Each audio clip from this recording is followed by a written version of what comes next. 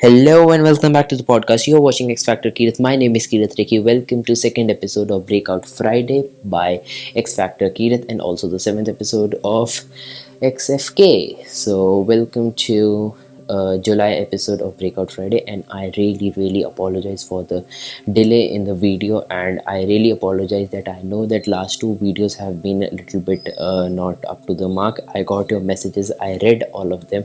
I got them that most of the things were known to most of the teenagers, and most of the things I talked about was already all the people were mostly aware of that. So that's why, and I am really sorry for not uploading the video, and because I had some new announcements today, and also I had some more things to tell you about. That's why actually I was already busy with some other work related to XFK, only related to X Factor Kirith, because most of you watch from the okay. So let's talk with the start with the announcements. And so most of you watch with the Spotify app, so I am collaborating with Spotify to create best content ever, and I was also making a team. Yes, I am making a team so that I will be able to create the best content, and I individually don't take the load and do not under pressurize the content, and also I don't just keep on uploading. So that's why now I have a team. Now I have a bunch of people with me, so I was discussing with them, I was creating the content with them. And most of you who messaged me also told that I should start focusing on Hindi content, and I should start creating content on Hindi, as this is a channel for Hindi financial education for Indians. So I should make videos on Hindi. You can tell me in the comments in the or you can message me. It's your choice. I will be creating content. I can create in Hindi, I can create in English. It's up to you in whichever language you want. If you tell me in Hindi, you can comment down and I can create in Hindi even. So these were the few announcements. And yes, I am creating both creating and enhancing the content on Spotify, because most of you watch on that. And I am also enhancing some audio qualities and everything, which some issues come side by side. So that's why I had to talk with the teams. I had a collaborative session, so that's why I wasn't able to concentrate on content from last 2 to 3 weeks, and I really apologize for not uploading last week. And this is from my side, I really apologize. So talking about today's Breakout Friday, so today's Breakout Friday episode is only about Rich Dad Poor Dad. Rich Dad Poor Dad is one of the most important book for if you are learning finance, if you are learning anything about finance, money, because it gives us the fundamentals. It's mostly a book for businessmen, entrepreneurs, but yes, even job people can read this. And if you want to read this book, I will link you down in the description. You can use the link and you can buy that. It's not a very expensive book, it's a cheap book, and it's a very considerable amount you have to pay.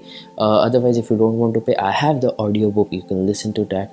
So let's start with the audiobook. So that is it from me, Kirith Reki. You're watching X Factor Kirith. This is me, Kirith Reki. Let's listen to the audiobook. Rich Dad, Poor Dad. What the rich teach their kids about money that the poor and middle class do not. By Robert T. Kiyosaki. To parents everywhere, a child's first and most important teachers, and to all those who educate, influence, and lead by example. Acknowledgements. How does a person say thank you when there are so many people to thank? Obviously, this book is a thank you to my two fathers, who were powerful role models, and to my mom, who taught me love and kindness. The person most responsible for this book becoming a reality is my wife, Kim, my partner in marriage, business, and in life. She makes my life complete. Introduction. Rich Dad, Poor Dad. Having two dads offered me the choice of contrasting points of view, one of a rich man and one of a poor man. I had two fathers, a rich one and a poor one. One was highly educated and intelligent. He had a PhD and completed 4 years of undergraduate work in less than 2 years. He then went on to Stanford University, the University of Chicago, and Northwestern University to do his advanced studies, all on full financial scholarships. The other father never finished the 8th grade. Both men were successful in their careers, working hard all their lives. Both earned substantial incomes, yet one always struggled financially. The other would become one of the richest men in Hawaii. One died, leaving tens of millions of dollars to his family, charities, and his church. The other left bills to be paid. Both men were strong, charismatic, and influential. Both men offered me advice, but they did not advise the same things. Both men believed strongly in education, but did not recommend the same course of study. If I had had only one dad, I would have had to accept or reject his advice. Having two dads offered me the choice of contrasting points of view, one of a rich man and one of a poor man. Instead of simply accepting or rejecting one or the other, I found myself thinking more, comparing, and then choosing for myself. The problem was that the rich man was not rich yet, and the poor man was not yet poor. Both were just starting out on their careers, and both were struggling with money and families. But they had very different points of view about money. For example, one dad would say, "The love of money is the root of all evil." The other said, "The lack of money is the root of all evil." As a young boy, having two strong fathers, both influencing me, was difficult. I wanted to be a good son and listen, but the two fathers did not say the same things. The contrast in their points of view, particularly about money, was so extreme that I grew curious and intrigued. I began to start thinking for long periods of time about what each was saying. Much of my private time was spent reflecting, asking myself questions such as, "Why does he say that?" and then asking the same question of the other dad's statement. It would have been much easier to simply say, "Yeah, he's right, I agree with that," or to simply reject the point of view by saying, "The old man doesn't know what he's talking about." Instead, having two dads whom I loved forced me to think and ultimately choose a way of thinking for myself. As a process, choosing for myself turned out to be much more valuable in the long run than simply accepting or rejecting a single point of view. One of the reasons the rich get richer, the poor get poorer, and the middle class struggles in debt is that the subject of money is taught at home, not in school. Most of us learn about money from our parents, so what can poor parents tell their child about money? They simply say, "Stay in school and study hard." The child may graduate with excellent grades, but with a poor person's financial programming and mindset. Sadly, money is not taught in schools. Schools focus on scholastic and professional skills, but not on financial skills. This explains how smart bankers, doctors, and accountants who earned excellent grades may struggle financially all of their lives. Our staggering national debt is due in large part to highly educated politicians and government officials making financial decisions with little or no training in the subject of money. Today, I often wonder what will soon happen when we have millions of people who need financial and medical assistance. They will be dependent upon their families or the government for financial support. What will happen when Medicare and Social Security run out of money? How will a nation survive if teaching children about money continues to be left to parents, most of whom will be, or already are, poor? Because I had two influential fathers, I learned from both of them. I had to think about each dad's advice, and in doing so, I gained valuable insight into the power and effect of one's thoughts on one's life. For example, one dad had a habit of saying, "I can't afford it." The other dad forbade those words to be used. He insisted I ask, "How can I afford it?"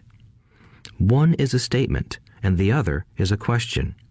One lets you off the hook, and the other forces you to think.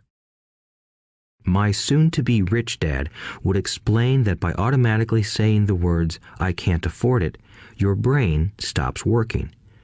By asking the question, "How can I afford it?" your brain is put to work. He did not mean that you should buy everything you want.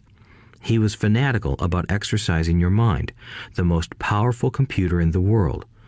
He'd say, "My brain gets stronger every day because I exercise it. The stronger it gets, the more money I can make." He believed that automatically saying, "I can't afford it," was a sign of mental laziness. Although both dads worked hard, I noticed that one dad had a habit of putting his brain to sleep when it came to finances, and the other had a habit of exercising his brain. The long-term result was that one dad grew stronger financially and the other grew weaker. It is not much different from a person who goes to the gym to exercise on a regular basis versus someone who sits on the couch watching television. Proper physical exercise increases your chances for health, and proper mental exercise increases your chances for wealth. My two dads had opposing attitudes, and that affected the way they thought. One dad thought that the rich should pay more in taxes to take care of those less fortunate. The other said, taxes punish those who produce and reward those who don't produce. One dad recommended, study hard so you can find a good company to work for. The other recommended, study hard so you can find a good company to buy. One dad said, the reason I'm not rich is because I have you kids. The other said, the reason I must be rich is because I have you kids. One encouraged talking about money and business at the dinner table, while the other forbade the subject of money to be discussed over a meal. One said, when it comes to money, play it safe. Don't take risks. The other said, learn to manage risk. One believed, our home is our largest investment and our greatest asset. The other believed, my house is a liability, and if your house is your largest investment, you're in trouble. Both dads paid their bills on time, yet one paid his bills first while the other paid his bills last. One dad believed in a company or the government taking care of you and your needs. He was always concerned about pay raises, retirement plans, medical benefits, sick leave, vacation days, and other perks. He was impressed with two of his uncles who joined the military and earned a retirement and entitlement package for life after 20 years of active service. He loved the idea of medical benefits and PX privileges the military provided its retirees. He also loved the tenure system available through the university. The idea of job protection for life and job benefits seemed more important at times than the job. He would often say, I've worked hard for the government and I'm entitled to these benefits. The other believed in total financial self-reliance. He spoke out against the entitlement mentality and how it created weak and financially needy people. He was emphatic about being financially competent. One dad struggled to save a few dollars. The other created investments. One dad taught me how to write an impressive resume so I could find a good job. The other taught me how to write strong business and financial plans so I could create jobs. Being a product of two strong dads allowed me the luxury of observing the effects different thoughts have on one's life. I noticed that people really do shape their lives through their thoughts. For example, my poor dad always said, I'll never be rich. And that prophecy became reality. My rich dad, on the other hand, always referred to himself as rich. He would say things like, I'm a rich man and rich people don't do this. Even when he was flat broke after a major financial setback, he continued to refer to himself as a rich man. He would cover himself by saying, "There is a difference between being poor and being broke. Broke is temporary. Poor is eternal." My poor dad would say, "I'm not interested in money," or "Money doesn't matter." My rich dad always said, "Money is power." The power of our thoughts may never be measured or appreciated, but it became obvious to me as a young boy that it was important to be aware of my thoughts and how I expressed myself. I noticed that my poor dad was poor, not because of the amount of money he earned, which was significant, but because of his thoughts and actions. As a young boy having two fathers, I became acutely aware of being careful about which thoughts I chose to adopt as my own. Should I listen to my rich dad or to my poor dad? Although both men had tremendous respect for education and learning, they disagreed about what they thought was important to learn. One wanted me to study hard, earn a degree, and get a good job to earn money. He wanted me to study to become a professional, an attorney or an accountant, and to go to business school for my MBA. The other encouraged me to study to be rich, to understand how money works, and to learn how to have it work for me. "I don't work for money" were words he would repeat over and over. "Money works for me." At the age of 9, I decided to listen to and learn from my rich dad about money. In doing so, I chose not to listen to my poor dad, even though he was the one with all the college degrees. A lesson from Robert Frost. Robert Frost is my favorite poet. Although I love many of his poems, my favorite is "The Road Not Taken." I use its lesson almost daily. The Road Not Taken. Two roads diverged in a yellow wood, and sorry I could not travel both. And be one traveler long I stood, and looked down one as far as I could, to where it bent in the undergrowth, then took the other as just as fair, and having perhaps the better claim, because it was grassy and wanted wear. Though as for that the passing there had worn them really about the same, and both that morning equally lay in leaves no step had trodden black. Oh, I kept the first for another day, yet knowing how way leads on to way, I doubted if I should ever come back. I shall be telling this with a sigh, somewhere ages and ages hence. Two roads diverged in a wood, and I took the one less traveled by, and that has made all the difference. And that has made all the difference. Over the years, I have often reflected upon Robert Frost's poem. Choosing not to listen to my highly educated dad's advice and attitude about money was a painful decision, but it was a decision that shaped the rest of my life. Once I made up my mind about whom to listen to, my education about money began. My rich dad taught me over a period of 30 years until I was 39 years old. He stopped once he realized that I knew and fully understood what he had been trying to drum into my often thick skull. Money is one form of power, but what is more powerful is financial education. Money comes and goes, but if you have the education about how money works, you gain power over it and can begin building wealth. The reason positive thinking alone does not work is because most people went to school and never learned how money works, so they spend their lives working for money. Because I was only 9 years old when I started, the lessons my rich dad taught me were simple.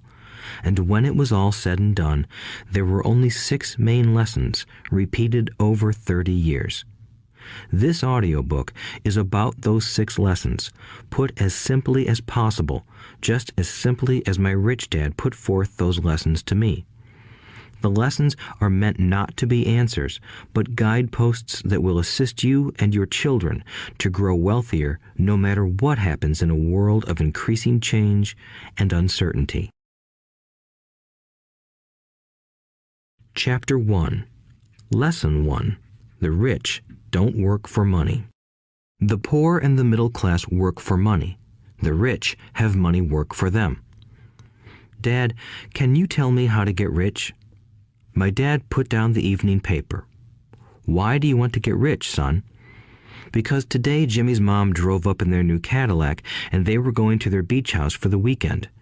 He took 3 of his friends, but Mike and I weren't invited. They told us we weren't invited because we were poor kids." "They did?" my dad asked incredulously. "Yeah, they did," I replied in a hurt tone. My dad silently shook his head, pushed his glasses up the bridge of his nose, and went back to reading the paper. I stood waiting for an answer. The year was 1956. I was 9 years old. By some twist of fate, I attended the same public school where the rich people sent their kids. We were primarily a sugar plantation town. The managers of the plantation and the other affluent people, such as doctors, business owners, and bankers, sent their children to this elementary school. After grade 6, their children were generally sent off to private schools. Because my family lived on one side of the street, I went to this school. Had I lived on the other side of the street, I would have gone to a different school with kids from families more like mine. After grade 6, these kids and I would go on to the public intermediate and high school. There was no private school for them or for me. My dad finally put down the paper. I could tell he was thinking. "Well, son," he began slowly, "if you want to be rich, you have to learn to make money." "How do I make money?" I asked. "Well, use your head, son," he said, smiling. Even then, I knew that really meant, "That's all I'm going to tell you," or, "I don't know the answer, so don't embarrass me." A partnership is formed. The next morning, I told my best friend, Mike, what my dad had said. As best as I could tell, Mike and I were the only poor kids in this school. Mike was also in this school by a twist of fate. Someone had drawn a jog in the line for the school district, and we wound up in school with the rich kids. We weren't really poor, but we felt as if we were because all the other boys had new baseball gloves, new bicycles, new everything. Mom and Dad provided us with the basics, like food and shelter and clothes, but that was about it. My dad used to say, "If you want something, work for it." We wanted things, but there was not much work available for 9-year-old boys. "So what do we do to make money?" Mike asked. "I don't know," I said, "but do you want to be my partner?" He agreed, and so on that Saturday morning, Mike became my first business partner. We spent all morning coming up with ideas on how to make money. Occasionally, we talked about all the cool guys at Jimmy's beach house having fun. It hurt a little, but that hurt was good, because it inspired us to keep thinking of a way to make money. Finally, that afternoon, a bolt of lightning struck. It was an idea Mike got from a science book he had read. Excitedly, we shook hands, and the partnership now had a business. For the next several weeks, Mike and I ran around our neighborhood, knocking on doors and asking our neighbors if they would save their toothpaste tubes for us. With puzzled looks, most adults consented with a smile. Some asked us what we were doing, to which we replied, "We can't tell you. It's a business secret." My mom grew distressed as the weeks wore on. We had selected a site next to her washing machine as the place we would stockpile our raw materials. In a brown cardboard box that at one time held ketchup bottles, our little pile of used toothpaste tubes began to grow. Finally, my mom put her foot down. The sight of her neighbor's messy, crumpled used toothpaste tubes had gotten to her. "What are you boys doing?" she asked, "and I don't want to hear again that it's a business secret. Do something with this mess or I'm going to throw it out." Mike and I pleaded and begged, explaining that we would soon have enough and then we would begin production. We informed her that we were waiting on a couple of neighbors to finish their toothpaste so we could have their tubes. Mom granted us a 1-week extension. The date to begin production was moved up, and the pressure was on. My first partnership was already being threatened with an eviction notice by my own mom. It became Mike's job to tell the neighbors to quickly use up their toothpaste, saying their dentist wanted them to brush more often anyway. I began to put together the production line. One day, my dad drove up with a friend to see two 9-year-old boys in the driveway with a production line operating at full speed. There was fine white powder everywhere. On a long table were small milk cartons from school, and our family's hibachi grill was glowing with red-hot coals at maximum heat. Dad walked up cautiously, having to park the car at the base of the driveway since the production line blocked the carport. As he and his friend got closer, they saw a steel pot sitting on top of the coals in which the toothpaste tubes were being melted down. In those days, toothpaste did not come in plastic tubes. The tubes were made of lead, so once the paint was burned off, the tubes were dropped in the small steel pot. They melted until they became liquid, and with my mom's pot holders, we poured the lead through a small hole in the top of the milk cartons. The milk cartons were filled with plaster of Paris. White powder was everywhere. In my haste, I had knocked the bag over, and the entire area looked like it had been hit by a snowstorm. The milk cartons were the outer containers for plaster of Paris molds. My dad and his friend watched as we carefully poured the molten lead through a small hole in the top of the plaster of Paris cube. "Careful," my dad said. I nodded without looking up. Finally, once the pouring was through, I put the steel pot down and smiled at my dad. "What are you boys doing?" he asked with a cautious smile. "We're doing what you told me to do. We're going to be rich," I said. "Yup," said Mike, grinning and nodding his head. "We're partners." "And what is in those plaster molds?" my dad asked. "Watch," I said. "This should be a good batch." With a small hammer, I tapped at the seal that divided the cube in half. Cautiously, I pulled up the top half of the plaster mold, and a lead nickel fell out. "Oh my God," my dad said, "you're casting nickels out of lead." "That's right," Mike said. "We're doing as you told us to do. We're making money." My dad's friend turned and burst into laughter. My dad smiled and shook his head. Along with a fire and a box of spent toothpaste tubes, in front of him were two little boys covered with white dust, smiling from ear to ear. He asked us to put everything down and sit with him on the front step of our house. With a smile, he gently explained what the word counterfeiting meant. Our dreams were dashed. "You mean this is illegal?" asked Mike in a quivering voice. "Let them go," my dad's friend said. "They might be developing a natural talent." My dad glared at him.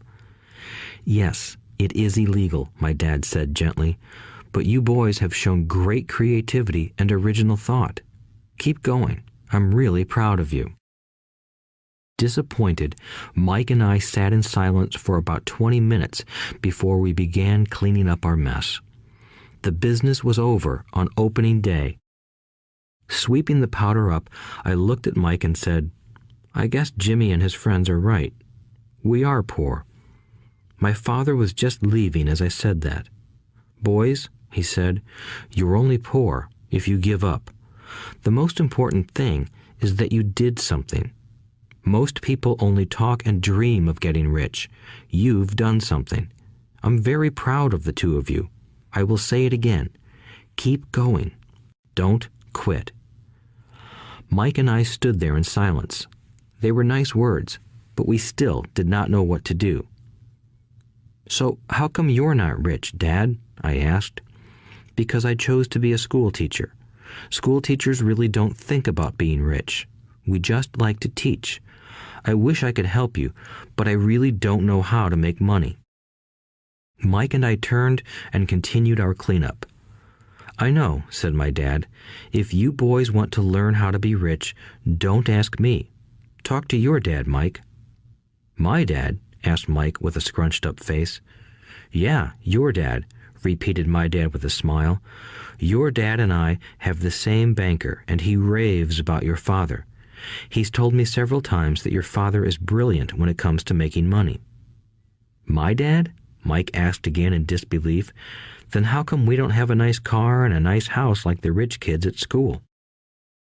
"A nice car and a nice house don't necessarily mean you're rich or you know how to make money," my dad replied. "Jimmy's dad works for the sugar plantation. He's not much different from me.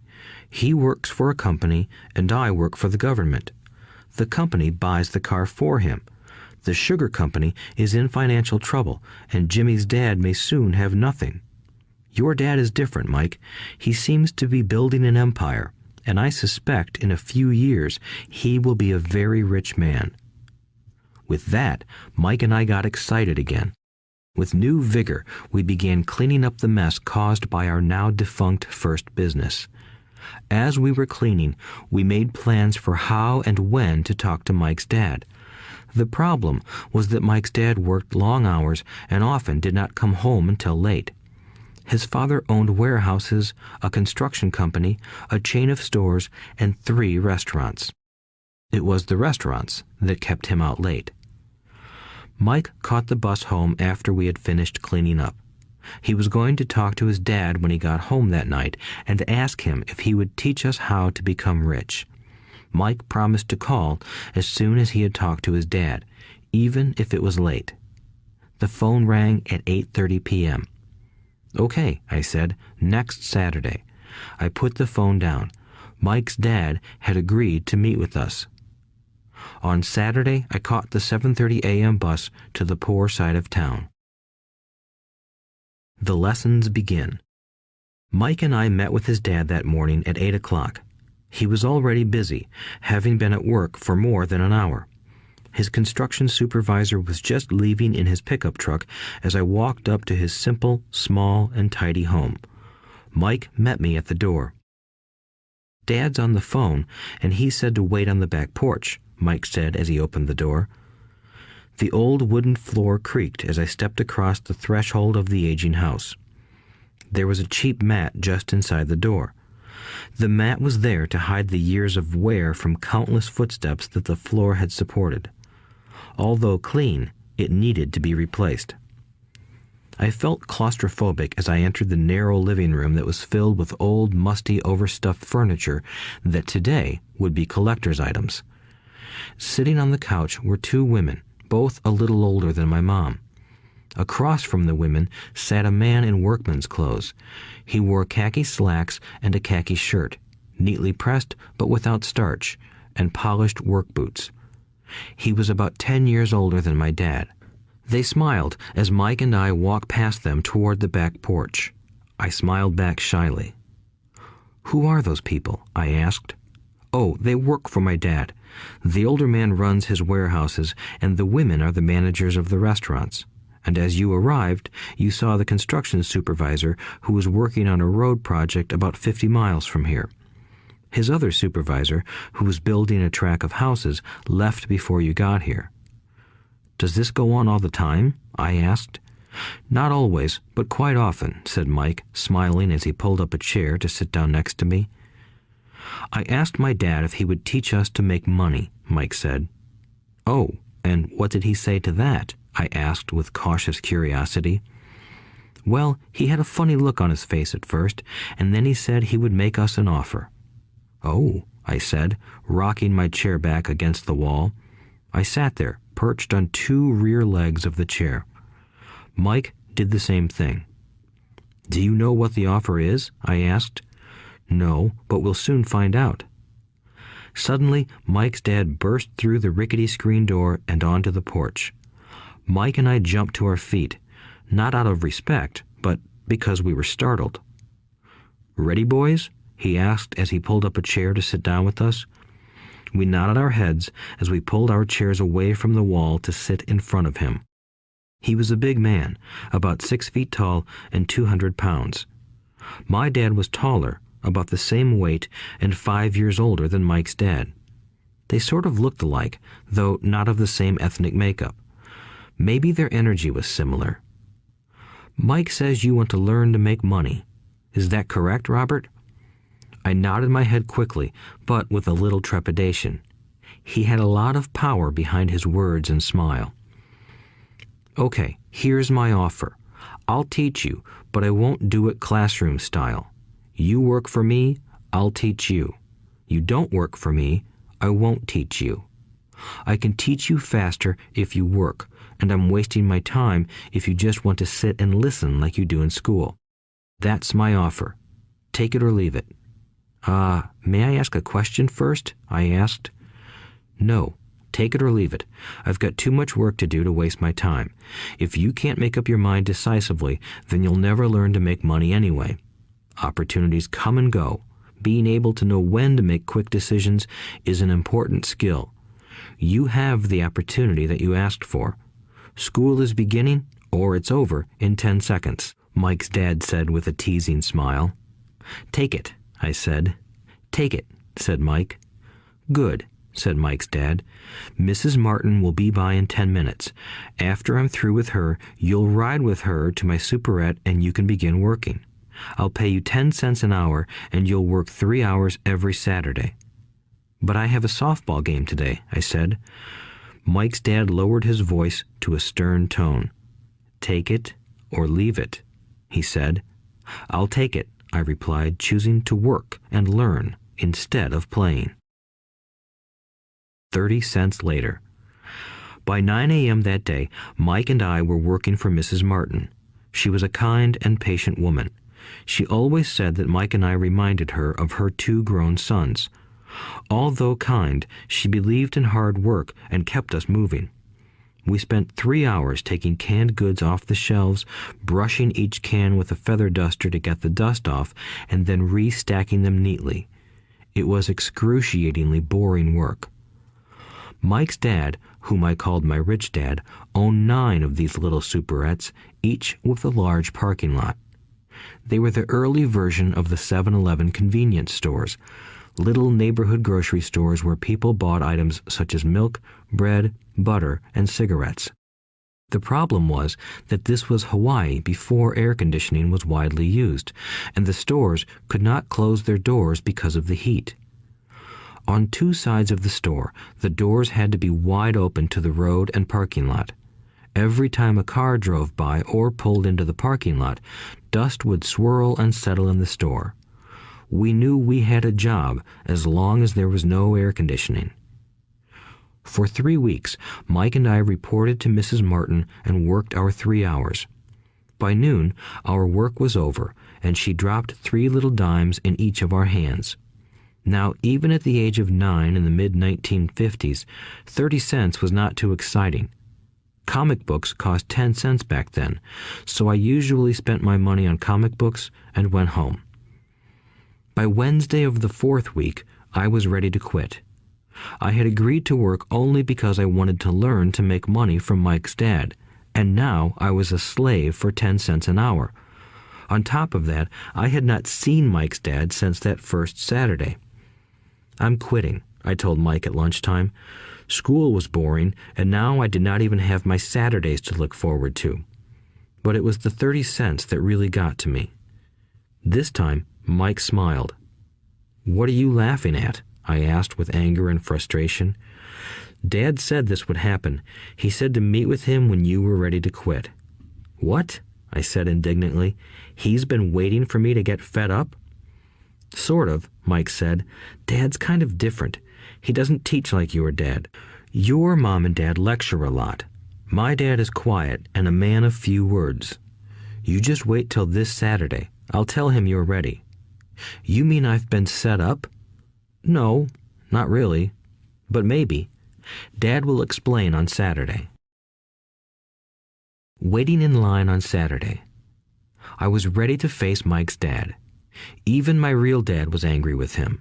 My real dad, the one I called the poor one, thought that my rich dad was violating child labor laws and should be investigated. My educated poor dad told me to demand what I deserve, at least 25 cents an hour. My poor dad told me that if I did not get a raise, I was to quit immediately. "You don't need that damn job anyway," said my poor dad with indignation. At 8 o'clock Saturday morning, I walked through the door of Mike's house when Mike's dad opened it. "Take a seat and wait in line," he said as I entered. He turned and disappeared into his little office next to a bedroom. I looked around the room and didn't see Mike anywhere. Feeling awkward, I cautiously sat down next to the same two women who were there 4 weeks earlier. They smiled and slid down the couch to make room for me. 45 minutes went by, and I was steaming. The two women had met with him and left 30 minutes earlier. An older gentleman was in there for 20 minutes and was also gone. The house was empty, and here I sat in a musty, dark living room on a beautiful, sunny Hawaiian day, waiting to talk to a cheapskate who exploited children. I could hear him rustling around the office, talking on the phone, and ignoring me. I was ready to walk out, but for some reason I stayed. Finally, 15 minutes later, at exactly 9 o'clock, Rich Dad walked out of his office, said nothing, and signaled with his hand for me to enter. "I understand you want a raise or you're going to quit," Rich Dad said as he swiveled in his office chair. "Well, you're not keeping your end of the bargain," I blurted out, nearly in tears. It was really frightening for me to confront a grown-up. "You said that you would teach me if I worked for you. Well, I've worked for you. I've worked hard. I've given up my baseball games to work for you, but you haven't kept your word, and you haven't taught me anything. You are a crook like everyone in town thinks you are. You're greedy. You want all the money and don't take care of your employees. You made me wait and don't show me any respect. I'm only a little boy, but I deserve to be treated better."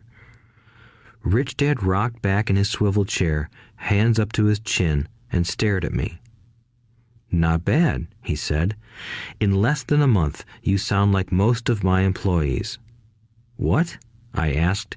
Not understanding what he was saying, I continued with my grievance. "I thought you were going to keep your end of the bargain and teach me. Instead, you want to torture me? That's cruel. That's really cruel." "I am teaching you," Rich Dad said quietly. "What have you taught me? Nothing," I said angrily. "You haven't even talked to me once since I agreed to work for peanuts. 10 cents an hour. Ha! I should notify the government about you. We have child labor laws, you know. My dad works for the government, you know." "Wow," said Rich Dad. "Now you sound just like most of the people who used to work for me. People I've either fired or who have quit." "So, what do you have to say?" I demanded, feeling pretty brave for a little kid. "You lied to me. I've worked for you, and you have not kept your word. You haven't taught me anything." "How do you know that I've not taught you anything?" asked Rich Dad calmly. "Well, you've never talked to me. I've worked for 3 weeks, and you have not taught me anything," I said with a pout. "Does teaching mean talking or a lecture?" Rich Dad asked. "Well, yes," I replied. "That's how they teach you in school," he said, smiling. "But that is not how life teaches you, and I would say that life is the best teacher of all. Most of the time, life does not talk to you. It just sort of pushes you around. Each push is life saying, 'Wake up, there's something I want you to learn.'" "What is this man talking about?" I asked myself silently. Life pushing me around was life talking to me? Now I knew I had to quit my job. I was talking to someone who needed to be locked up. If you learn life's lessons, you will do well. If not, life will just continue to push you around. People do 2 things. Some just let life push them around. Others get angry and push back. But they push back against their boss or their job or their husband or wife. They do not know it's life that's pushing. I had no idea what he was talking about. Life pushes all of us around. Some people give up and others fight. A few learn the lesson and move on. They welcome life pushing them around. To these few people, it means they need and want to learn something. They learn and move on. Most quit, and a few, like you, fight. Rich Dad stood and shut the creaky old wooden window that needed repair. If you learn this lesson, you will grow into a wise, wealthy, and happy young man. If you don't, you will spend your life blaming a job, low pay, or your boss for your problems. You'll live life always hoping for that big break that will solve all your money problems. Rich Dad looked over at me to see if I was still listening. His eyes met mine. We stared at each other, communicating through our eyes. Finally, I looked away once I had absorbed his message. I knew he was right. I was blaming him, and I did ask to learn. I was fighting.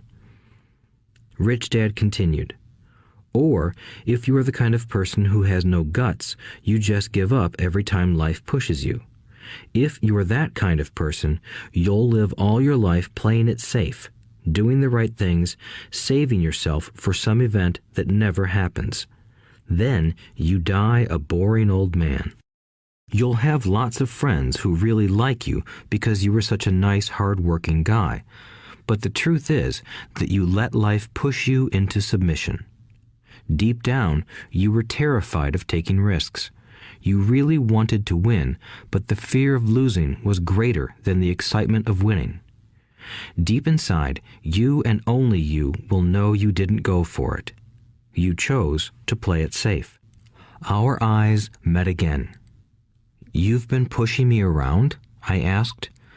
"Some people might say that," smiled Rich Dad. "I would say that I just gave you a taste of life." "What taste of life?" I asked, still angry, but now curious and ready to learn.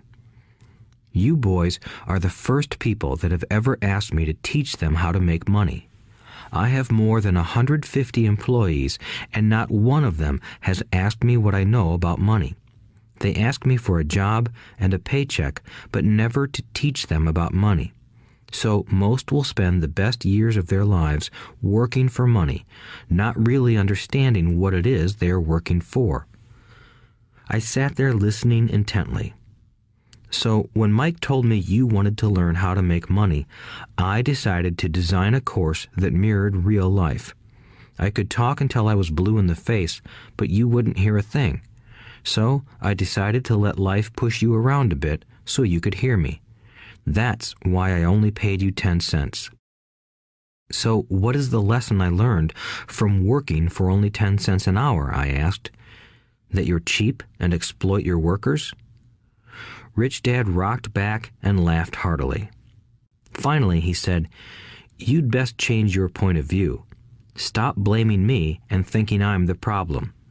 If you think I'm the problem, then you have to change me. If you realize that you're the problem, then you can change yourself, learn something, and grow wiser. Most people want everyone else in the world to change but themselves. Let me tell you, it's easier to change yourself than everyone else." "I don't understand," I said. "Don't blame me for your problems," Rich Dad said, growing impatient. "But you only pay me 10 cents. "So what are you learning?" Rich Dad asked, smiling. "That you're cheap," I said with a sly grin. "See, you think I'm the problem," said Rich Dad. "But you are. Well, keep that attitude and you'll learn nothing. Keep the attitude that I'm the problem, and what choices do you have? Well, if you don't pay me more or show me more respect and teach me, I'll quit." "Well put," Rich Dad said, "and that's exactly what most people do. They quit and go looking for another job, a better opportunity and higher pay, actually thinking that this will solve the problem. In most cases, it won't." "So what should I do?" I asked. "Just take this measly 10 cents an hour and smile?" Rich Dad smiled. "That's what the other people do. But that's all they do, waiting for a raise, thinking that more money will solve their problems. Most just accept it, and some take a second job working harder, but again, accepting a small paycheck." I sat staring at the floor, beginning to understand the lesson Rich Dad was presenting. I could sense it was a taste of life. Finally, I looked up and asked, "So what will solve the problem?" "This," he said, leaning forward in his chair and tapping me gently on the head. "This stuff between your ears. It was at that moment that Rich Dad shared the pivotal point of view that separated him from his employees and my poor dad, and led him to eventually become one of the richest men in Hawaii, while my highly educated but poor dad struggled financially all his life. It was a singular point of view that made all the difference over a lifetime. Rich Dad said this point of view over and over, which I call lesson number 1.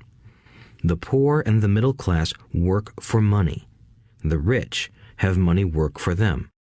On that bright Saturday morning, I learned a completely different point of view from what I had been taught by my poor dad. At the age of 9, I understood that both dads wanted me to learn. Both dads encouraged me to study, but not the same things.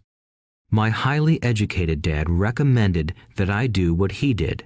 Son, I want you to study hard, get good grades so you can find a safe, secure job with a big company, and make sure it has excellent benefits.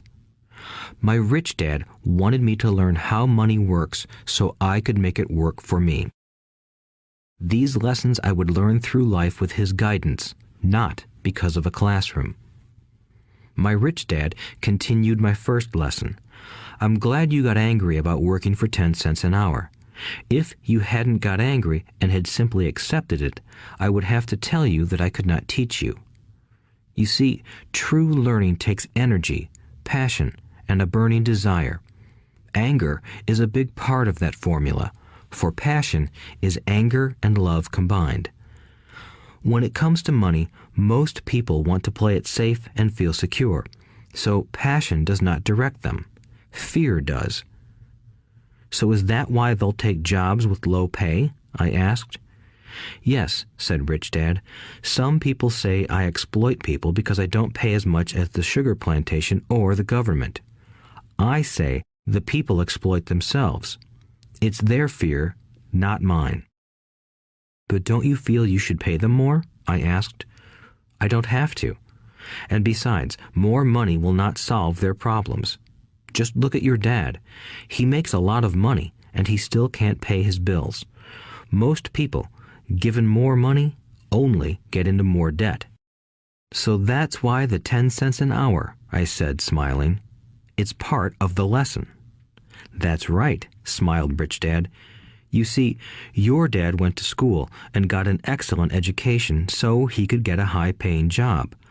But he still has money problems because he never learned anything about money in school. On top of that, he believes in working for money. And you don't? I asked. No, not really, said Rich Dad. If you want to learn to work for money, then stay in school. That is a great place to learn to do that. But if you want to learn how to have money work for you, then I will teach you that. But only if you want to learn. Wouldn't everyone want to learn that? I asked. No, said Rich Dad, simply because it's easier to learn to work for money, especially if fear is your primary emotion when the subject of money is discussed. I don't understand, I said with a frown. Don't worry about that for now. Just know that it's fear that keeps most people working at a job. The fear of not paying their bills, the fear of being fired, the fear of not having enough money, and the fear of starting over. That's the price of studying to learn a profession or trade and then working for money. Most people become a slave to money and then get angry at their boss. Learning to have money work for you is a completely different course of study? I asked.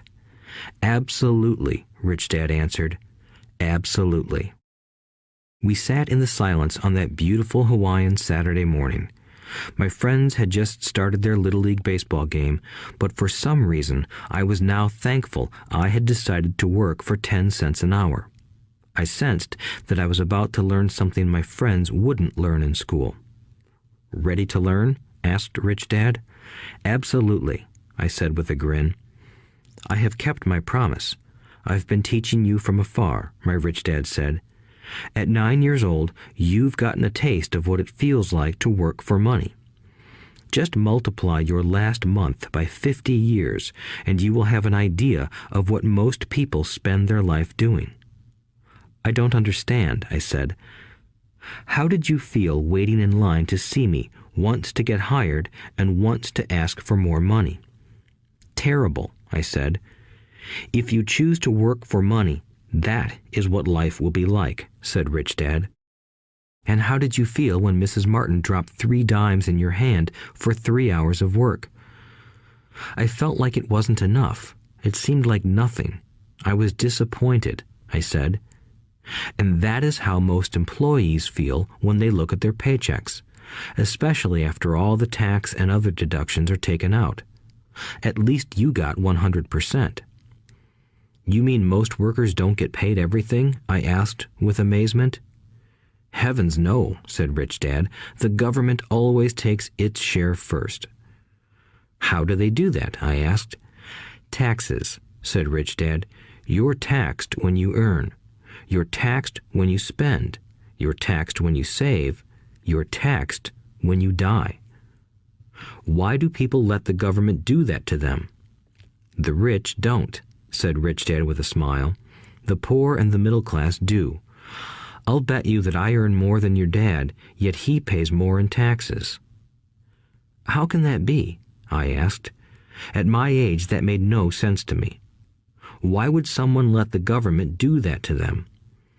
Rich Dad rocked slowly and silently in his chair, just looking at me. Ready to learn? He asked. I nodded my head slowly. As I said, there is a lot to learn. Learning how to have money work for you is a lifetime study. Most people go to college for 4 years and their education ends. I already know that my study of money will continue over my lifetime, simply because the more I find out, the more I find out I need to know. Most people never study the subject. They go to work, get their paycheck, balance their checkbooks, and that's it. Then they wonder why they have money problems. They think that more money will solve the problem, and don't realize that it's their lack of financial education that is the problem. So my dad has tax problems because he doesn't understand money? I asked, confused. Look, said Rich Dad, taxes are just one small section on learning how to have money work for you. Today, I just wanted to find out if you still have the passion to learn about money. Most people don't. They want to go to school, learn a profession, have fun at their work, and earn lots of money. One day they wake up with big money problems, and then they can't stop working. That's the price of only knowing how to work for money instead of studying how to have money work for you. So, do you still have the passion to learn? Asked Rich Dad. I nodded my head. Good, said Rich Dad. Now get back to work. This time, I will pay you nothing. What? I asked in amazement. You heard me. Nothing. You will work the same 3 hours every Saturday, but this time you will not be paid 10 cents per hour. You said you wanted to learn to not work for money, so I'm not going to pay you anything. I couldn't believe what I was hearing. I've already had this conversation with Mike, and he's already working, dusting and stacking canned goods for free. You better hurry and get back there. That's not fair, I shouted. You've got to pay something. You said you wanted to learn. If you don't learn this now, you'll grow up to be like the 2 women and the older man sitting in my living room, working for money and hoping I don't fire them. Or, like your dad, earning lots of money only to be in debt up to his eyeballs, hoping more money will solve the problem. If that's what you want, I'll go back to our original deal of 10 cents an hour. Or you can do what most adults do.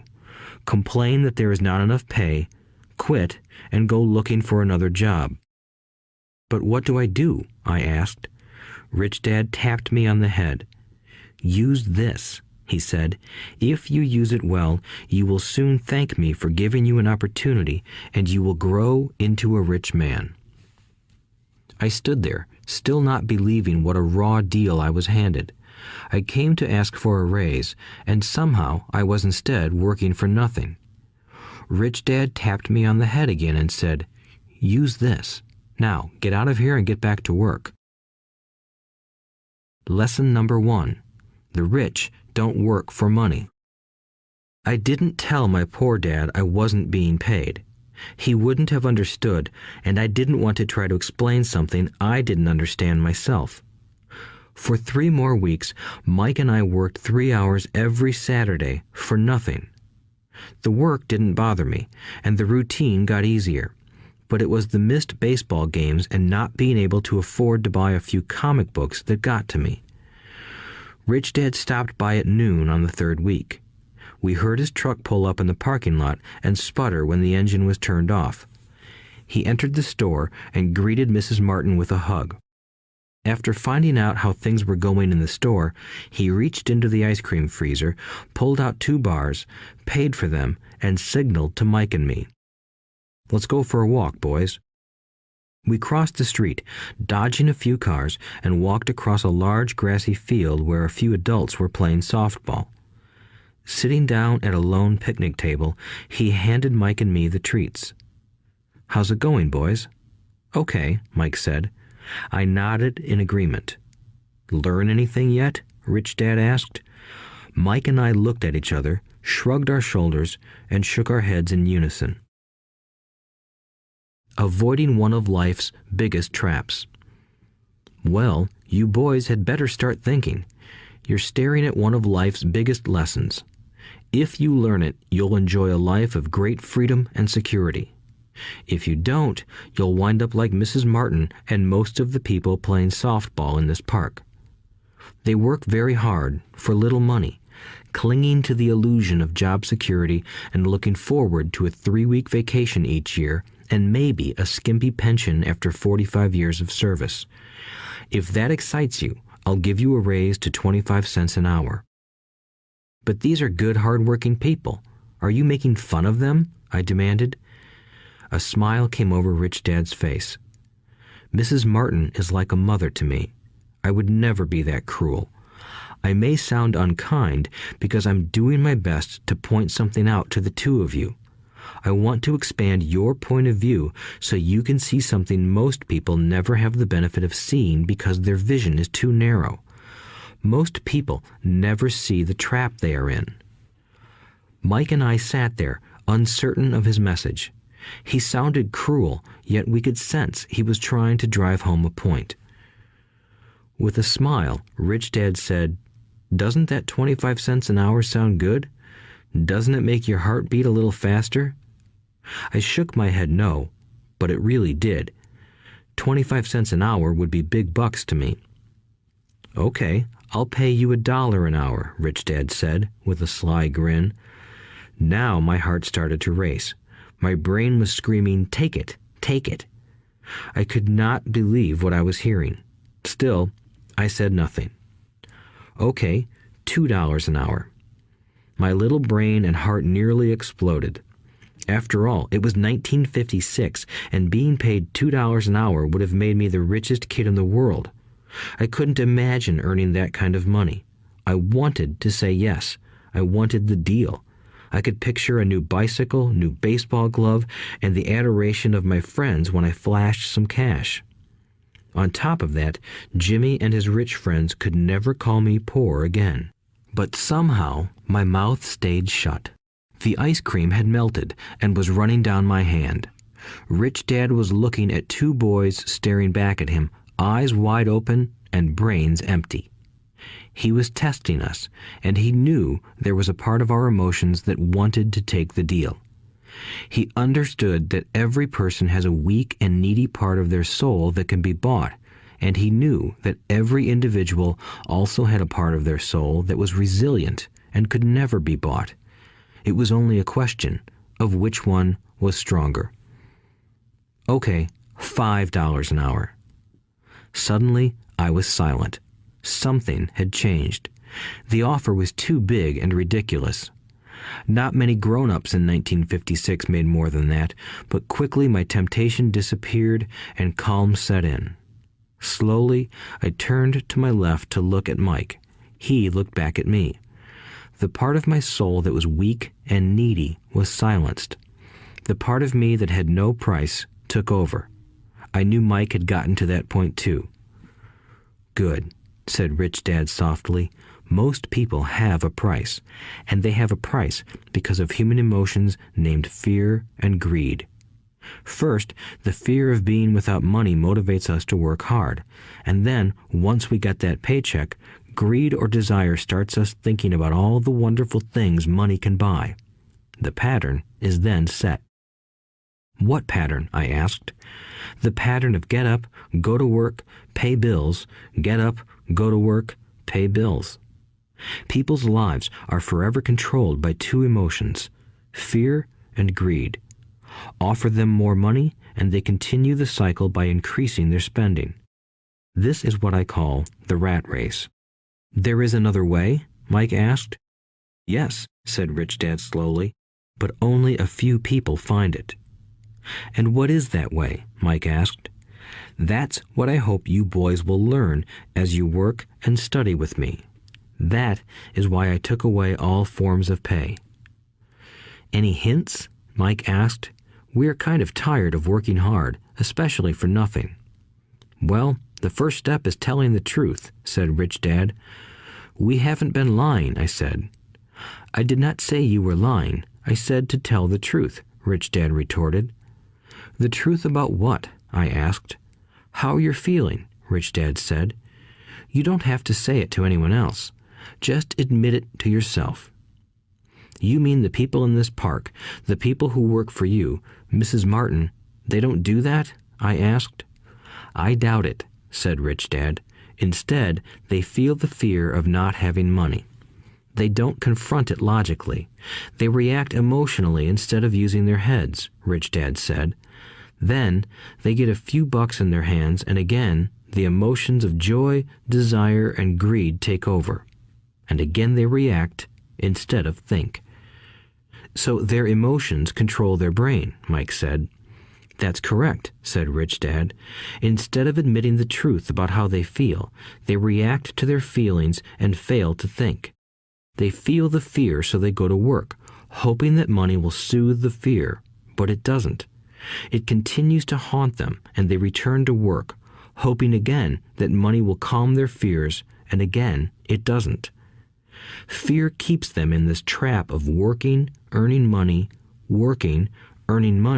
hoping the fear will go away. But every day they get up, and that old fear wakes up with them. For millions of people, that old fear keeps them awake all night, causing a night of turmoil and worry. So they get up and go to work, hoping that a paycheck will kill that fear gnawing at their souls. Money is running their lives, and they refuse to tell the truth about that. Money is in control of their emotions and their souls. Rich Dad sat quietly, letting his words sink in. Mike and I had heard what he said, but didn't understand fully what he was talking about. I just knew that I often wondered why grown-ups hurried off to work. It did not seem like much fun, and they never looked that happy, but something kept them going. Realizing we had absorbed as much as possible of what he was talking about, Rich Dad said, I want you boys to avoid that trap. That is really what I want to teach you. Not just to be rich, because being rich does not solve the problem. It doesn't? I asked, surprised. No, it doesn't. Let me explain the other emotion, desire. Some call it greed, but I prefer desire. It's perfectly normal to desire something better, prettier, more fun, or exciting. So people also work for money because of desire. They desire money for the joy they think it can buy. But the joy that money brings is often short-lived, and they soon need more money for more joy, more pleasure, more comfort, and more security. So they keep working, thinking money will soothe their souls that are troubled by fear and desire. But money can't do that.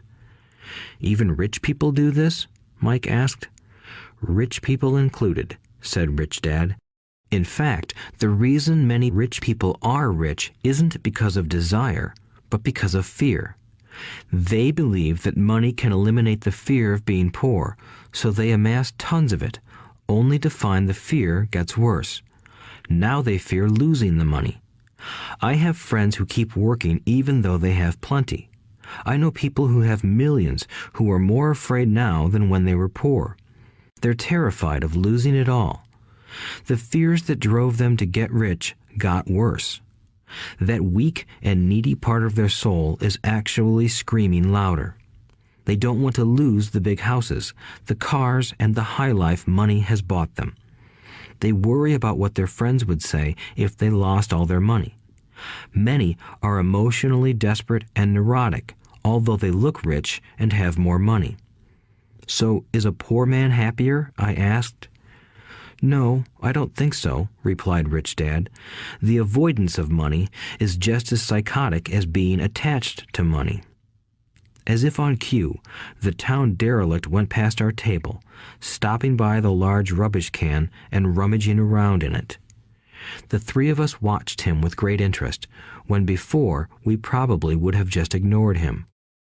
Rich Dad pulled $1 out of his wallet and gestured to the older man.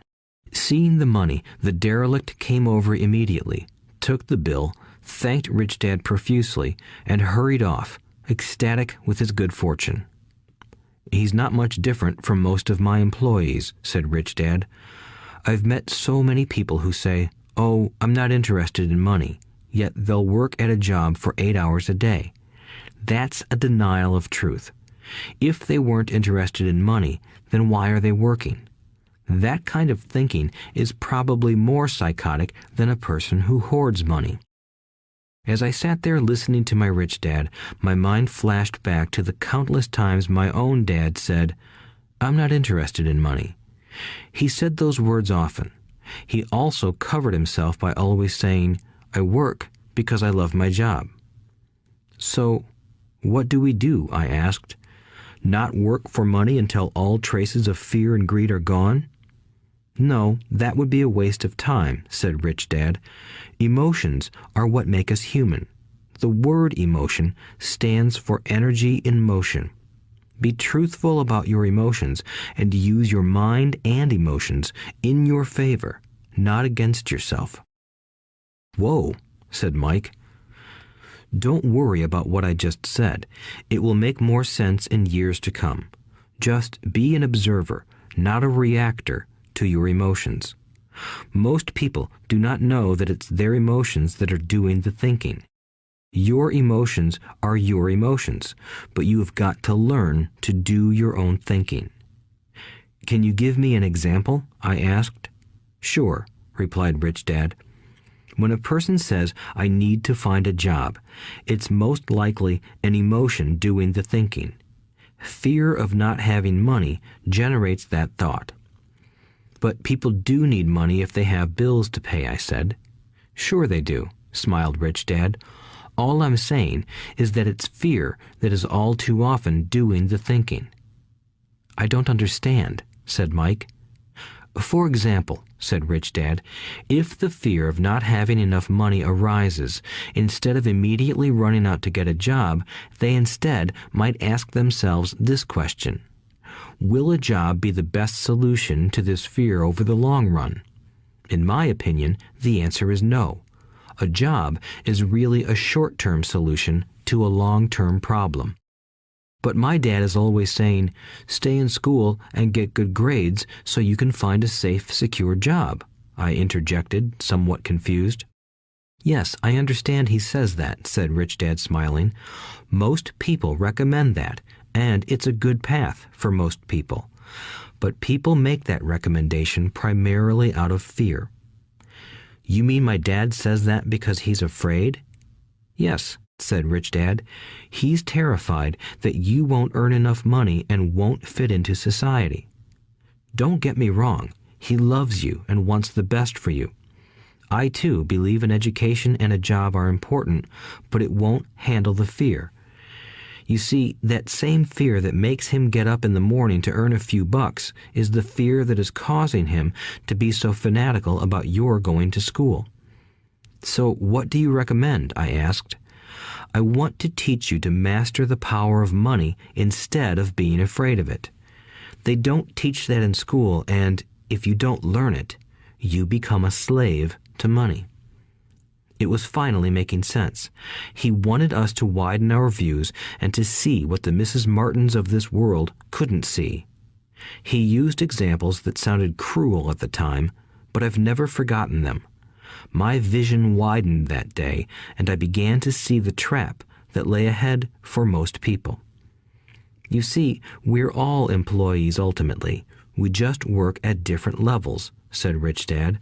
I just want you boys to have a chance to avoid the trap caused by those two emotions, fear and desire. Use them in your favor, not against you. That's what I want to teach you. I'm not interested in just teaching you to make a pile of money. That won't handle the fear or desire. If you don't first handle fear and desire, and you get rich, you'll only be a highly paid slave. So how do we avoid the trap? I asked. The main cause of poverty or financial struggle is fear and ignorance, not the economy or the government or the rich. It's self-inflicted fear and ignorance that keep people trapped. So you boys go to school and get your college degrees, and I'll teach you how to stay out of the trap. The pieces of the puzzle were appearing. My highly educated dad had a great education and a great career, but school never told him how to handle money or his fear of it. It became clear that I could learn different and important things from two fathers. So you've been talking about the fear of not having money. How does the desire for money affect our thinking? Mike asked. How did you feel when I tempted you with a pay raise? Did you notice your desires rising? We nodded our heads. By not giving in to your emotions, you were able to delay your reactions and think. That is important. We will always have emotions of fear and greed. From here on in, it's imperative for you to use those emotions to your advantage, and for the long term to not let your emotions control your thinking. Most people use fear and greed against themselves. That's the start of ignorance. Most people live their lives chasing paychecks, pay raises, and job security because of the emotions of desire and fear, not really questioning where those emotion-driven thoughts are leading them. It's just like the picture of a donkey dragging a cart with its owner dangling a carrot just in front of its nose. The donkey's owner may be going where he wants to, but the donkey is chasing an illusion. Tomorrow, there will only be another carrot for the donkey. You mean the moment I pictured a new baseball glove, candy, and toys, that's like a carrot to a donkey? Mike asked. Yes, and as you get older, your toys get more expensive. A new car, a boat, and a big house to impress your friends, said Rich Dad with a smile. Fear pushes you out the door, and desire calls to you. That's the trap. So what's the answer? Mike asked. What intensifies fear and desire is ignorance. That is why rich people with lots of money often have more fear the richer they get. Money is the carrot, the illusion. If the donkey could see the whole picture, it might rethink its choice to chase the carrot. Rich Dad went on to explain that a human's life is a struggle between ignorance and illumination. He explained that once a person stops searching for information and self-knowledge, ignorance sets in. That struggle is a moment-to-moment decision to learn to open or close one's mind. Look, school is very important. You go to school to learn a skill or profession to become a contributing member of society. Every culture needs teachers, doctors, mechanics, artists, cooks, business people, police officers, firefighters, and soldiers. Schools train them so society can thrive and flourish, said Rich Dad. Unfortunately, for many people, school is the end, not the beginning. There was a long silence. Rich Dad was smiling.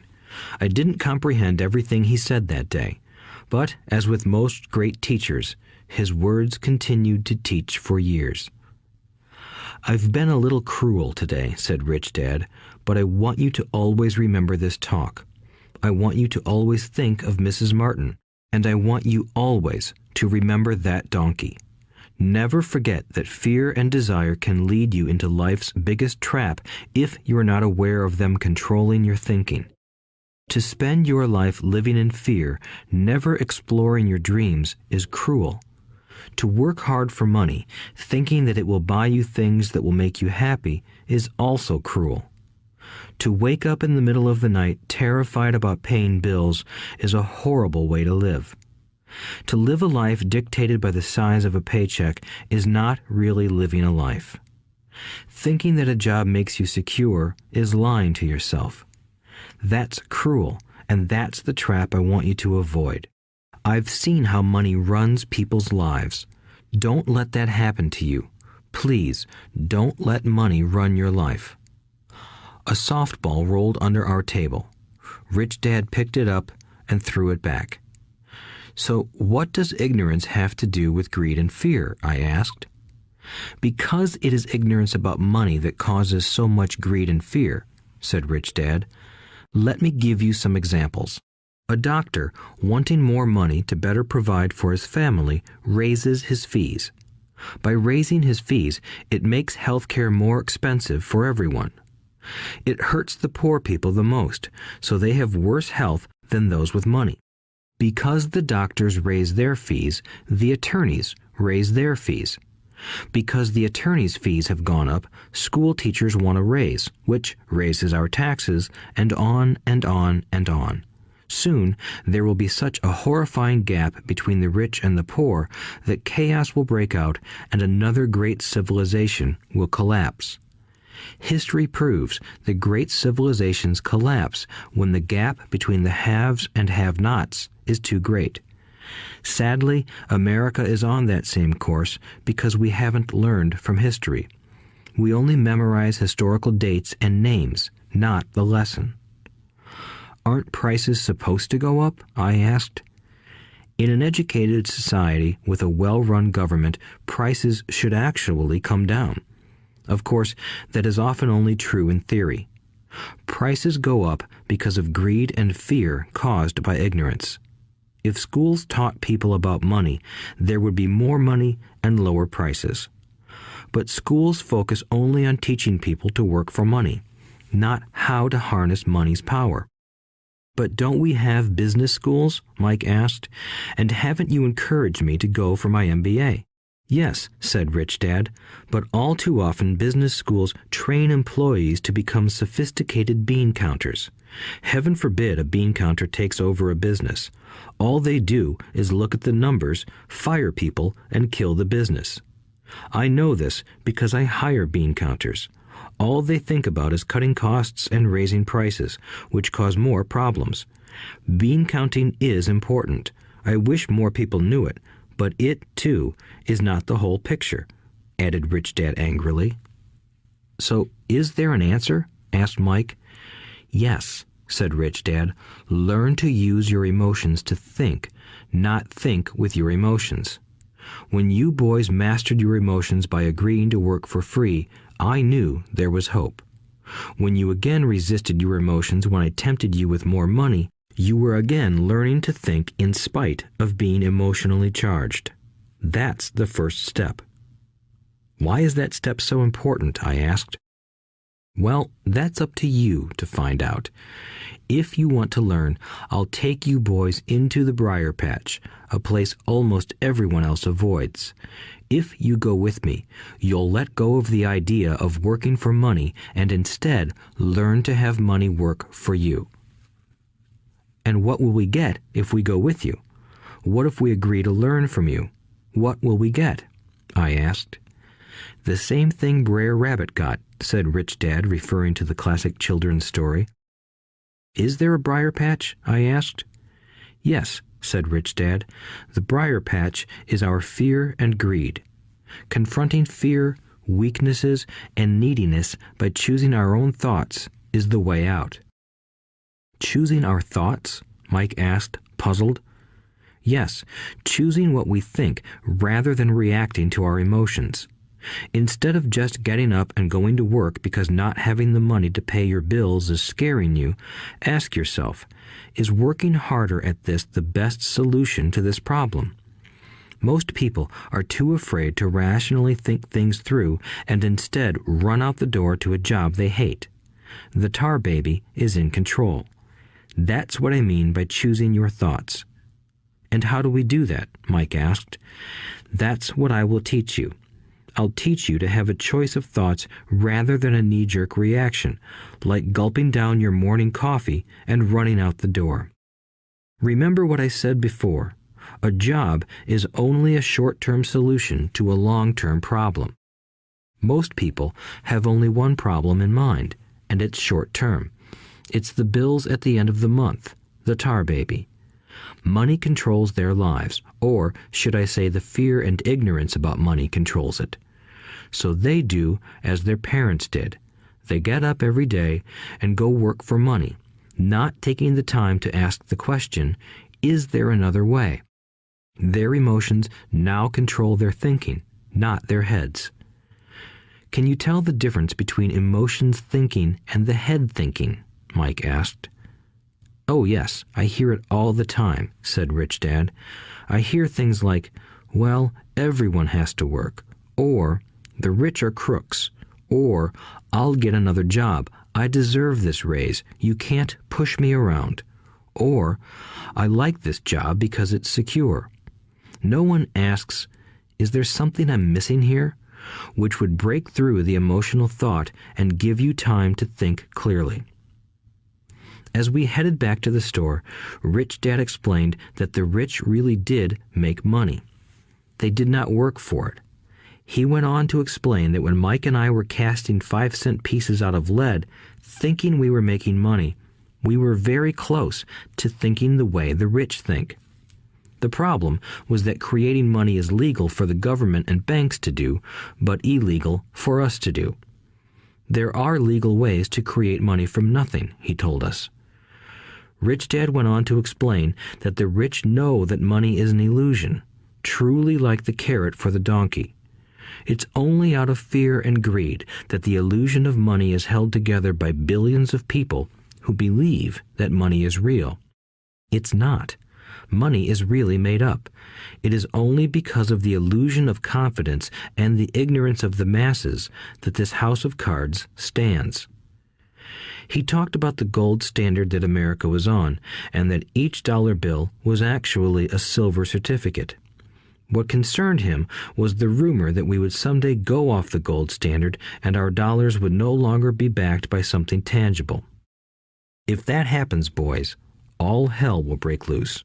The poor, the middle class, and the ignorant will have their lives ruined simply because they will continue to believe that money is real and that the company they work for, or the government, will look after them. We really did not understand what he was saying that day, but over the years, it made more and more sense. Seeing what others miss. As he climbed into his pickup truck outside his convenience store, Rich Dad said, "Keep working, boys, but the sooner you forget about needing a paycheck, the easier your adult life will be. Keep using your brain, work for free, and soon your mind will show you ways of making money far beyond what I could ever pay you. You will see things that other people never see. Most people never see these opportunities because they're looking for money and security, so that's all they get. The moment you see one opportunity, you'll see them for the rest of your life. The moment you do that, I'll teach you something else. Learn this, and you'll avoid one of life's biggest traps." Mike and I picked up our things from the store and waved goodbye to Mrs. Martin. We went back to the park, to the same picnic bench, and spent several more hours thinking and talking.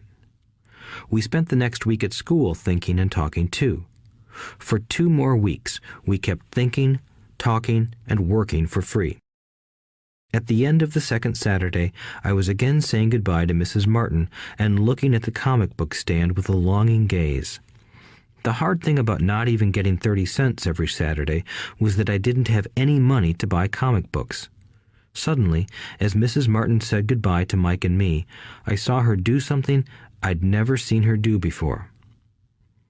Mrs. Martin was cutting the front page of the comic book in half. She kept the top half of the comic book cover and threw the rest of the book into a large cardboard box. When I asked her what she did with the comic books, she said, "I throw them away. I give the top half of the cover back to the comic book distributor for credit when he brings in the new comics. He's coming in an hour." Mike and I waited for an hour. Soon the distributor arrived, and I asked him if we could have the comic books. To my delight, he said, "You can have them if you work for this store and do not resell them." Remember our old business partnership? Well, Mike and I revived it. Using a spare room in Mike's basement, we began piling hundreds of comic books in that room. Soon, our comic book library was open to the public. We hired Mike's younger sister, who loved to study, to be head librarian. She charged each child 10 cents admission to the library, which was open from 2:30 p.m. to 4:30 p.m. every day after school. The customers, the children of the neighborhood, could read as many comics as they wanted in 2 hours. It was a bargain for them since a comic cost 10 cents each, and they could read 5 or 6 in 2 hours. Mike's sister would check the kids as they left to make sure they weren't borrowing any comic books. She also kept the books, logging in how many kids showed up each day, who they were, and any comments they might have. Mike and I averaged $9.50 per week over a 3-month period. We paid his sister $1 a week and allowed her to read the comics for free, which she rarely did since she was always studying. Mike and I kept our agreement by working in the store every Saturday and collecting all the comic books from the different stores. We kept our agreement to the distributor by not selling any comic books. We burned them once they got too tattered. We tried opening a branch office, but we could never quite find someone as trustworthy and dedicated as Mike's sister. At an early age, we found out how hard it was to find good staff. 3 months after the library first opened, a fight broke out in the room. Some bullies from another neighborhood pushed their way in, and Mike's dad suggested we shut down the business. So our comic book business shut down, and we stopped working on Saturdays at the convenience store.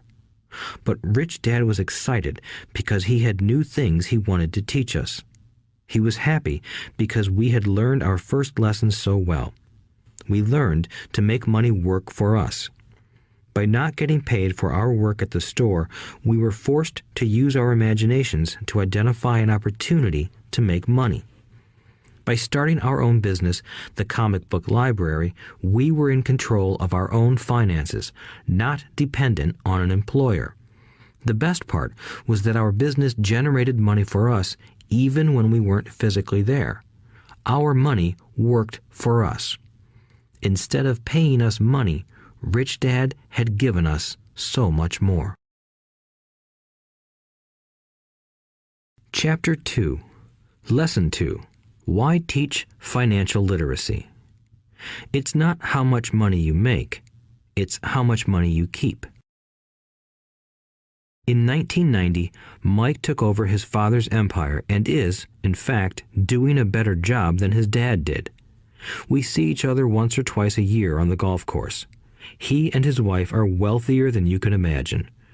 Rich Dad's empire is in great hands, and Mike is now grooming his son to take his place, as his dad had groomed us. In 1994, I retired at the age of 47, and my wife Kim was 37. Retirement does not mean not working. For us, it means that, barring unforeseen cataclysmic changes, we can work or not work, and our wealth grows automatically, staying ahead of inflation. Our assets are large enough to grow by themselves. It's like planting a tree. You water it for years, and then one day it doesn't need you anymore. Its roots are implanted deep enough. Then the tree provides shade for your enjoyment. Mike chose to run the empire, and I chose to retire. Whenever I speak to groups of people, they often ask what I would recommend that they do. How do I get started? Is there a book you would recommend? What should I do to prepare my children? What is your secret to success? How do I make millions? Whenever I hear one of these questions, I'm reminded of the following story. The Richest Businessmen. In 1923, a group of our greatest leaders and richest businessmen held a meeting at the Edgewater Beach Hotel in Chicago. Among them were Charles Schwab, head of the largest independent steel company; Samuel Insull, president of the world's largest utility; Howard Hopson, head of the largest gas company; Ivar Kruger, president of International Match Company, one of the world's largest companies at that time; Leon Fraser, president of the Bank of International Settlements; Richard Whitney, president of the New York Stock Exchange; Arthur Cotton and Jesse Livermore, two of the biggest stock speculators; and Albert Fall, a member of President Harding's cabinet. 25 years later, 9 of these titans ended their lives as follows. Schwab died penniless after living for 5 years on borrowed money. Insull died broke in a foreign land, and Kruger and Cotton also died broke. Hopson went insane. Whitney and Albert Fall were released from prison, and Fraser and Livermore committed suicide. I doubt if anyone can say what really happened to these men. If you look at the date, 1923, it was just before the 1929 market crash and the Great Depression, which I suspect had a great impact on these men and their lives. The point is this. Today, we live in times of greater and faster change than these men did. I suspect there will be many booms and busts in the coming years that will parallel the ups and downs these men faced. I am concerned that too many people are too focused on money and not on their greatest wealth, their education.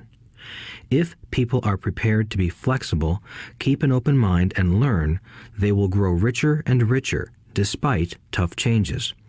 If they think money will solve problems, they will have a rough ride. Intelligence solves problems and produces money. Money without financial intelligence is money soon gone. Most people fail to realize that in life, it's not how much money you make, it's how much money you keep. We've all heard stories of lottery winners who are poor, then suddenly rich, and then poor again. They win millions, yet are soon back where they started. Or stories of professional athletes who at the age of 24 are earning millions but are sleeping under a bridge 10 years later. I remember a story of a young basketball player who a year ago had millions. Today, at just 29, he claims his friends, attorney, and accountant took his money and he was forced to work at a car wash for minimum wage. He was fired from the car wash because he refused to take off his championship ring as he was wiping off the cars. His story made national news, and he is appealing his termination, claiming hardship and discrimination. He claims that the ring is all he has left, and if it was stripped away, he'll crumble. I know so many people who became instant millionaires, and while I am glad some people have become richer and richer, I caution them that in the long run, it's not how much money you make, it's how much you keep and how many generations you keep it. So when people ask, "Where do I get started?" or "Tell me how to get rich quick," they often are greatly disappointed with my answer. I simply say to them what my rich dad said to me when I was a little kid. If you want to be rich, you need to be financially literate. That idea was drummed into my head every time we were together. As I said, my educated dad stressed the importance of reading books, while my rich dad stressed the need to master financial literacy. If you are going to build the Empire State Building, the first thing you need to do is dig a deep hole and pour a strong foundation. If you are going to build a home in the suburbs, all you need to do is pour a 6-inch slab of concrete. Most people, in their drive to get rich, are trying to build an Empire State Building on a 6-inch slab. Our school system, created in the agrarian age, still believes in homes with no foundation. Dirt floors are still the rage, so kids graduate from school with virtually no financial foundation. One day, sleepless and deep in debt in suburbia, living the American dream, they decide that the answer to their financial problems is to find a way to get rich quick. Construction on the skyscraper begins. It goes up quickly, and soon, instead of the Empire State Building, we have the Leaning Tower of suburbia. The sleepless nights return. As for Mike and me in our adult years, both of our choices were possible because we were taught to pour a strong financial foundation when we were just kids. Accounting is possibly the most confusing, boring subject in the world, but if you want to be rich long term, it could be the most important subject. For Rich Dad, the question was how to take a boring and confusing subject and teach it to kids. The answer he found was to make it simple by teaching it in pictures. My rich dad poured a strong financial foundation for Mike and me. Since we were just kids, he created a simple way to teach us. For years, he only drew pictures and used few words. Mike and I understood the simple drawings, the jargon, the movement of money, and then in later years, Rich Dad began adding numbers. Today, Mike has gone on to master much more complex and sophisticated accounting analysis because he had to in order to run his empire. I am not as sophisticated because my empire is smaller, yet we come from the same simple foundation. Over the following pages, we will discuss those same simple line drawings Mike's dad created for us. Though basic, those drawings helped guide two little boys in building great sums of wealth on a solid and deep foundation. Rule number 1. You must know the difference between an asset and a liability, and buy assets. If you want to be rich, this is all you need to know. It is rule number 1. It is the only rule. This may sound absurdly simple, but most people have no idea how profound this rule is. Most people struggle financially because they do not know the difference between an asset and a liability. Rich people acquire assets. The poor and middle class acquire liabilities that they think are assets, said Rich Dad. When Rich Dad explained this to Mike and me, we thought he was kidding. Here we were, nearly teenagers, and waiting for the secret to getting rich. And this was his answer. It was so simple that we stopped for a long time to think about it. "What is an asset?" asked Mike. "Don't worry right now," said Rich Dad. "Just let the idea sink in. If you can comprehend the simplicity, your life will have a plan and be financially easy. It is simple. That is why the idea is missed." "You mean all we need to know is what an asset is, acquire them, and we'll be rich?" I asked. Rich Dad nodded his head. "It's that simple." "If it's that simple, how come everyone is not rich?" I asked. Rich Dad smiled. "Because people do not know the difference between an asset and a liability." I remember asking, how could adults be so misguided? If it is that simple, if it is that important, why would everyone not want to find out? It took Rich Dad only a few minutes to explain what assets and liabilities were. As an adult, I have difficulty explaining it to other adults. The simplicity of the idea escapes them because they have been educated differently. They were taught by other educated professionals, such as bankers, accountants, real estate agents, financial planners, and so forth. The difficulty comes in asking adults to unlearn or become children again. An intelligent adult often feels it is demeaning to pay attention to simplistic definitions. Rich Dad believed in the KISS principle. Keep it simple, stupid, or keep it super simple. So he kept it simple for us, and that made our financial foundation strong. So what causes the confusion? How could something so simple be so screwed up? Why would someone buy an asset that was really a liability? The answer is found in basic education. We focus on the word literacy and not financial literacy. What defines something to be an asset or a liability are not words. In fact, if you really want to be confused, look up the words asset and liability in the dictionary. I know the definition may sound good to a trained accountant, but for the average person, it makes no sense. But we adults are often too proud to admit that something does not make sense. To us young boys, Rich Dad said, "What defines an asset are not words, but numbers. And if you can't read the numbers, you can't tell an asset from a hole in the ground." In accounting, Rich Dad would say, it's not the numbers, but what the numbers are telling you. It's just like words. It's not the words, but the story the words are telling you. If you want to be rich, you've got to read and understand numbers. If I heard that once, I heard it 1,000 times from my rich dad. And I also heard the rich acquire assets and the poor and middle class acquire liabilities. Here is how to tell the difference between an asset and a liability. Most accountants and financial professionals do not agree with the definitions, but these simple drawings were the start of strong financial foundations for two young boys. An asset is something that puts money in my pocket. A liability is something that takes money out of my pocket. This is really all you need to know. If you want to be rich, simply spend your life buying assets. If you want to be poor or middle class, spend your life buying liabilities. Illiteracy, both in words and numbers, is the foundation of financial struggle.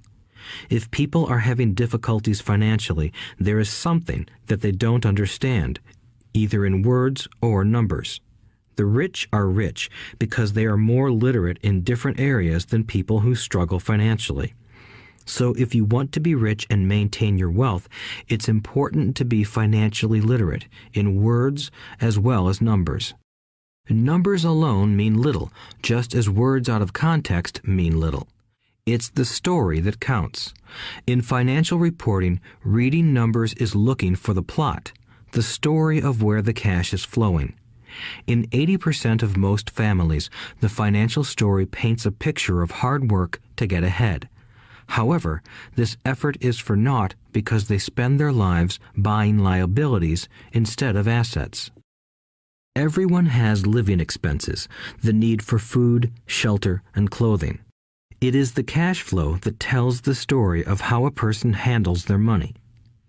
The reason I started with the story of the richest men in America is to illustrate the flaw in believing that money will solve all problems. That is why I cringe whenever I hear people ask me how to get rich quicker or where they should start. I often hear, "I'm in debt, so I need to make more money." But more money will often not solve the problem. In fact, it may compound the problem. Money often makes obvious our tragic human flaws, putting a spotlight on what we don't know. That is why, all too often, a person who comes into a sudden windfall of cash, let's say an inheritance, a pay raise, or lottery winnings, soon returns to the same financial mess, if not worse than the mess they were in before. Money only accentuates the cash flow pattern running in your head. If your pattern is to spend everything you get, most likely an increase in cash will just result in an increase in spending. Thus the saying, "A fool and his money is one big party." I have said many times that we go to school to gain scholastic and professional skills, both of which are important. We learn to make money with our professional skills. In the 1960s, when I was in high school, if someone did well academically, people assumed this bright student would go on to be a medical doctor because it was the profession with the promise of the greatest financial reward. Today, doctors face financial challenges I wouldn't wish on my worst enemy. Insurance companies taking control of the business, managed health care, government intervention, and malpractice suits. Today, kids want to be famous athletes, movie stars, rock stars, beauty queens, or CEOs because that is where the fame, money, and prestige are. That is the reason it is so hard to motivate kids in school today. They know that professional success is no longer solely linked to academic success, as it once was. Because students leave school without financial skills, millions of educated people pursue their profession successfully, but later find themselves struggling financially. They work harder, but don't get ahead. What is missing from their education is not how to make money, but how to manage money. It's called financial aptitude, what you do with the money once you make it, how to keep people from taking it from you, how to keep it longer, and how to make that money work hard for you. Most people don't understand why they struggle financially because they don't understand cash flow. A person can be highly educated, professionally successful, and financially illiterate. These people often work harder than they need to because they learned how to work hard, but not how to have their money work hard for them. The story of how the quest for a financial dream turns into a financial nightmare. The classic story of hardworking people has set a pattern. Recently married, the happy, highly educated young couple moves into one of their cramped, rented apartments. Immediately, they realize that they are saving money because two can live as cheaply as one. The problem is the apartment is cramped. They decide to save money to buy their dream home so they can have kids. They now have two incomes, and they begin to focus on their careers. Their incomes begin to increase. As their incomes go up, their expenses go up as well. The number one expense for most people is taxes. Many people think it's income tax, but for most Americans, their highest tax is Social Security. As an employee, it appears as if the Social Security tax combined with the Medicare tax rate is roughly 7.5%, but it's really 15% since the employer must match the Social Security amount. In essence, it is money the employer can't pay you. On top of that, you still have to pay income tax on the amount deducted from your wages for Social Security tax. Income you never received because it went directly to Social Security through withholding. Going back to the young couple, as a result of their incomes increasing, they decide to buy the house of their dreams. Once in their house, they have a new tax called property tax. Then they buy a new car, new furniture, and new appliances to match their new house. All of a sudden, they wake up and their liabilities column is full of mortgage and credit card debt. Their liabilities go up. They're now trapped in the rat race. Pretty soon, a baby comes along and they work harder. The process repeats itself. Higher incomes cause higher taxes, also called bracket creep. A credit card comes in the mail. They use it. It maxes out. A loan company calls and says their greatest asset, their home, has appreciated in value. Because their credit is so good, the company offers a bill consolidation loan and tells them the intelligent thing to do is clear off the high-interest consumer debt by paying off their credit card. And besides, interest on their home is a tax deduction. They go for it and pay off those high-interest credit cards. They breathe a sigh of relief. Their credit cards are paid off. They've now folded their consumer debt into their home mortgage. Their payments go down because they extend their debt over 30 years. It is the smart thing to do. Their neighbor calls to invite them to go shopping. The Memorial Day sale is on. They promise themselves they'll just window shop, but they take a credit card, just in case. I run into this young couple all the time. Their names change, but their financial dilemma is the same. They come to one of my talks to hear what I have to say. They ask me, "Can you tell us how to make more money?" They don't understand that their trouble is really how they choose to spend the money they do have. It is caused by financial illiteracy and not understanding the difference between an asset and a liability. More money seldom solves someone's money problems. Intelligence solves problems. There is a saying a friend of mine says over and over to people in debt. If you find you have dug yourself into a hole, stop digging. As a child, my dad often told us that the Japanese were aware of 3 powers: the power of the sword, the jewel, and the mirror. The sword symbolizes the power of weapons. America has spent trillions of dollars on weapons, and because of this is a powerful military presence in the world. The jewel symbolizes the power of money. There is some degree of truth to the saying, "Remember the golden rule. He who has the gold makes the rules." The mirror symbolizes the power of self-knowledge. This self-knowledge, according to Japanese legend, was the most treasured of the three. All too often, the poor and middle class allow the power of money to control them. By simply getting up and working harder, failing to ask themselves if what they do makes sense, they shoot themselves in the foot as they leave for work every morning. By not fully understanding money, the vast majority of people allow its awesome power to control them. If they used the power of the mirror, they would have asked themselves, "Does this make sense?"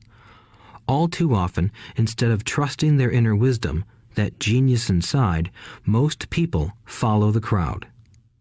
They do things because everybody else does them. They conform rather than question. Often, they mindlessly repeat what they have been told. Diversify. Your home is an asset. Your home is your biggest investment. You get a tax break for going into greater debt. Get a safe job. Don't make mistakes. Don't take risks. It is said that the fear of public speaking is a fear greater than death for most people. According to psychiatrists, the fear of public speaking is caused by the fear of ostracism, the fear of standing out, the fear of criticism, the fear of ridicule, and the fear of being an outcast. The fear of being different prevents most people from seeking new ways to solve their problems. That is why my educated dad said the Japanese valued the power of the mirror the most, for it is only when we look into it that we find truth. Fear is the main reason that people say, "Play it safe." That goes for anything, be it sports, relationships, careers, or money. It is that same fear, the fear of ostracism, that causes people to conform to, and not question, commonly accepted opinions or popular trends. Your home is an asset. Get a bill consolidation loan and get out of debt. Work harder. It's a promotion. Someday I'll be a vice president. Save money. When I get a raise, I'll buy us a bigger house. Mutual funds are safe. Many financial problems are caused by trying to keep up with the Joneses. Occasionally, we all need to look in the mirror and be true to our inner wisdom rather than our fears. By the time Mike and I were 16 years old, we began to have problems in school. We were not bad kids. We just began to separate from the crowd. We worked for Mike's dad after school and on weekends. Mike and I often spent hours after work just sitting at a table with his dad while he held meetings with his bankers, attorneys, accountants, brokers, investors, managers, and employees. Here was a man who had left school at 13, who was now directing, instructing, ordering, and asking questions of educated people. They came at his beck and call and cringed when he didn't approve of them. Here was a man who had not gone along with the crowd. He was a man who did his own thinking and detested the words, "We have to do it this way because that's the way everyone else does it." He also hated the word "can't." If you wanted him to do something, just say, "I don't think you can do it." Mike and I learned more sitting in on his meetings than we did in all our years of school, college included. Mike's dad was not book smart, but he was financially educated and successful as a result. He told us over and over again, an intelligent person hires people who are more intelligent than he is. So Mike and I had the benefit of spending hours listening to and learning from intelligent people. But because of this, Mike and I couldn't go along with the standard dogma our teachers preached, and that caused problems. Whenever the teacher said, "If you don't get good grades, you won't do well in the real world," Mike and I just raised our eyebrows. When we were told to follow set procedures and not deviate from the rules, we could see how school discouraged creativity. We started to understand why our rich dad told us that schools were designed to produce good employees instead of employers. Occasionally, Mike or I would ask our teachers how what we studied was applicable to the real world, or why we never studied money and how it worked. To the latter question, we often got the answer that money was not important, that if we excelled in our education, the money would follow. The more we knew about the power of money, the more distant we grew from the teachers and our classmates. My highly educated dad never pressured me about my grades, but we did begin to argue about money. By the time I was 16, I probably had a far better foundation with money than both my parents.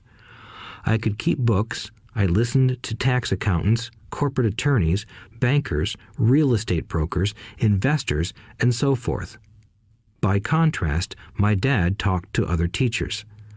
One day, my dad told me that our home was his greatest investment. A not-too-pleasant argument took place when I showed him why I thought a house was not a good investment. I showed him the ancillary expenses that went along with owning the home. A bigger home meant bigger expenses, and the cash flow kept going out through the expense column. Today, people still challenge me on the idea of a house not being an asset. I know that for many people, it is their dream as well as their largest investment. And owning your own home is better than nothing. I simply offer an alternative way of looking at this popular dogma. If my wife and I were to buy a bigger, flashier house, we realize it wouldn't be an asset. It would be a liability since it would take money out of our pocket. So here is the argument I put forth. I really don't expect most people to agree with it because your home is an emotional thing, and when it comes to money, high emotions tend to lower financial intelligence. I know from personal experience that money has a way of making every decision emotional. 1. When it comes to houses, most people work all their lives paying for a home they never own. In other words, most people buy a new house every few years, each time incurring a new 30-year loan to pay off the previous one. 2. Even though people receive a tax deduction for interest on mortgage payments, they pay for all their other expenses with after-tax dollars, even after they pay off their mortgage.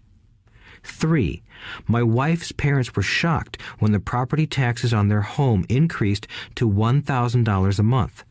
This was after they had retired, so the increase put a strain on their retirement budget and they felt forced to move. 4. Houses do not always go up in value. I have friends who owe $1 million for a home that today would sell for far less. 5. The greatest losses of all are those from missed opportunities. If all your money is tied up in your house, you may be forced to work harder because your money continues blowing out of the expense column instead of adding to the asset column, the classic middle-class cash flow pattern. If a young couple would put more money into their asset column early on, their later years would be easier. Their assets would have grown and would be available to help cover expenses. All too often, a house only serves as a vehicle for incurring a home equity loan to pay for mounting expenses. In summary, the end result in making a decision to own a house that is too expensive in lieu of starting an investment portfolio impacts an individual in at least the following 3 ways. 1. Loss of time during which other assets could have grown in value. 2. Loss of additional capital which could have been invested instead of paying for high-maintenance expenses related directly to the home. 3. Loss of education. Too often, people count their house and savings and retirement plans as all they have in their asset column. Because they have no money to invest, they simply don't invest. This costs them investment experience. Most never become what the investment world calls a sophisticated investor. And the best investments are usually first sold to sophisticated investors, who then turn around and sell them to the people playing it safe. I am not saying don't buy a house. What I'm saying is that you should understand the difference between an asset and a liability. When I want a bigger house, I first buy assets that will generate the cash flow to pay for the house. My educated dad's personal financial statement best demonstrates the life of someone caught in the rat race. His expenses match his income, never allowing him enough left over to invest in assets. As a result, his liabilities are larger than his assets. Why the rich get richer. A review of my rich dad's financial statement shows why the rich get richer. The asset column generates more than enough income to cover expenses, with the balance reinvested into the asset column. The asset column continues to grow, and therefore the income it produces grows with it. The result is that the rich get richer. Why the middle class struggle. The middle class finds itself in a constant state of financial struggle. Their primary income is through their salary. As their wages increase, so do their taxes. Their expenses tend to increase in proportion to their salary increase, hence the phrase, the rat race. They treat their home as their primary asset instead of investing in income-producing assets. This pattern of treating your home as an investment and the philosophy that a pay raise means you can buy a larger home or spend more is the foundation of today's debt-ridden society. Increased spending throws families into greater debt and into more financial uncertainty, even though they may be advancing in their jobs and receiving raises on a regular basis. This is high-risk living caused by weak financial education. The massive loss of jobs in recent times proves how shaky the middle class really is financially. Company pension plans are being replaced by 401k plans. Social Security is obviously in trouble and can't be relied upon as a source for retirement. Panic has set in for the middle class. Today, mutual funds are popular because they supposedly represent safety. Average mutual fund buyers are too busy working to pay taxes and mortgages, save for their children's college, and pay off credit cards. They do not have time to study investing, so they rely on the expertise of the manager of a mutual fund. Also, because the mutual fund includes many different types of investments, they feel their money is safer because it is diversified. This educated middle class subscribes to the dogma put out by mutual fund brokers and financial planners. Play it safe, avoid risk. The real tragedy is that the lack of early financial education is what creates the risk faced by average middle class people. The reason they have to play it safe is because their financial positions are tenuous at best. Their balance sheets are not balanced. Instead, they are loaded with liabilities and have no real assets that generate income. Typically, their only source of income is their paycheck. Their livelihood becomes entirely dependent on their employer. So when genuine deals of a lifetime come along, these people can't take advantage of them because they are working so hard, are taxed to the max, and are loaded with debt. As I said at the start of this section, the most important rule is to know the difference between an asset and a liability. Once you understand the difference, concentrate your efforts on buying income-generating assets. That's the best way to get started on a path to becoming rich. Keep doing that and your asset column will grow. Keep liabilities and expenses down so more money is available to continue pouring into the asset column. Soon, the asset base will be so deep that you can afford to look at more speculative investments. Investments that may have returns of 100% to infinity. $5,000 investments that are soon turned into $1 million or more. Investments that the middle class calls too risky. The investment is not risky for the financially literate. As an employee who is also a homeowner, your working efforts are generally as follows. 1. you work for the company. Employees make their business owner or the shareholders rich, not themselves. Your efforts and success will help provide for the owner's success and retirement. 2. You work for the government. The government takes its share from your paycheck before you even see it. By working harder, you simply increase the amount of taxes taken by the government. Most people work from January to May just for the government. 3. You work for the bank. After taxes, your next largest expense is usually your mortgage and credit card debt. The problem with simply working harder is that each of these 3 levels takes a greater share of your increased efforts. You need to learn how to have your increased efforts benefit you and your family directly.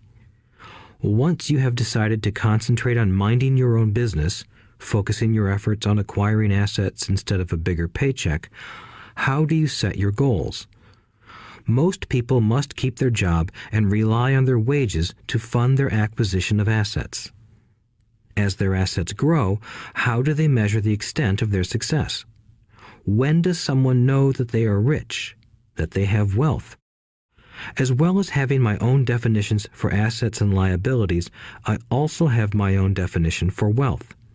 Actually, I borrowed it from a man named R. Buckminster Fuller. Some call him a quack, and others call him a genius. Years ago, he got architects buzzing because he applied for a patent for something he called a geodesic dome. But in the application, Fuller also said something about wealth. It was pretty confusing at first, but after reading it, it began to make some sense. Wealth is a person's ability to survive so many number of days forward, or, if I stopped working today, how long could I survive? Unlike net worth, the difference between your assets and liabilities, which is often filled with a person's expensive junk and opinions of what things are worth, this definition creates the possibility for developing a truly accurate measurement. I could now measure and know where I was in terms of my goal to become financially independent. Although net worth often includes non-cash producing assets, like stuff you bought that now sits in your garage, wealth measures how much money your money is making and, therefore, your financial survivability. Wealth is the measure of the cash flow from the asset column compared with the expense column. Let's use an example.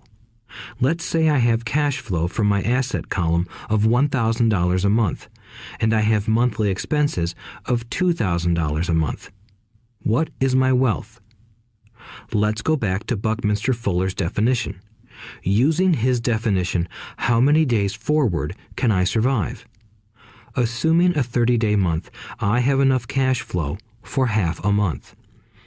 When I achieve $2,000 a month cash flow from my assets, then I will be wealthy. So, while I'm not yet rich, I am wealthy. I now have income generated from assets each month that fully cover my monthly expenses. If I want to increase my expenses, I first must increase my cash flow to maintain this level of wealth. Also note that it is at this point that I'm no longer dependent on my wages. I have focused on and been successful in building an asset column that has made me financially independent. If I quit my job today, I would be able to cover my monthly expenses with the cash flow from my assets. My next goal would be to have the excess cash flow from my assets reinvested into the asset column. The more money that goes into my asset column, the more my asset column grows. The more my assets grow, the more my cash flow grows. And as long as I keep my expenses less than the cash flow from these assets, I grow richer with more and more income from sources other than my physical labor. As this reinvestment process continues, I am well on my way to becoming rich. Just remember this simple observation. The rich buy assets. The poor only have expenses. The middle class buy liabilities they think are assets. So how do I start minding my own business? What is the answer? Listen to the founder of McDonald's in the next chapter. Chapter 3. Lesson 3. Mind your own business. The rich focus on their asset columns while everyone else focuses on their income statements. In 1974, Ray Kroc, the founder of McDonald's, was asked to speak to the MBA class at the University of Texas at Austin. A friend of mine was a student in that MBA class. After a powerful and inspiring talk, the class adjourned and the students asked Ray if he would join them at their favorite hangout to have a few beers. Ray graciously accepted. "What business am I in?" Ray asked once the group had all their beers in hand. Everyone laughed, my friend said. Most of the MBA students thought Ray was just fooling around. No one answered, so Ray asked again. "What business do you think I'm in?" The students laughed again, and finally one brave soul yelled out, "Ray, who in the world doesn't know that you're in the hamburger business?" Ray chuckled. "That's what I thought you would say." He paused and then quickly added, "Ladies and gentlemen, I'm not in the hamburger business. My business is real estate." As my friend tells the story, Ray spent a good amount of time explaining his viewpoint. In his business plan, Ray knew that the primary business focus was to sell hamburger franchises, but what he never lost sight of was the location of each franchise. He knew that the land and its location were the most significant factors in the success of each franchise. Basically, the person who bought the franchise was also buying the real estate under the franchise for Ray Kroc's organization. Today, McDonald's is the largest single owner of real estate in the world, owning even more than the Catholic Church. McDonald's owns some of the most valuable intersections and street corners in America and around the globe. My friend considers this as one of the most important lessons in his life. Today, he owns car washes, but his business is the real estate under those car washes. The previous chapter presented that most people work for everyone but themselves. They work first for the owners of the company, then for the government through taxes, and finally for the bank that owns their mortgage. When I was a young boy, we did not have a McDonald's nearby. Yet my rich dad was responsible for teaching Mike and me the same lesson that Ray Kroc talked about at the University of Texas.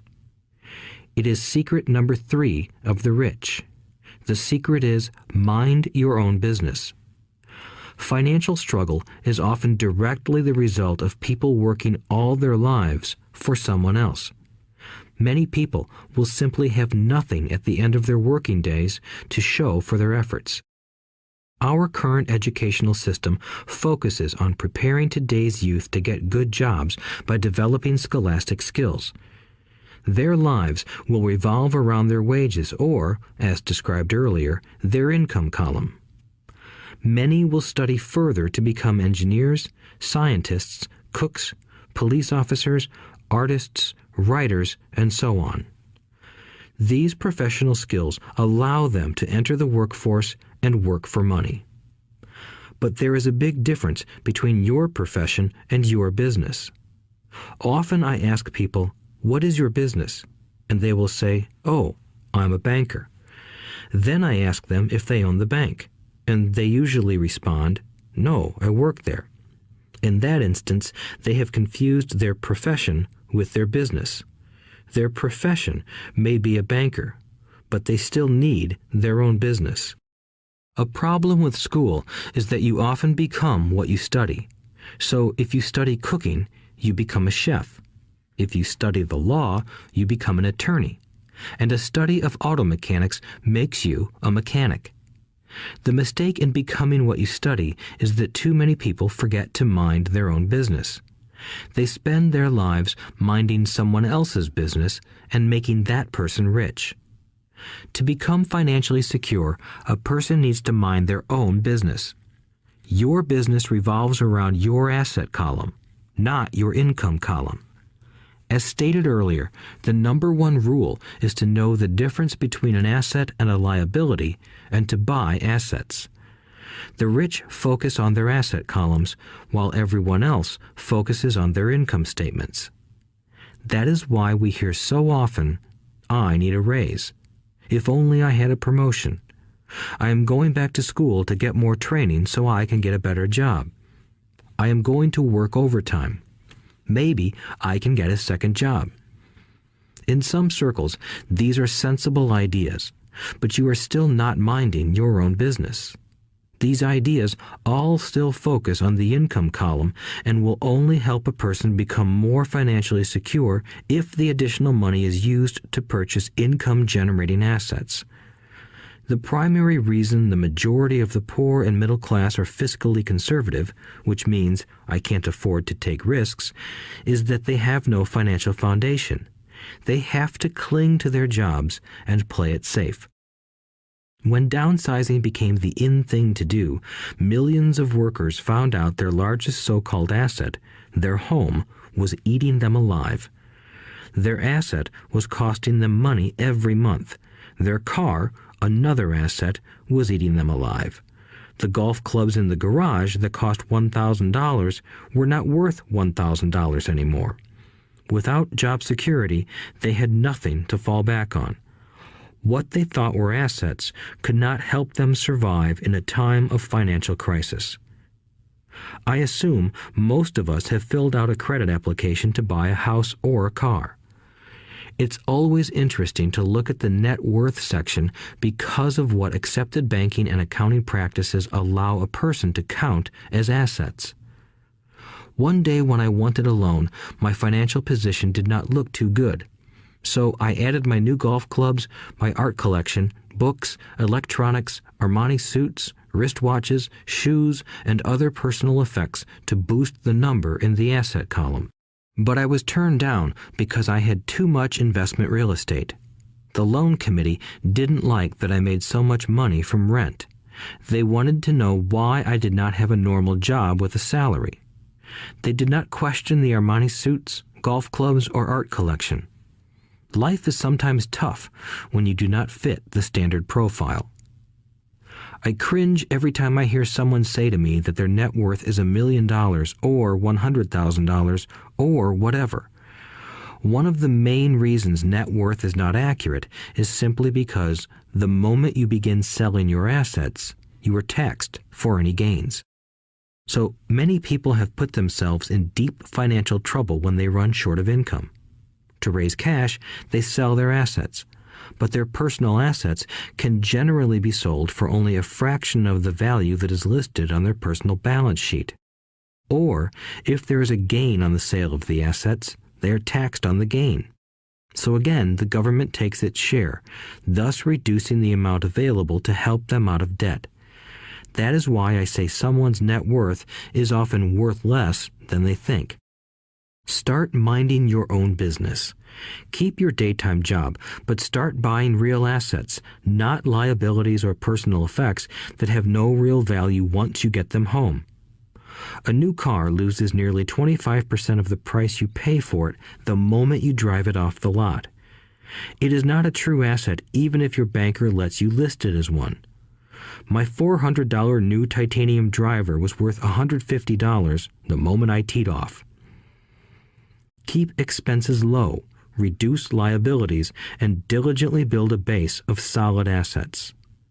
For young people who have not yet left home, it is important for parents to teach them the difference between an asset and a liability. Get them to start building a solid asset column before they leave home, get married, buy a house, have kids, and get stuck in a risky financial position, clinging to a job and buying everything on credit. I see so many young couples who get married and trap themselves into a lifestyle that will not let them get out of debt for most of their working years. For many people, just as the last child leaves home, the parents realize they have not adequately prepared for retirement and they begin to scramble to put some money away.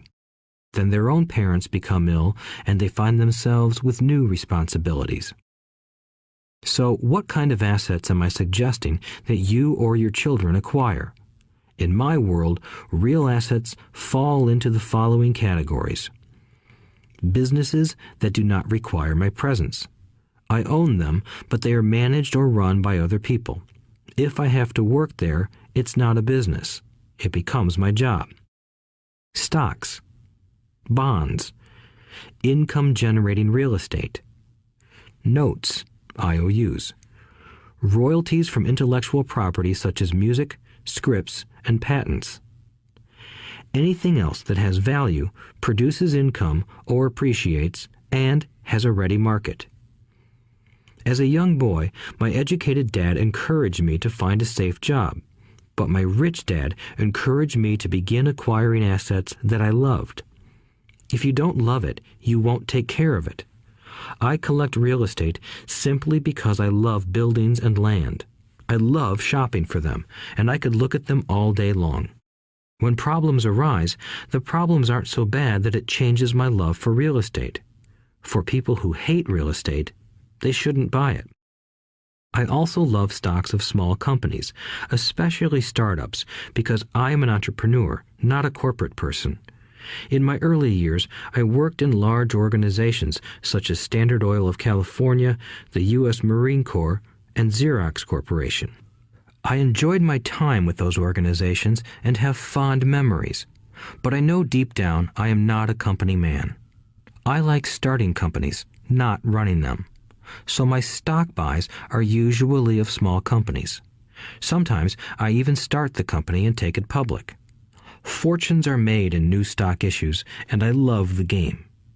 Many people are afraid of small cap companies and call them risky, and they are. But that risk is diminished if you love what the investment is, understand it, and know the game.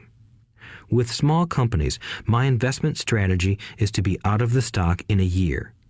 On the other hand, my real estate strategy is to start small and keep trading up for bigger properties, and, therefore, delay paying taxes on the gain.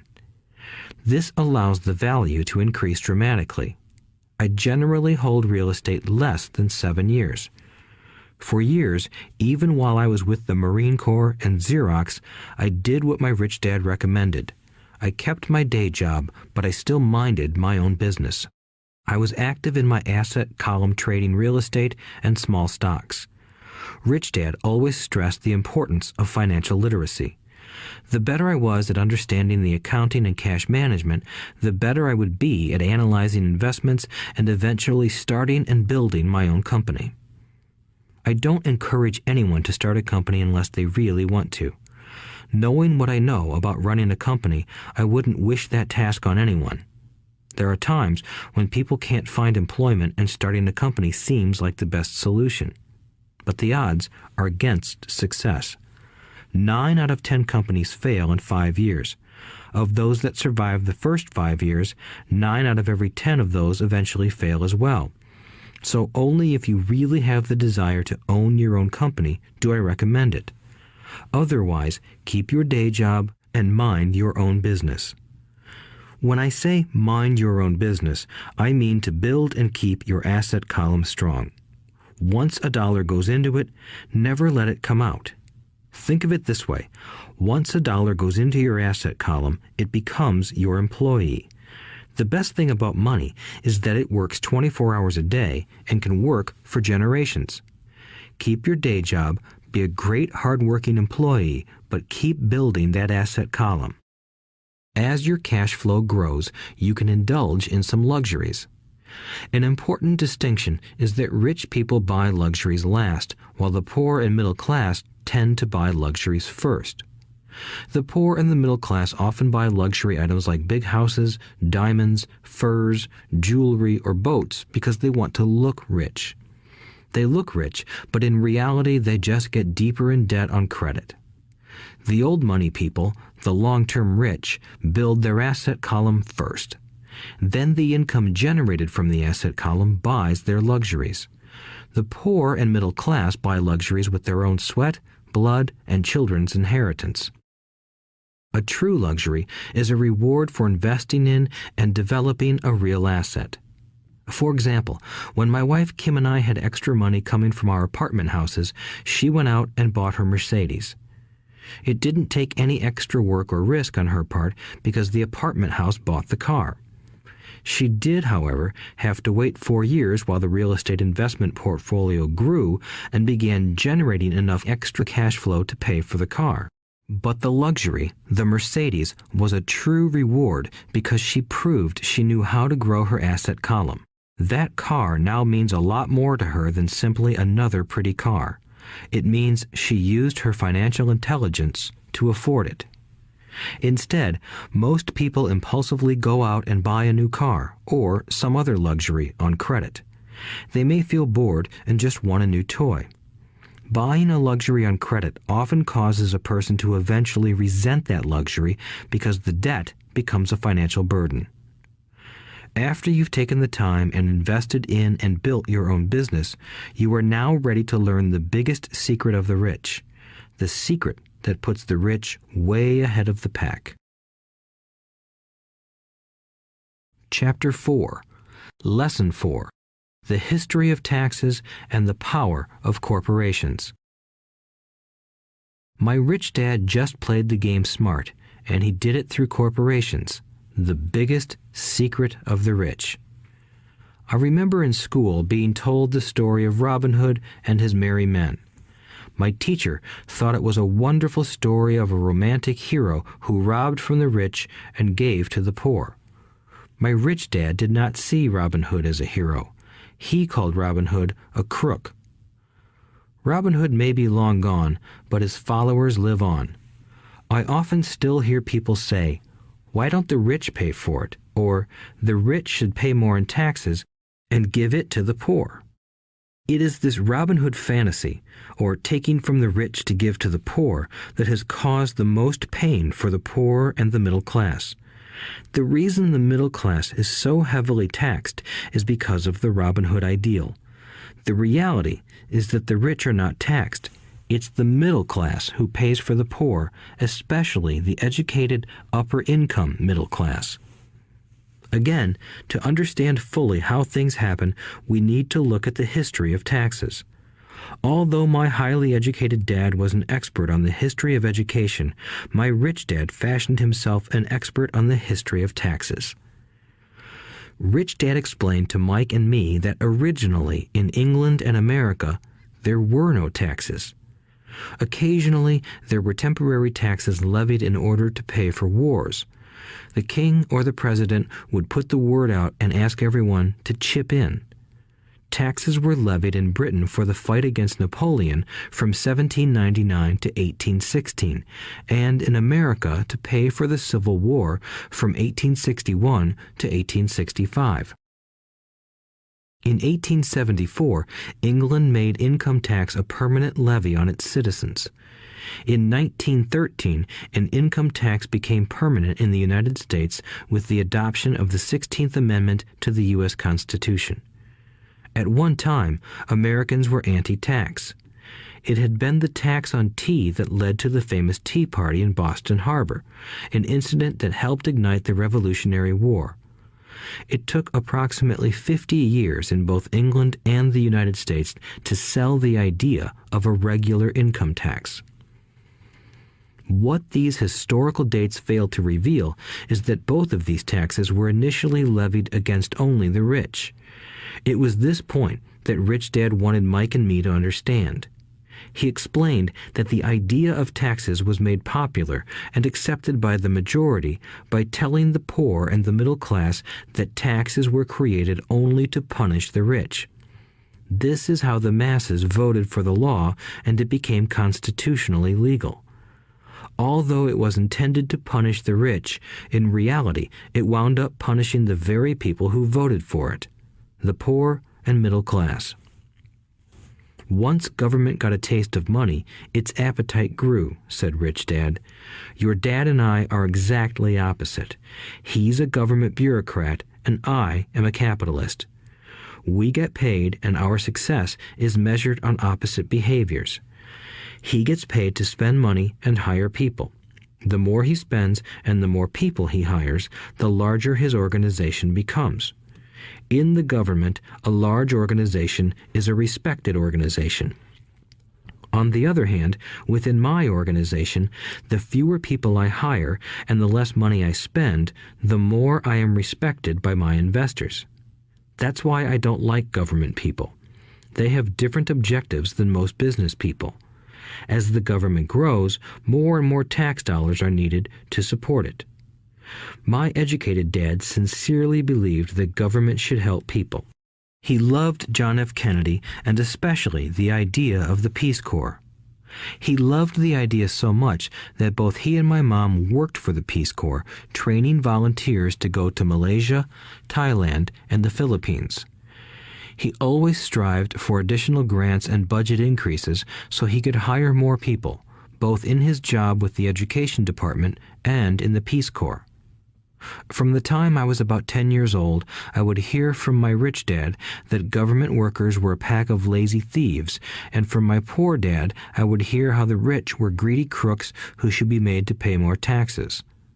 Both sides had valid points. It was difficult to go to work for one of the biggest capitalists in town and come home to a father who was a prominent government leader. It was not easy to know which dad to believe. Yet, when you study the history of taxes, an interesting perspective emerges. As I said, the passage of taxes was only possible because the masses believed in the Robin Hood theory of economics. Take from the rich and give to everyone else. The problem was that the government's appetite for money was so great that taxes soon needed to be levied on the middle class, and from there it kept trickling down. However, the rich saw an opportunity because they don't play by the same set of rules. The rich knew about corporations, which became popular in the days of sailing ships. The rich created the corporation as a vehicle to limit their risk to the assets of each voyage. The rich put their money into a corporation to finance the voyage. The corporation would then hire a crew to sail to the New World to look for treasure. If the ship was lost, the crew lost their lives, but the loss to the rich would be limited only to the money they invested for that particular voyage. It is the knowledge of the legal corporate structure that really gives the rich a vast advantage over the poor and middle class. Having two fathers teaching me, one a socialist and the other a capitalist, I quickly began to realize that the philosophy of the capitalist made more financial sense to me. It seemed to me that the socialists ultimately penalized themselves due to their lack of financial education. No matter what the take from the rich crowd came up with, the rich always found a way to outsmart them. That is how taxes were eventually levied on the middle class. The rich outsmarted the intellectuals solely because they understood the power of money, a subject not taught in schools. How did the rich outsmart the intellectuals? Once the take from the rich tax was passed, cash started flowing into government coffers. Initially, people were happy. Money was handed out to government workers and the rich. It went to government workers in the form of jobs and pensions, and it went to the rich via their factories receiving government contracts. The government received a large pool of money, but the problem was the fiscal management of that money. The government ideal is to avoid having excess money. If you fail to spend your allotted funds, you risk losing it in the next budget. You would certainly not be recognized for being efficient. Business people, on the other hand, are rewarded for having excess money and are applauded for their efficiency. As this cycle of growing government spending continued, the demand for money increased, and the tax the rich idea was adjusted to include lower income levels down to the very people who voted it in, the poor and the middle class. True capitalists used their financial knowledge to simply find an escape. They headed back to the protection of a corporation. But what many people who have never formed a corporation don't know is that a corporation is not really a thing. A corporation is merely a file folder with some legal documents in it, sitting in some attorney's office and registered with a state government agency. It's not a big building or a factory or a group of people. A corporation is merely a legal document that creates a legal body without a soul. Using it, the wealth of the rich was once again protected. It was popular because the income tax rate of a corporation is less than the individual income tax rates. In addition, certain expenses could be paid by a corporation with pre-tax dollars. This war between the haves and have-nots has raged for hundreds of years. The battle is waged whenever and wherever laws are made, and it will go on forever. The problem is that the people who lose are the uninformed, the ones who get up every day and diligently go to work and pay taxes.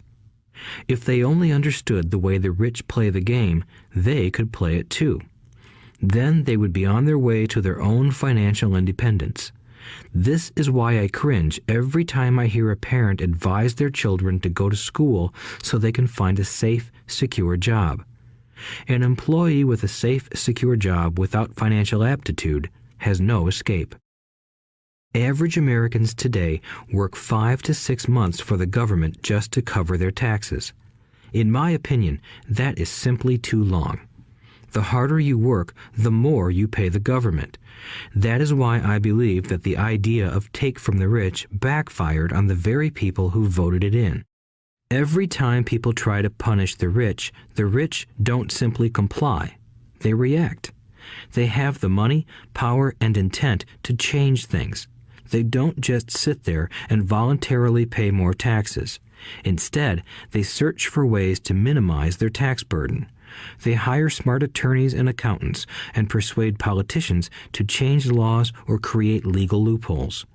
They use their resources to effect change.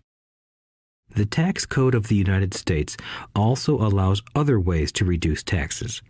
Most of these vehicles are available to anyone, but it is the rich who find them because they are minding their own business. For example, 1031 is jargon for Section 1031 of the Internal Revenue Code, which allows a seller to delay paying taxes on a piece of real estate that is sold for a capital gain through an exchange for a more expensive piece of real estate. Real estate is one investment vehicle that has a great tax advantage. As long as you keep trading up in value, you will not be taxed on the gains until you liquidate. People who don't take advantage of these legal tax savings are missing a great opportunity to build their asset columns. The poor and middle class don't have the same resources. They sit there and let the government's needles enter their arm and allow the blood donation to begin. Today, I am constantly shocked at the number of people who pay more taxes or take fewer deductions simply because they are afraid of the government. I have friends who have had their businesses shut down and destroyed, only to find out it was a mistake on the part of the government. I realize all that, but the price of working from January to May is a high price to pay for that intimidation. My poor dad never fought back. My rich dad didn't either. He just played the game smarter, and he did it through corporations, the biggest secret of the rich. You may remember the first lesson I learned from my rich dad. I was a little boy of 9 who had to sit and wait for him to choose to talk to me. I sat in his office waiting for him to get to me. He was ignoring me on purpose. He wanted me to recognize his power and to desire to have that power for myself one day. During all the years I studied and learned from him, he always reminded me that knowledge is power. And with money comes great power that requires the right knowledge to keep it and make it multiply. Without that knowledge, the world pushes you around. Rich Dad constantly reminded Mike and me that the biggest bully was not the boss or the supervisor, but the tax man. The tax man will always take more if you let him. The first lesson of having money work for you, as opposed to you working for money, is all about power. If you work for money, you give the power to your employer. If money works for you, you keep the power and control it. Once we had this knowledge of the power of money working for us, he wanted us to be financially smart and not let anyone or anything push us around. If you're ignorant, it's easy to be bullied. If you know what you're talking about, you have a fighting chance. That is why he paid so much for smart tax accountants and attorneys. It was less expensive to pay them than to pay the government. His best lesson to me was, be smart and you won't be pushed around as much. He knew the law because he was a law-abiding citizen and because it was expensive to not know the law. If you know you're right, you're not afraid of fighting back, even if you are taking on Robin Hood and his band of merry men. My highly educated dad always encouraged me to land a good job with a strong corporation. He spoke of the virtues of working your way up the corporate ladder. He didn't understand that, by relying solely on a paycheck from a corporate employer, I would be a docile cow ready for milking. When I told my rich dad of my father's advice, he only chuckled. "Why not own the ladder?" was all he said. As a young boy, I did not understand what Rich Dad meant by owning my own corporation. It was an idea that seemed impossible and intimidating.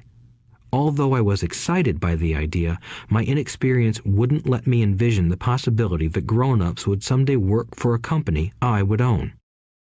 The point is that, if not for my rich dad, I would have probably followed my educated dad's advice. It was merely the occasional reminder of my rich dad that kept the idea of owning my own corporation alive and kept me on a different path. By the time I was 15 or 16, I knew I wasn't going to continue down the path my educated dad recommended.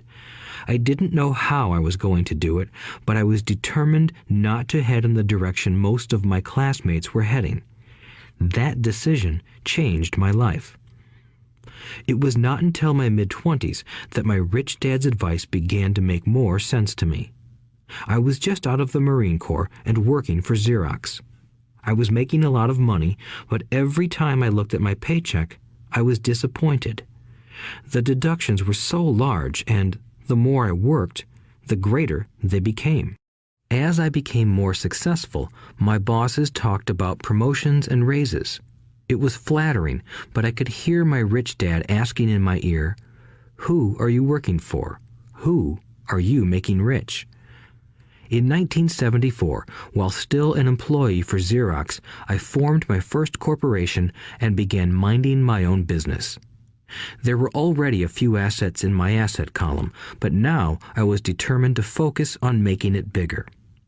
Those paychecks, with all the deductions, made all the years of my rich dad's advice make total sense. I could see the future if I followed my educated dad's advice. Many employers feel that advising their workers to mind their own business is bad for business. But for me, focusing on my own business and developing assets made me a better employee because I now had a purpose. I came in early and worked diligently, amassing as much money as possible so I could invest in real estate. Hawaii was just set to boom, and there were fortunes to be made. The more I realized that we were in the beginning stages of a boom, the more Xerox machines I sold. The more I sold, the more money I made, and, of course, the more deductions came out of my paycheck. It was inspiring. I wanted out of the employee trap so badly that I worked even harder so I could invest more. By 1978, I was consistently one of the top 5 salespeople at the company. I badly wanted out of the rat race. In less than 3 years, I was making more in my real estate holding corporation than I was making at Xerox, and the money I was making in my asset column in my own corporation was money working for me, not me pounding on doors selling copiers. My rich dad's advice made much more sense. Soon, the cash flow from my properties were so strong that my company bought me my first Porsche. My fellow Xerox salespeople thought I was spending my commissions. I wasn't. I was investing my commissions in assets. My money was working hard to make more money. Each dollar in my asset column was a great employee, working hard to make more employees and buy the boss a new Porsche with before-tax dollars. I began to work harder for Xerox. The plan was working, and my Porsche was the proof. By using the lessons I learned from my rich dad, I was able to get out of the proverbial rat race at an early age. It was made possible because of the strong financial knowledge I had acquired through Rich Dad's lessons. Without this financial knowledge, which I call financial intelligence or financial IQ, my road to financial independence would have been much more difficult. I now teach others in the hope that I may share my knowledge with them. I remind people that financial IQ is made up of knowledge from 4 broad areas of expertise. 1. Accounting. Accounting is financial literacy or the ability to read numbers. This is a vital skill if you want to build an empire. The more money you are responsible for, the more accuracy is required, or the house comes tumbling down. This is the left brain side, or the details. Financial literacy is the ability to read and understand financial statements, which allows you to identify the strengths and weaknesses of any business. 2. Investing. Investing is the science of money making money. This involves strategies and formulas which use the creative right brain side. 3. Understanding markets. Understanding markets is the science of supply and demand. You need to know the technical aspects of the market, which are emotion-driven, in addition to the fundamental or economic aspects of an investment. Does an investment make sense or does it not make sense based on current market conditions? 4. The law. A corporation wrapped around the technical skills of accounting, investing, and markets can contribute to explosive growth. A person who understands the tax advantages and protections provided by a corporation can get rich so much faster than someone who is an employee or a small business sole proprietor. It's like the difference between someone walking and someone flying. The difference is profound when it comes to long-term wealth. Tax advantages. A corporation can do many things that an employee cannot, like pay expenses before paying taxes. That is a whole area of expertise that is very exciting. Employees earn and get taxed, and then try to live on what is left. A corporation earns, spends everything it can, and is taxed on anything that is left. It's one of the biggest legal tax loopholes that the rich use. They're easy to set up and are not expensive if you own investments that are producing good cash flow. For example, by owning your own corporation, your vacations can be board meetings in Hawaii. Car payments, insurance, repairs, and health club memberships are company expenses. Most restaurant meals are partial expenses and on. But it's done legally with pre-tax dollars. Protection from lawsuits. We live in a litigious society. Everybody wants a piece of your action. The rich hide much of their wealth using vehicles such as corporations and trusts to protect their assets from creditors. When someone sues a wealthy individual, they are often met with layers of legal protection and often find that the wealthy person actually owns nothing. They control everything, but own nothing. The poor and middle class try to own everything and lose it to the government or to fellow citizens who like to sue the rich. They learned it from the Robin Hood story. Take from the rich and give it to the poor. It is not the purpose of this audiobook to go into the specifics of owning a corporation, but I will say that if you own any kind of legitimate assets, I would consider finding out more about the benefits and protection offered by a corporation as soon as possible. There are many books written on the subject that will detail the benefits and even walk you through the steps necessary to set up a corporation. Garrett Sutton's books on corporations provide wonderful insight into the power of personal corporations. Financial IQ is actually the synergy of many skills and talents. I would say it is the combination of the 4 technical skills listed above that make up basic financial intelligence. If you aspire to great wealth, it is the combination of these skills that will greatly amplify your financial intelligence. In summary, business owners with corporations 1. Earn, 2. Spend, 3. Pay taxes. Employees who work for corporations 1. Earn, 2. Pay taxes, 3. Spend. As part of your overall financial strategy, I recommend that you learn about the protection that legal entities can provide for businesses and assets. Chapter 5. Lesson 5. The rich invent money. Often in the real world, it's not the smart who get ahead, but the bold. Last night, I took a break from writing and watched a TV program on the history of a young man named Alexander Graham Bell. Bell had just patented his telephone and was having growing pains because the demand for his new invention was so strong. Needing a bigger company, he then went to the giant at that time, Western Union, and asked them if they would buy his patent and his tiny company. He wanted $100,000 for the whole package. The president of Western Union scoffed at him and turned him down, saying the price was ridiculous. The rest is history. A multi-billion-dollar industry emerged, and AT&T was born. The evening news came on right after the story of Alexander Graham Bell. On the news was a story of another downsizing at a local company.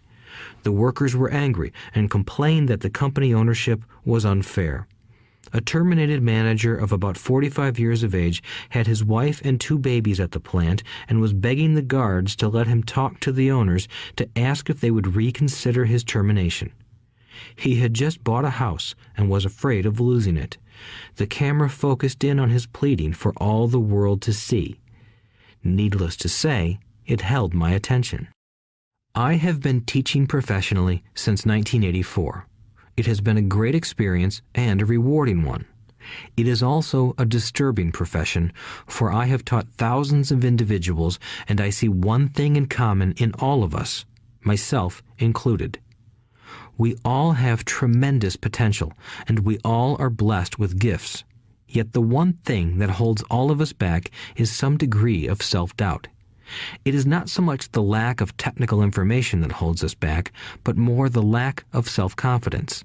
Some are more affected than others. Once we leave school, most of us know that it is not so much a matter of college degrees or good grades that count. In the real world, outside of academics, something more than just grades is required. I have heard it called many things: guts, chutzpah, balls, audacity, bravado, cunning, daring, tenacity, and brilliance.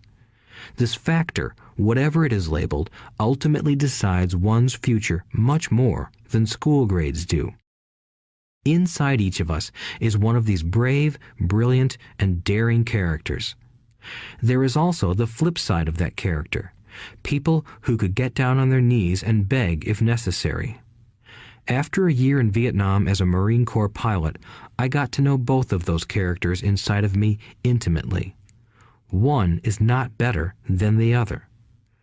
Yet, as a teacher, I recognized that it was excessive fear and self-doubt that were the greatest detractors of personal genius. It broke my heart to see students know the answers, yet lack the courage to act on the answer.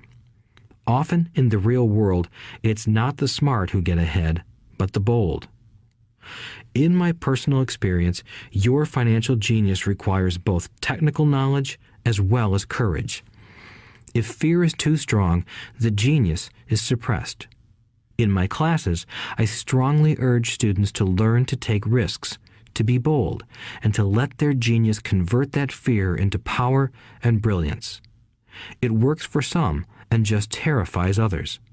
I have come to realize that for most people, when it comes to the subject of money, they would rather play it safe.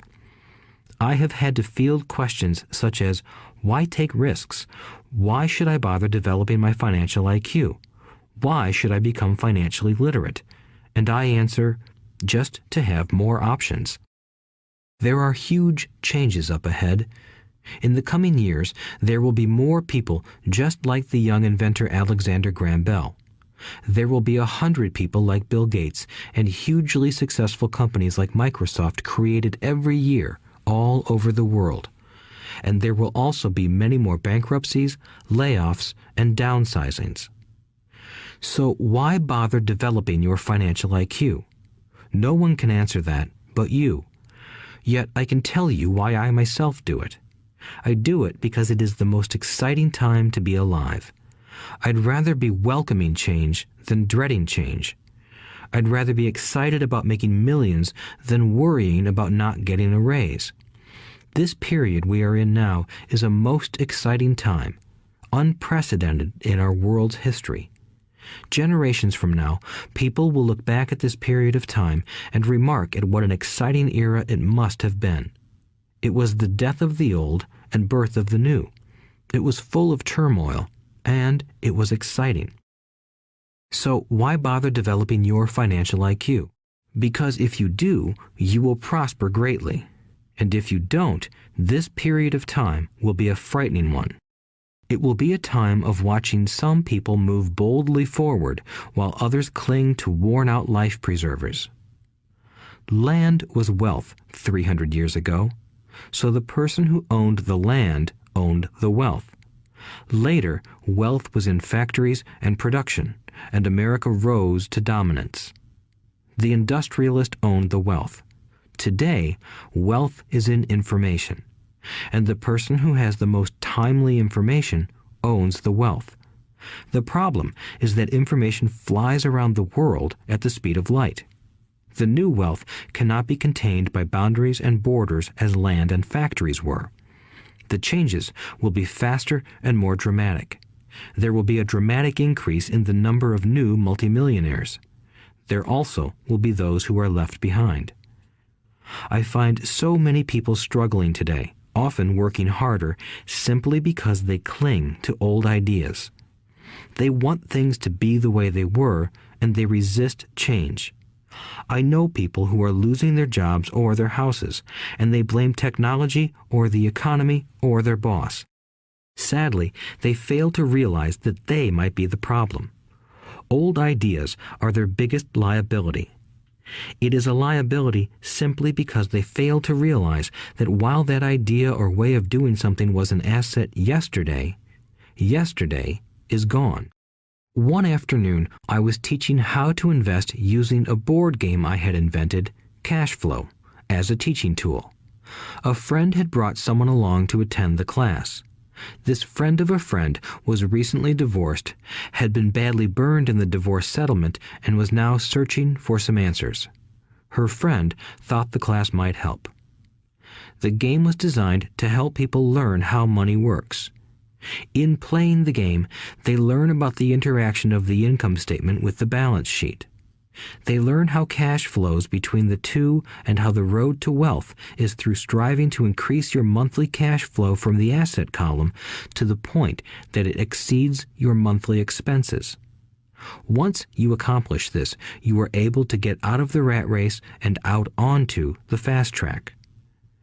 As I have said, some people hate the game, some love it, and others miss the point. This woman missed a valuable opportunity to learn something. In the opening round, she drew a doodad card with the boat on it.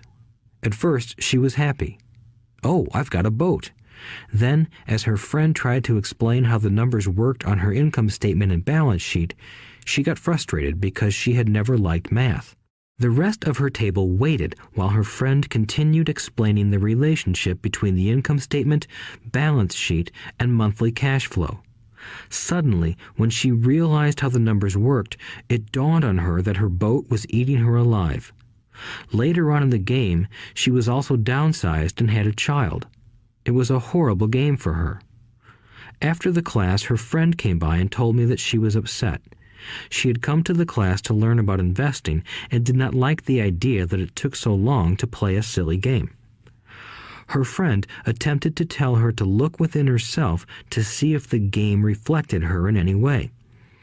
With that suggestion, the woman demanded her money back.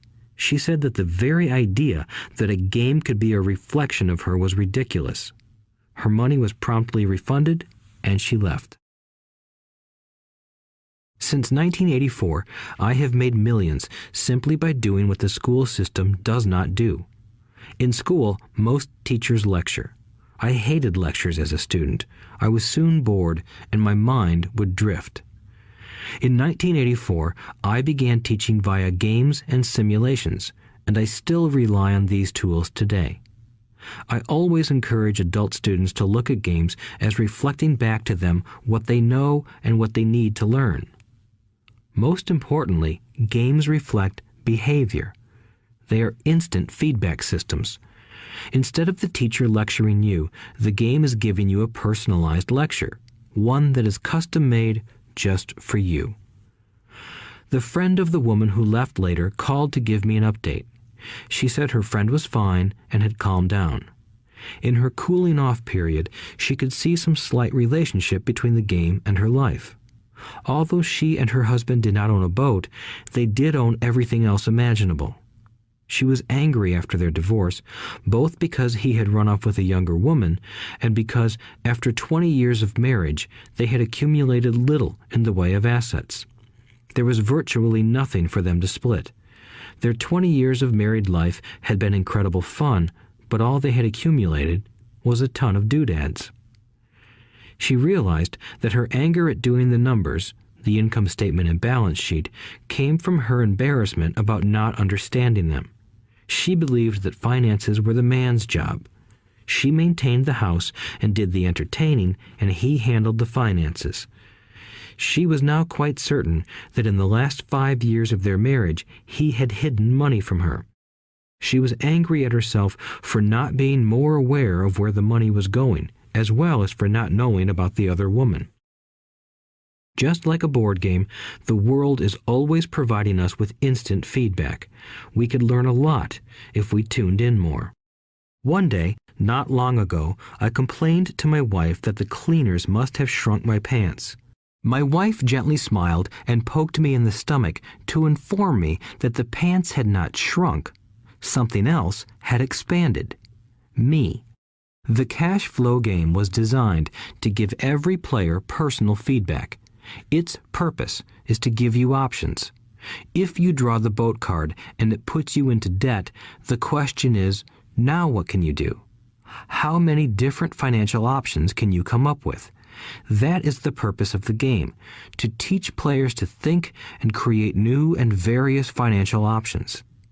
Thousands of people throughout the world have played this game. The players who get out of the rat race the quickest are the people who understand numbers and have creative financial minds. They recognize different financial options. Rich people are often creative and take calculated risks. People who take the longest are people who are not familiar with numbers and often do not understand the power of investing. Some people playing cash flow gain lots of money in the game, but they don't know what to do with it. Even though they have money, everyone else seems to be getting ahead of them.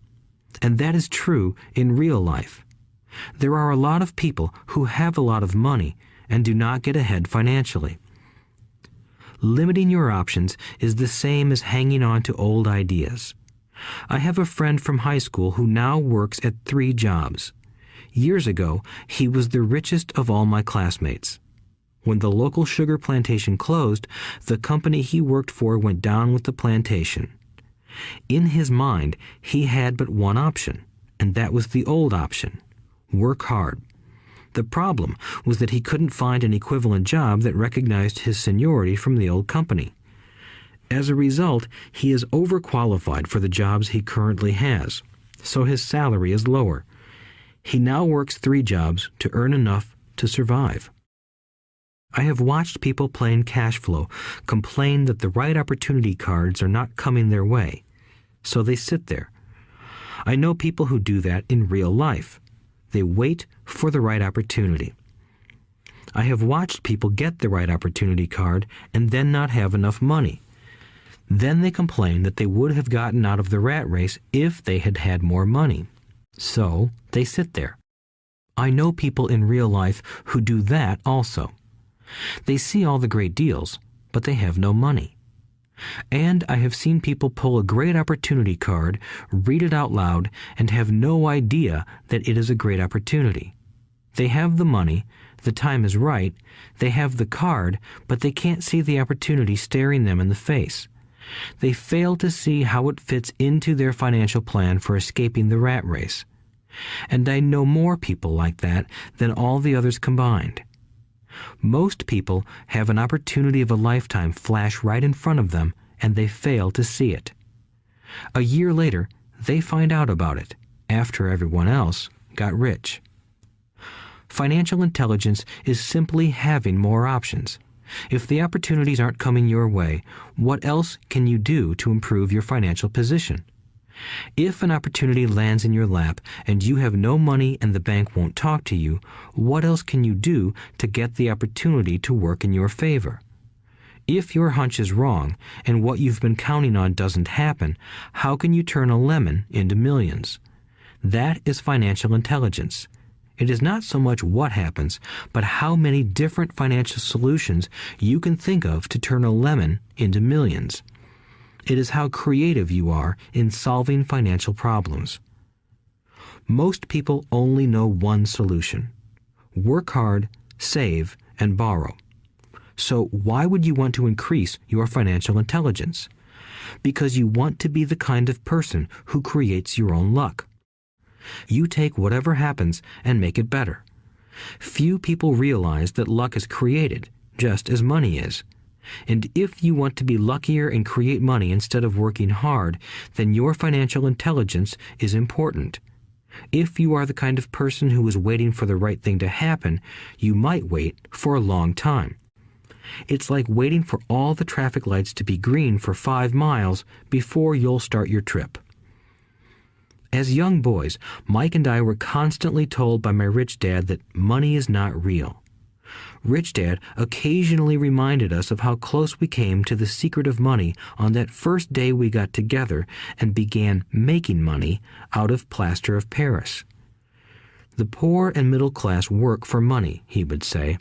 The rich make money.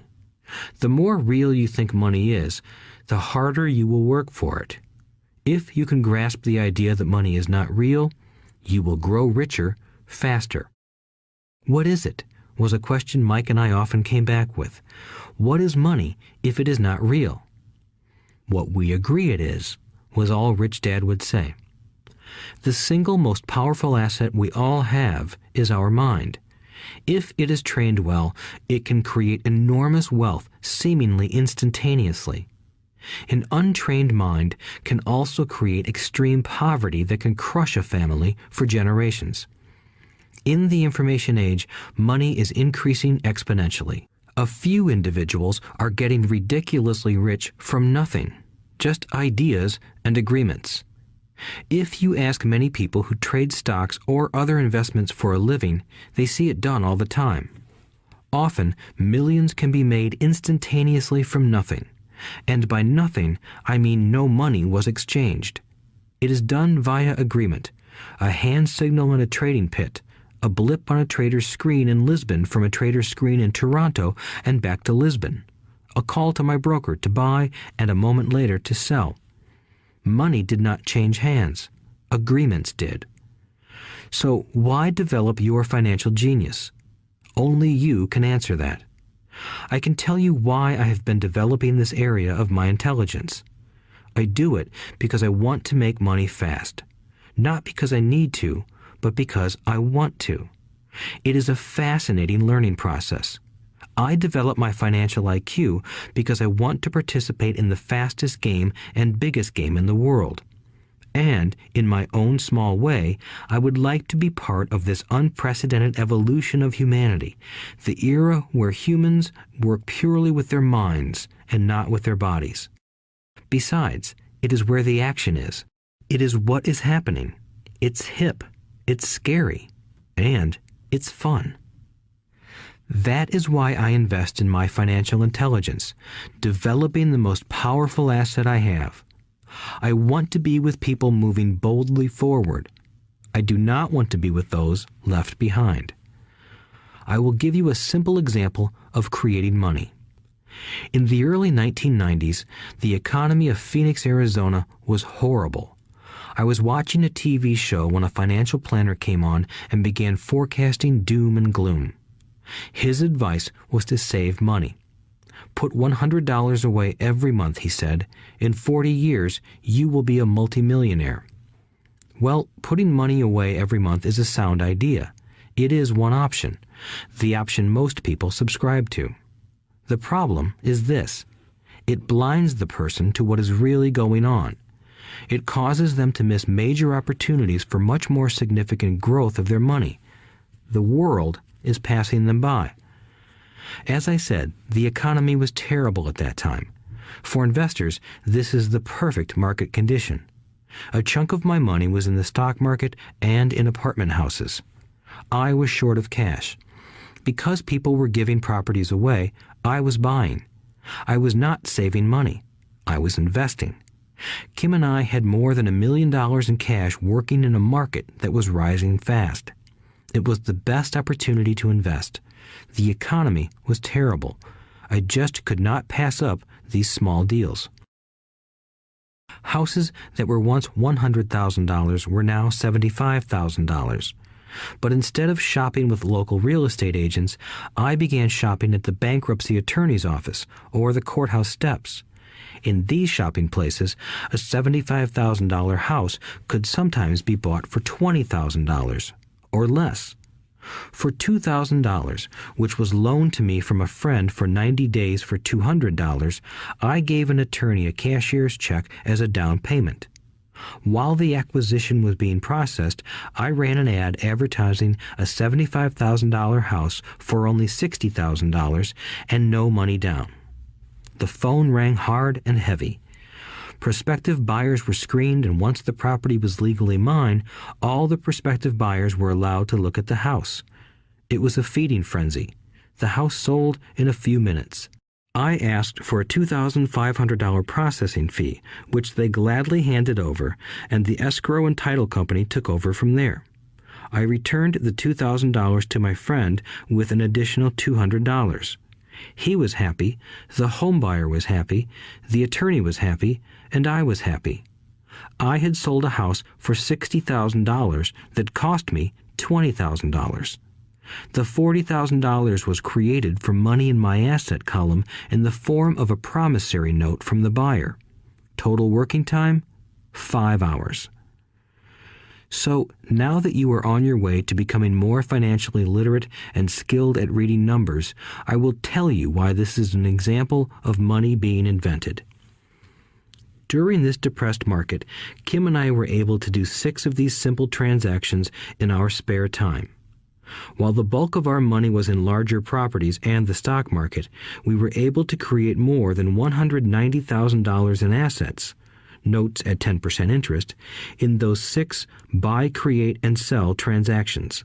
That comes to approximately $19,000 a year income, much of it sheltered through our private corporation. Much of that $19,000 a year goes to pay for our company cars, gas, trips, insurance, dinners with clients, and other things.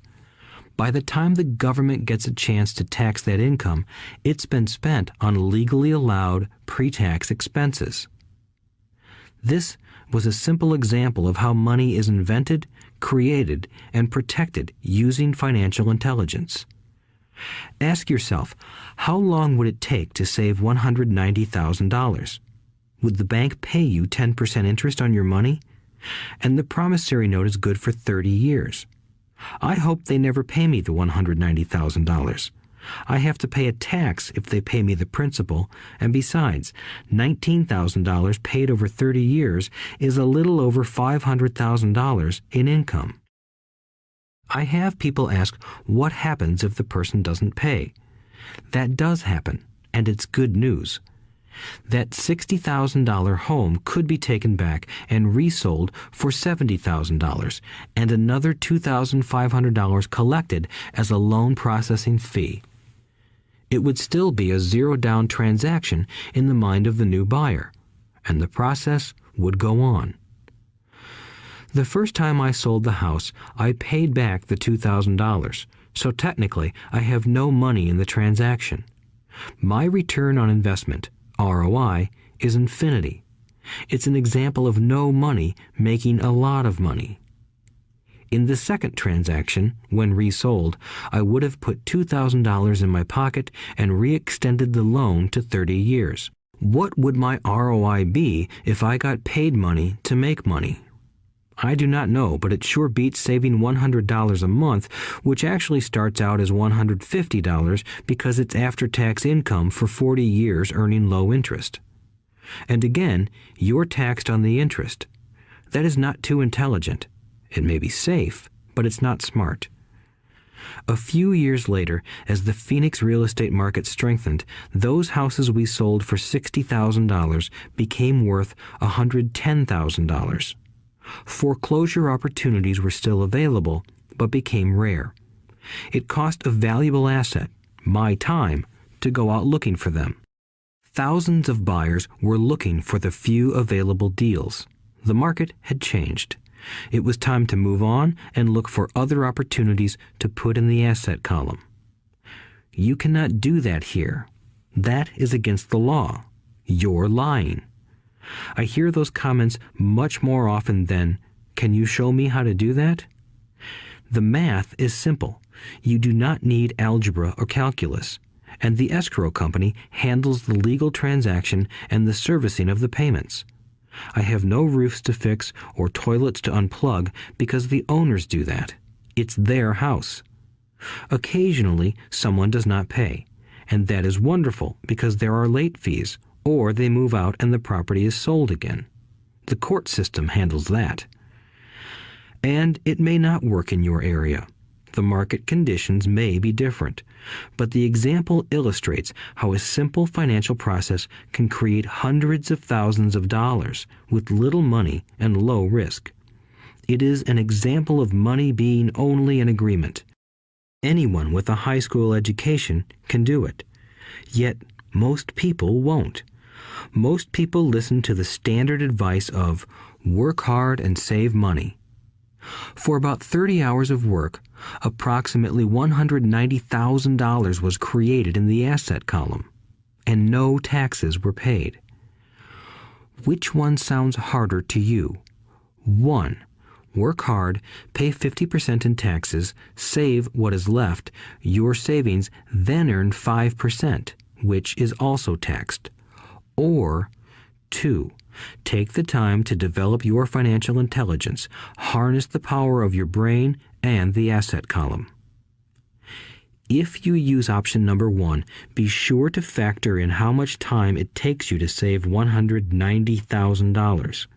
Time is one of your greatest assets. Now, you may understand why I silently shake my head when I hear parents say, "My child is doing well in school and receiving a good education." It may be good, but is it adequate? I know the above investment strategy is a small one. It is used to illustrate how small can grow into big.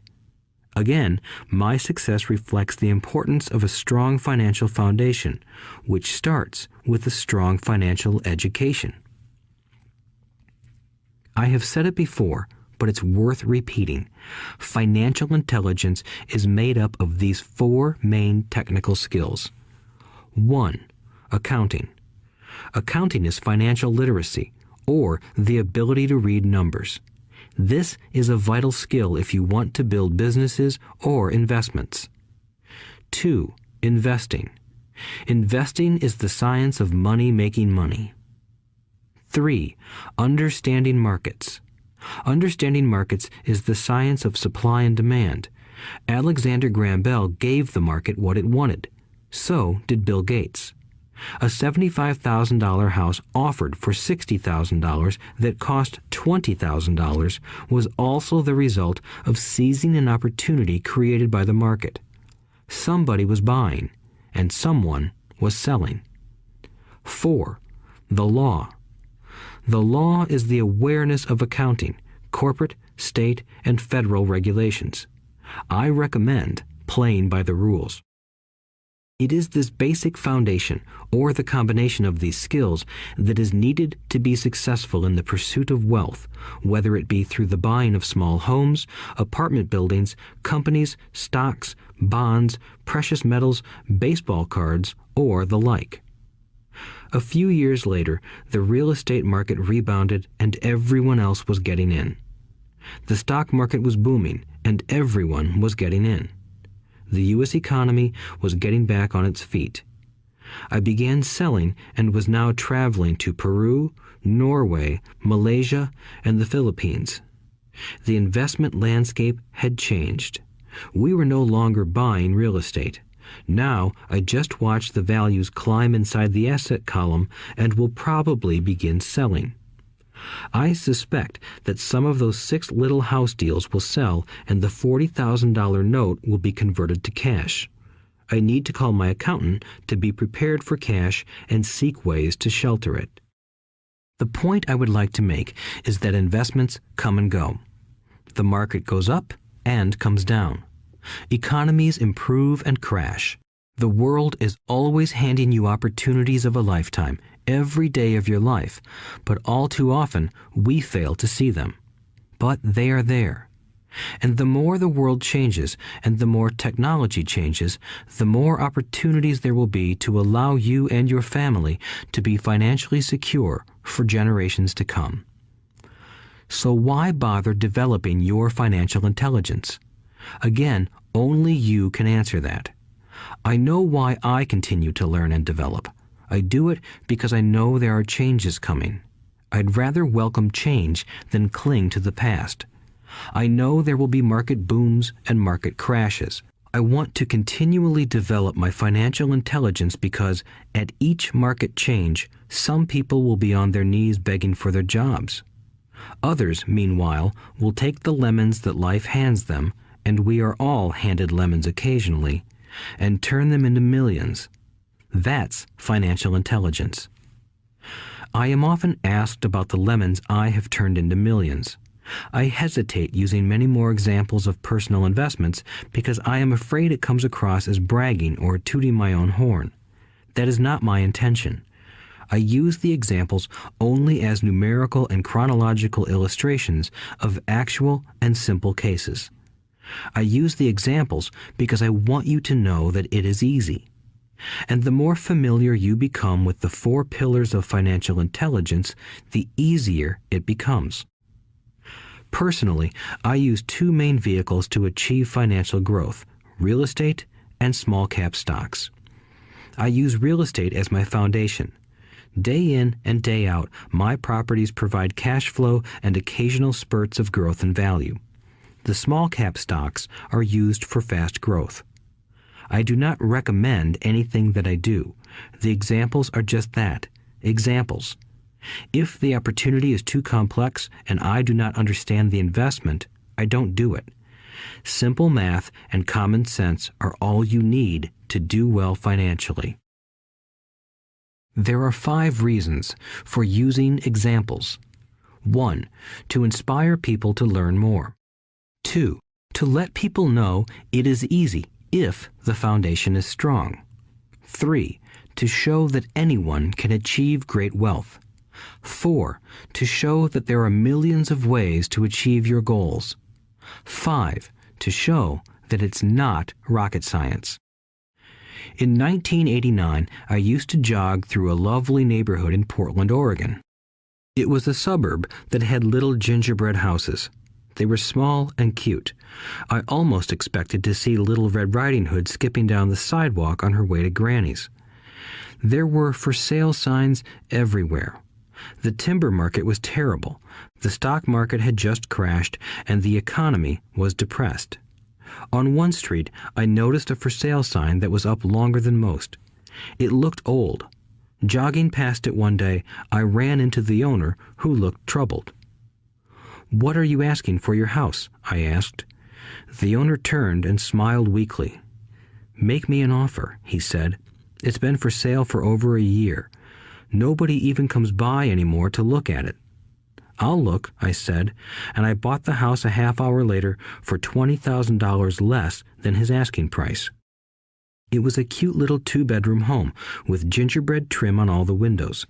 It was light blue with gray accents and had been built in 1930. Inside, there was a beautiful rock fireplace, as well as 2 tiny bedrooms. It was a perfect rental house. I gave the owner $5,000 down for a $45,000 house that was really worth $65,000, except that no one wanted to buy it. The owner moved out in a week, happy to be free, and my first tenant moved in, a local college professor. After the mortgage, expenses, and management fees were paid, I put a little less than $40 in my pocket at the end of each month. Hardly exciting.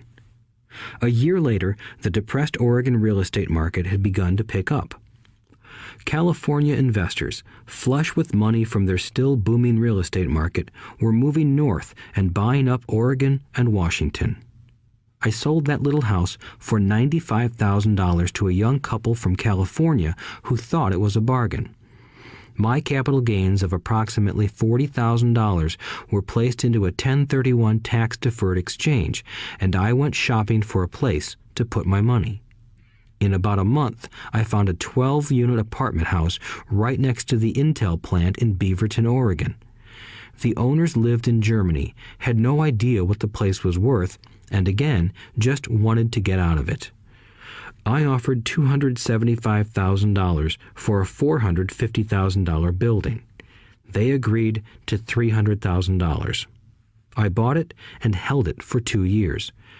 Utilizing the same 1031 exchange process, we sold the building for $495,000 and bought a 30-unit apartment building in Phoenix, Arizona. We had moved to Phoenix by then to get out of the rain and needed to sell anyway. Like the former Oregon market, the real estate market in Phoenix was depressed. The price of the 30-unit apartment building in Phoenix was $875,000, with $225,000 down. The cash flow from the 30 units was a little over $5,000 a month. The Arizona market began moving up, and a few years later, a Colorado investor offered us $1.2 million for the property. The point of this example is how a small amount can grow into a large amount.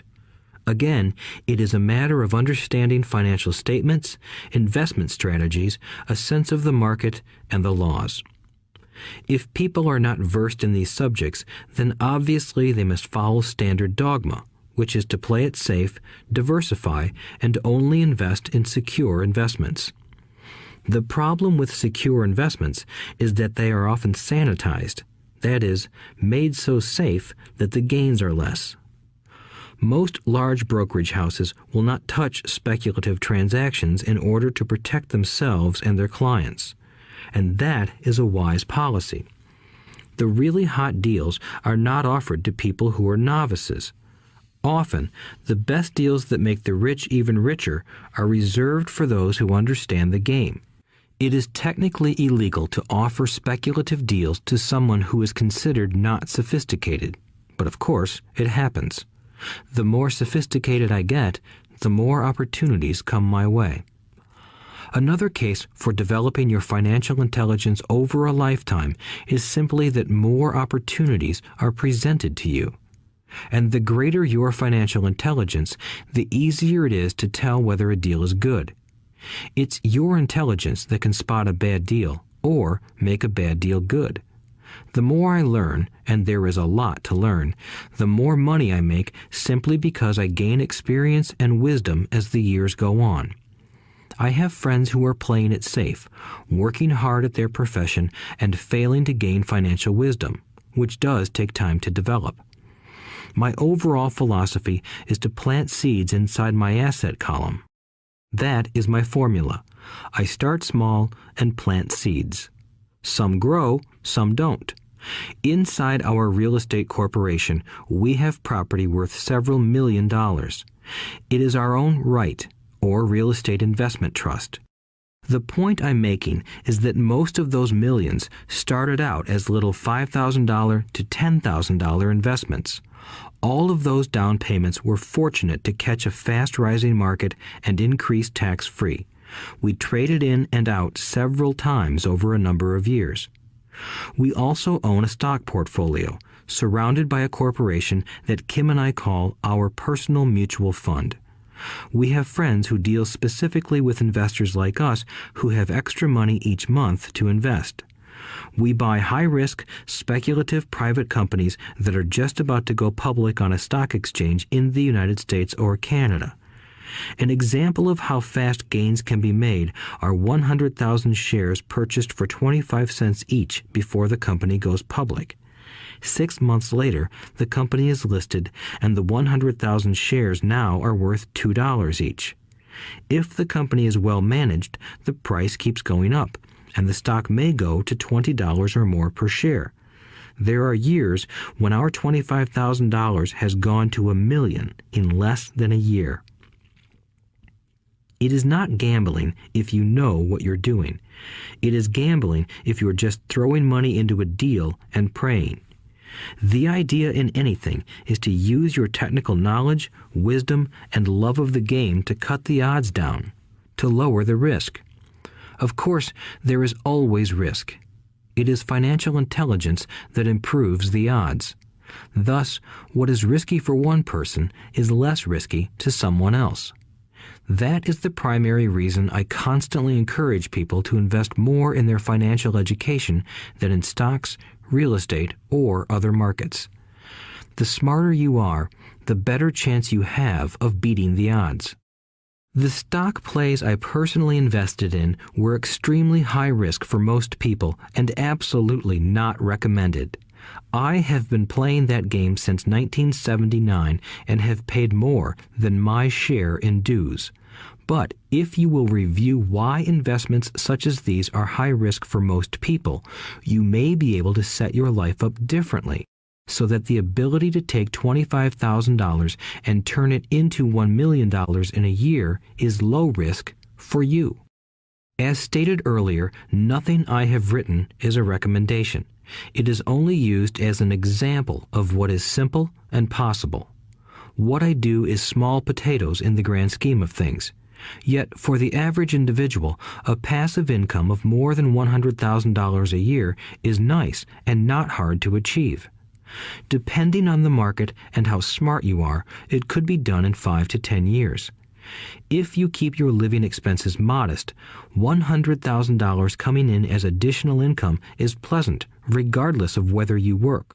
You can work if you like, or take time off if you choose, and use the government tax system in your favor rather than against you. My personal basis is real estate. I love real estate because it's stable and slow-moving. I keep the base solid. The cash flow is fairly steady and, if properly managed, has a good chance of increasing in value.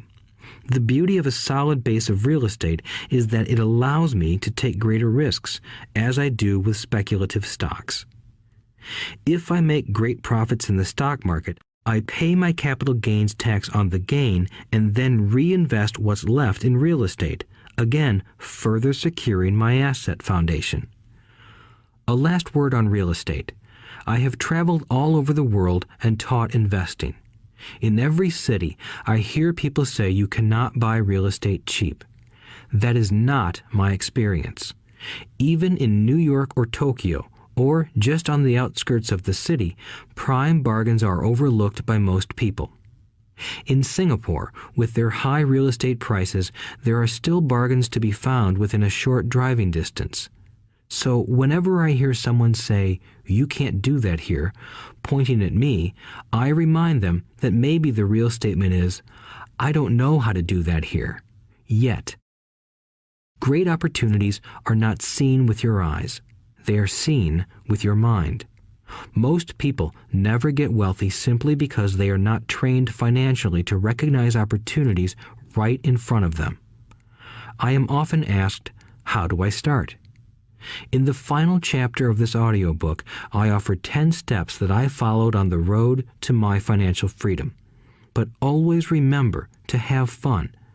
When you learn the rules and the vocabulary of investing and begin to build your asset column, I think you'll find that it's as fun a game as you've ever played. Sometimes you win, and sometimes you learn. But have fun. Most people never win because they're more afraid of losing. That is why I found school so silly. In school, we learn that mistakes are bad, and we are punished for making them. Yet if you look at the way humans are designed to learn, we learn by making mistakes. We learn to walk by falling down.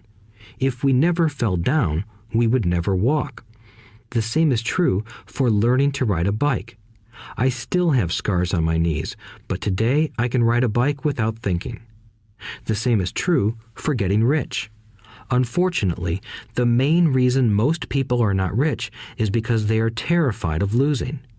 Winners are not afraid of losing, but losers are.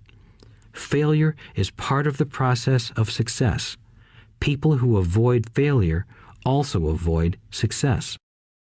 I look at money much like my game of tennis. I play hard, make mistakes, correct, make more mistakes, correct, and I get better. If I lose the game, I reach across the net, shake my opponent's hand, smile, and say, "See you next Saturday." There are two kinds of investors.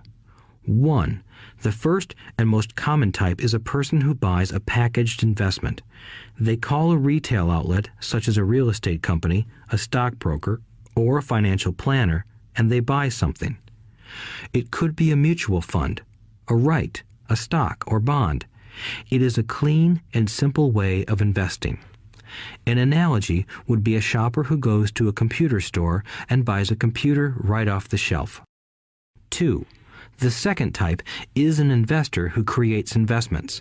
This investor usually assembles a deal in the same way a person who buys components builds a computer. I do not know the first thing about putting components of a computer together, but I do know how to put pieces of opportunities together, or know people who know how. It is this second type of investor who is the more professional investor. Sometimes it may take years for all the pieces to come together, and sometimes they never do. It is this second type of investor that my rich dad encouraged me to be. It is important to learn how to put the pieces together, because that is where the huge wins reside, and sometimes some huge losses if the tide goes against you. If you want to be the second type of investor, you need to develop 3 main skills. These skills are in addition to those required to become financially intelligent. 1. Find an opportunity that everyone else missed. You see with your mind what others miss with their eyes. For example, a friend bought this run-down old house. It was spooky to look at. Everyone wondered why he bought it. What he saw that we did not was that the house came with 4 extra empty lots. He discovered that after going to the title company. After buying the house, he tore the house down and sold the 5 lots to a builder for 3 times what he paid for the entire package. He made $75,000 for 2 months of work. It's not a lot of money, but it sure beats minimum wage, and it's not technically difficult. 2.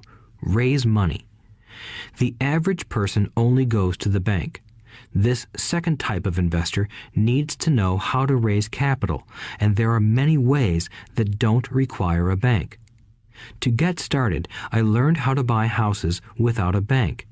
It was the learned skill of raising money more than the houses themselves that was priceless. All too often, I hear people say, "The bank won't lend me money," or "I don't have the money to buy it." If you want to be a Type 2 investor, you need to learn how to do that which stops most people. In other words, a majority of people let their lack of money stop them from making a deal. If you can avoid that obstacle, you will be millions ahead of those who don't learn those skills. There have been many times I have bought a house, a stock, or an apartment building without a penny in the bank. I once bought an apartment house for $1.2 million. I did what is called tying it up with a written contract between seller and buyer. I then raised the $100,000 deposit, which bought me 90 days to raise the rest of the money. Why did I do it? Simply because I knew it was worth $2 million. I never raised the money. Instead, the person who put up the $100,000 gave me $50,000 for finding the deal, took over my position, and I walked away. Total working time? 3 days. Again, it's what you know more than what you buy. Investing is not buying. It's more a case of knowing. 3. Organize smart people. Intelligent people are those who work with or hire a person who is more intelligent than they are. When you need advice, make sure you choose your advisor wisely. There is a lot to learn, but the rewards can be astronomical. If you do not want to learn those skills, then being a Type 1 investor is highly recommended. It is what you know that is your greatest wealth. It is what you do not know that is your greatest risk. There is always risk, so learn to manage risk instead of avoiding it. Chapter 6. Lesson 6. Work to learn, don't work for money. Job security meant everything to my educated dad. Learning meant everything to my rich dad. A few years ago, I granted an interview with a newspaper in Singapore. The young female reporter was on time, and the interview got underway immediately. We sat in the lobby of a luxurious hotel, sipping coffee and discussing the purpose of my visit to Singapore. I was to share the platform with Zig Ziglar. He was speaking on motivation, and I was speaking on the secrets of the rich. Someday, I would like to be a best-selling author like you, she said. I had seen some of the articles she had written for the paper, and I was impressed. She had a tough, clear style of writing. Her articles held a reader's interest. You have a great style, I said in reply. What holds you back from achieving your dream? My work does not seem to go anywhere, she said quietly. Everyone says that my novels are excellent, but nothing happens. So I keep my job with the paper. At least it pays the bills. Do you have any suggestions? Yes, I do, I said brightly. A friend of mine here in Singapore runs a school that trains people to sell. He runs sales training courses for many of the top corporations here in Singapore, and I think attending one of his courses would greatly enhance your career. She stiffened. Are you saying I should go to school to learn to sell? I nodded. You aren't serious, are you? Again, I nodded. What is wrong with that? I was now backpedaling. She was offended by something, and now I was wishing I had not said anything. In my attempt to be helpful, I found myself defending my suggestion. I have a master's degree in English literature. Why would I go to school to learn to be a salesperson? I am a professional. I went to school to be trained in a profession so I would not have to be a salesperson. I hate salespeople. All they want is money. So tell me why I should study sales. She was packing her briefcase. The interview was over. On the coffee table sat a copy of an earlier best-selling book I wrote. I picked it up as well as the notes she had jotted down on her legal pad. Do you see this? I said, pointing to her notes. She looked down at her notes. What? She said, confused. Again, I pointed deliberately to her notes. On her pad she had written, Robert Kiyosaki, best-selling author. It says best-selling author, not best writing author, I said quietly. Her eyes widened. I am a terrible writer, I said. You are a great writer. I went to sales school. You have a master's degree. Put them together, and you get a best-selling author and a best writing author. Anger flared from her eyes. I'll never stoop so low as to learn how to sell. People like you have no business writing. I'm a professionally trained writer, and you are a salesman. It is not fair, she fumed. She put the rest of her notes away and hurried out through the large glass doors into the humid Singapore morning. At least she gave me a fair and favorable write-up the next morning. The world is filled with smart, talented, educated, and gifted people. We meet them every day. They are all around us. A few days ago, my car was not running well. I pulled into a garage, and the young mechanic had it fixed in just a few minutes. He knew what was wrong by simply listening to the engine. I was amazed. I am constantly shocked at how little talented people earn. I have met brilliant, highly educated people who earn less than $20,000 a year. A business consultant who specializes in the medical trade was telling me how many doctors, dentists, and chiropractors struggle financially. All this time, I thought that when they graduated, the dollars would pour in. It was this business consultant who gave me the phrase, "They are one skill away from great wealth." What this phrase means is that most people need only to learn and master one more skill, and their income would jump exponentially. I have mentioned before that financial intelligence is a synergy of accounting, investing, marketing, and law. Combine those 4 technical skills, and making money with money is easier than most people would believe. When it comes to money, the only skill most people know is to work hard. The classic example of a synergy of skills was that young writer for the newspaper. If she diligently learned the skills of sales and marketing, her income would jump dramatically. If I were her, I would take some courses in advertising copywriting as well as sales. Then, instead of working at the newspaper, I would seek a job at an advertising agency. Even if it were cut and pay, she would learn how to communicate in shortcuts that are used in successful advertising. She also would spend time learning public relations, an important skill. She would learn how to get millions in free publicity. Then, at night and on weekends, she could be writing her great novel. When it was finished, she would be better able to sell her book. Then, in a short while, she could be a best-selling author. When I came out with my first book, If You Want to Be Rich and Happy, Don't Go to School, a publisher suggested I change the title to The Economics of Education. I told the publisher that, with a title like that, I would sell 2 books, one to my family and one to my best friend. The problem is that they would expect it for free.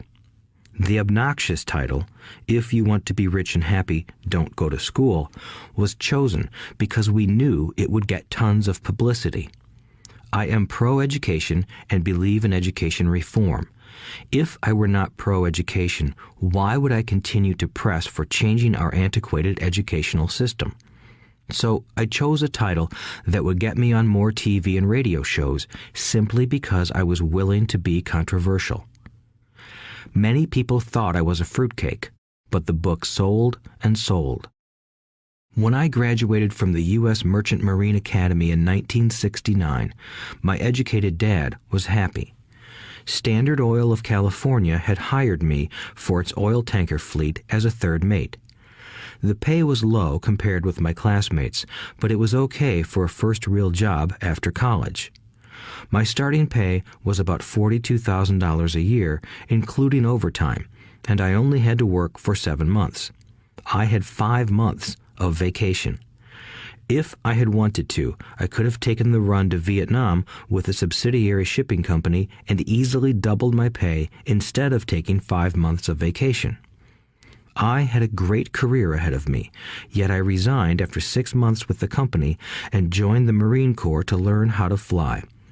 My educated dad was devastated. Rich Dad congratulated me. In school and in the workplace, the popular opinion is the idea of specialization. That is, in order to make more money or get promoted, you need to specialize. That is why medical doctors immediately begin to seek a specialty such as orthopedics or pediatrics. The same is true for accountants, architects, lawyers, pilots, and others. My educated dad believed in the same dogma. That is why he was thrilled when he eventually achieved his doctorate. He often admitted that schools reward people who study more and more about less and less. Rich Dad encouraged me to do exactly the opposite. You want to know a little about a lot, was his suggestion.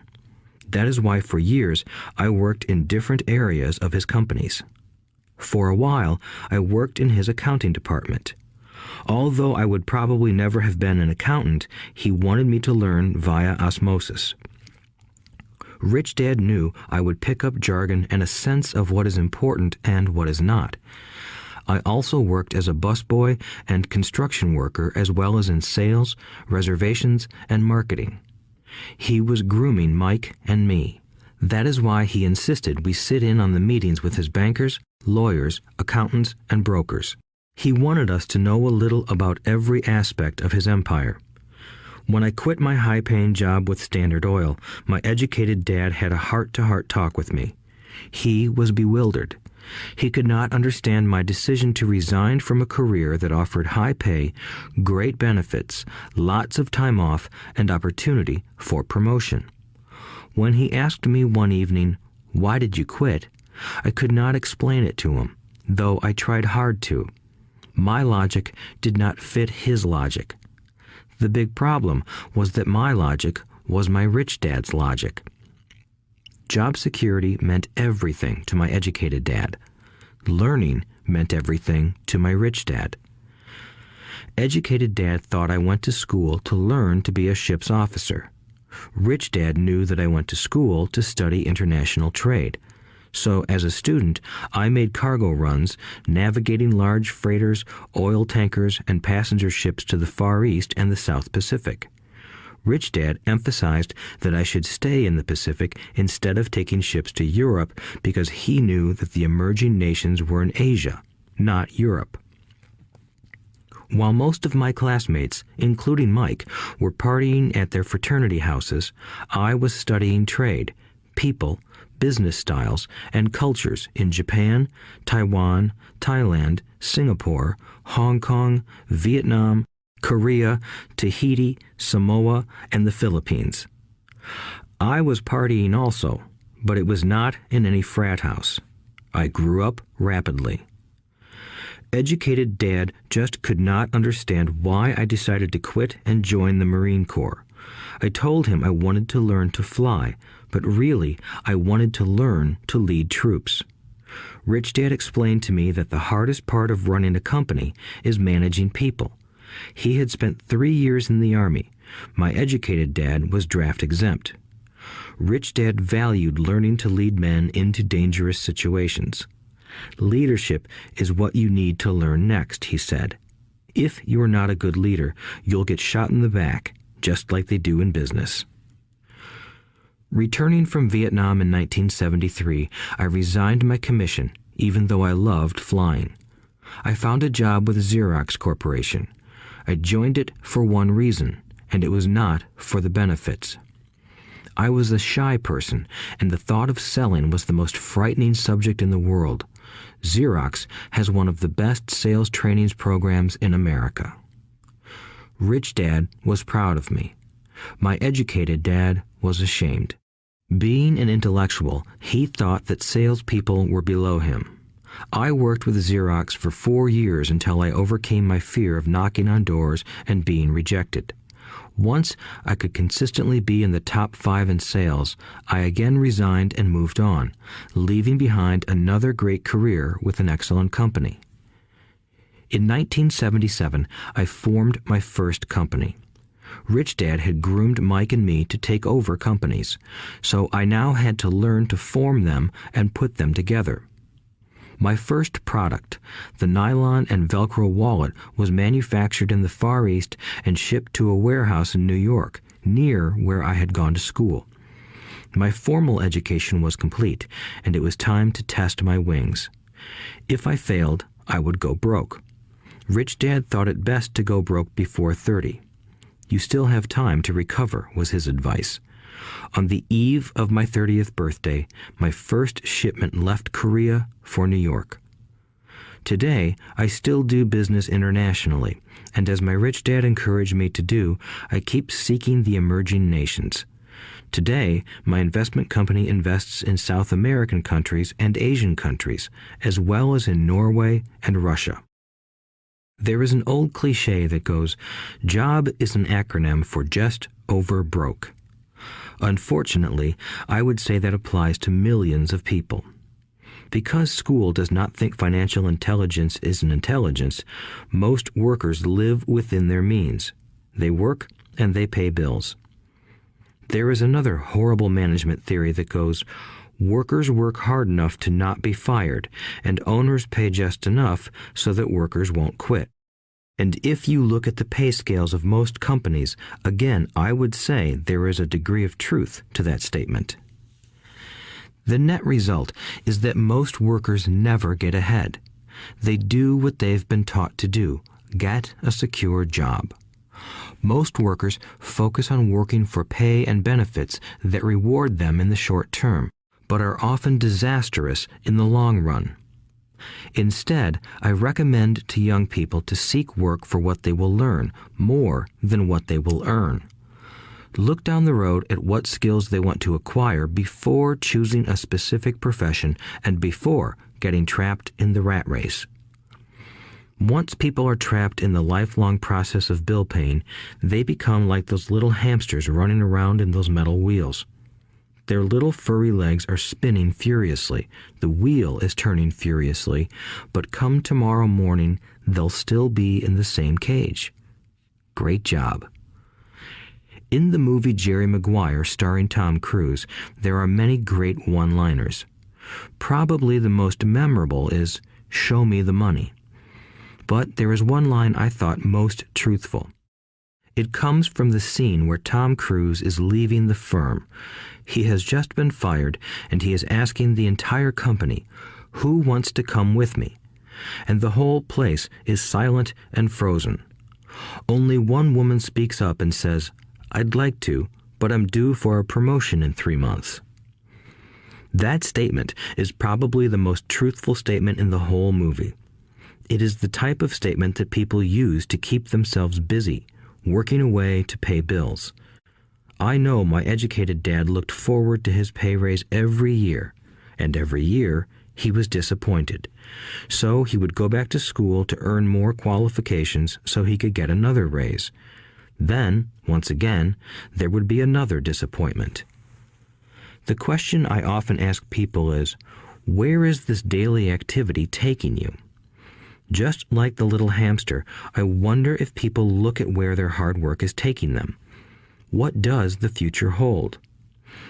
In his book, The Retirement Myth, Craig S. Carpel writes, "I visited the headquarters of a major national pension consulting firm and met with a managing director who specializes in designing lush retirement plans for top management.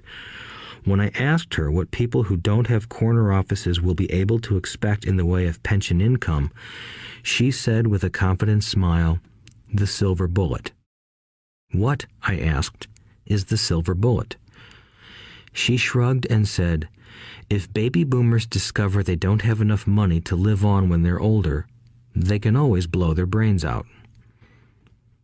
Carpel goes on to explain the difference between the old defined benefit retirement plans and the new 401k plans that are riskier. It is not a pretty picture for most people working today, and that is just for retirement. Add medical fees and long-term nursing home care, and the picture is frightening. Already, many hospitals in countries with socialized medicine need to make tough decisions such as who will live and who will die. They make those decisions purely on how much money they have and how old the patients are. If the patient is old, they often will give the medical care to someone younger. The older, poor patient gets put to the back of the line. Just as the rich can afford better education, the rich will be able to keep themselves alive, while those who have little wealth will die. So I wonder, are workers looking into the future or just until their next paycheck, never questioning where they are headed? When I speak to adults who want to earn more money, I always recommend the same thing. I suggest taking a long view of their life. Instead of simply working for the money and security, which I admit are important, I suggest they take a second job that will teach them a second skill. Often I recommend joining a network marketing company, also called multi-level marketing, if they want to learn sales skills. Some of these companies have excellent training programs that help people get over their fear of failure and rejection, which are the main reasons people are unsuccessful. Education is more valuable than money in the long run. When I offer this suggestion, I often hear in response, "Oh, that is too much hassle," or "I only want to do what I am interested in." If they say it's too much of a hassle, I ask, so you would rather work all your life giving 50% of what you earn to the government? If they tell me, I only do what I am interested in, I say, I'm not interested in going to the gym, but I go because I want to feel better and live longer. Unfortunately, there is some truth to the old statement, you can't teach an old dog new tricks. Unless a person is used to changing, it's hard to change. But for those of you who might be on the fence when it comes to the idea of working to learn something new, I offer this word of encouragement. Life is much like going to the gym. The most painful part is deciding to go. Once you get past that, it's easy. There have been many days I have dreaded going to the gym, but once I am there and in motion, it is a pleasure. After the workout is over, I am always glad I talked myself into going. If you are unwilling to work to learn something new and instead insist on becoming highly specialized within your field, make sure the company you work for is unionized. Labor unions are designed to protect specialists. My educated dad, after falling from grace with the governor, became the head of the teachers' union in Hawaii. He told me that it was the hardest job he ever held.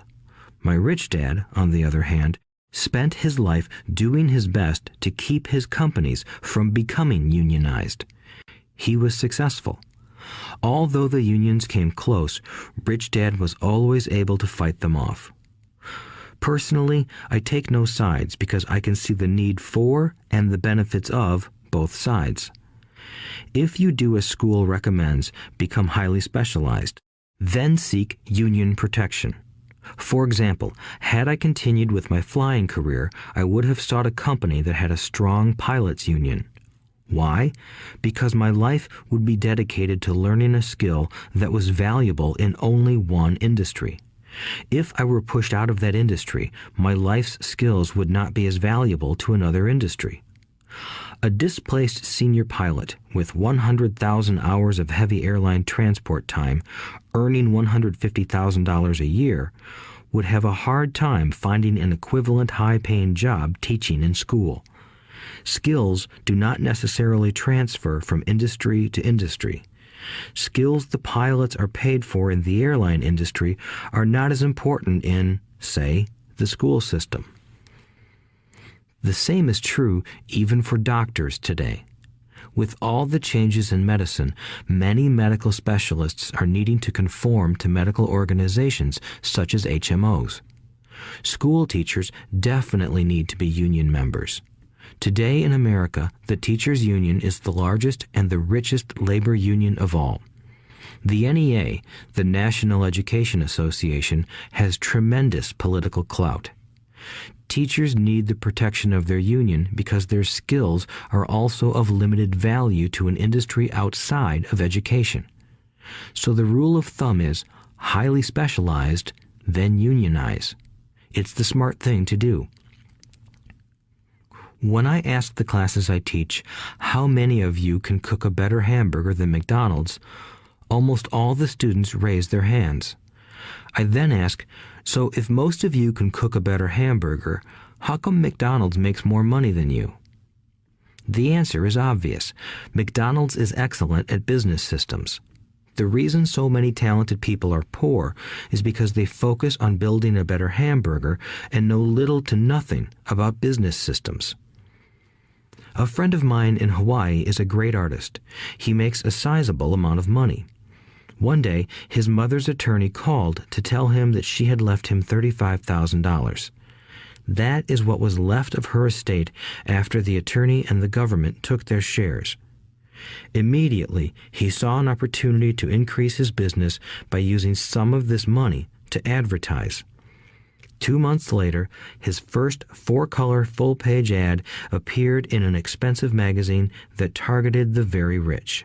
The ad ran for 3 months. He received no replies from the ad, and all of his inheritance is now gone. He now wants to sue the magazine for misrepresentation.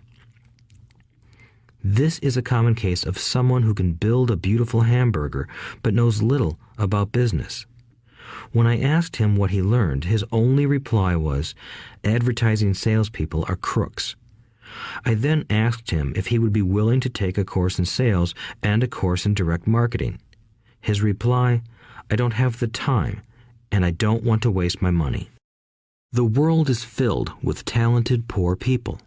All too often, they're poor or struggle financially or earn less than they are capable of, not because of what they know, but because of what they do not know. They focus on perfecting their skills at building a better hamburger rather than the skills of selling and delivering the hamburger. Maybe McDonald's does not make the best hamburger, but they are the best at selling and delivering a basic average burger. Poor Dad wanted me to specialize.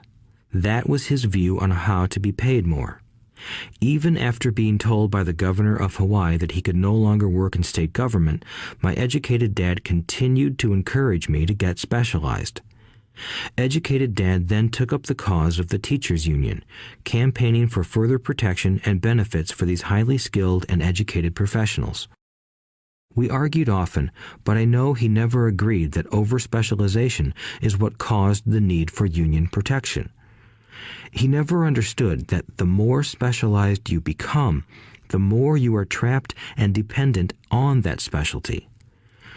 Rich Dad advised that Mike and I groom ourselves. Many corporations do the same thing.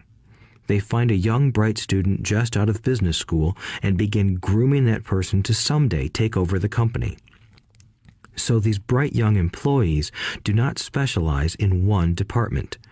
They are moved from department to department to learn all the aspects of business systems. The rich often groom their children or the children of others. By doing so, their children gain an overall knowledge of the operations of the business and how the various departments interrelate. For the World War II generation, it was considered bad to skip from company to company. Today, it is considered smart.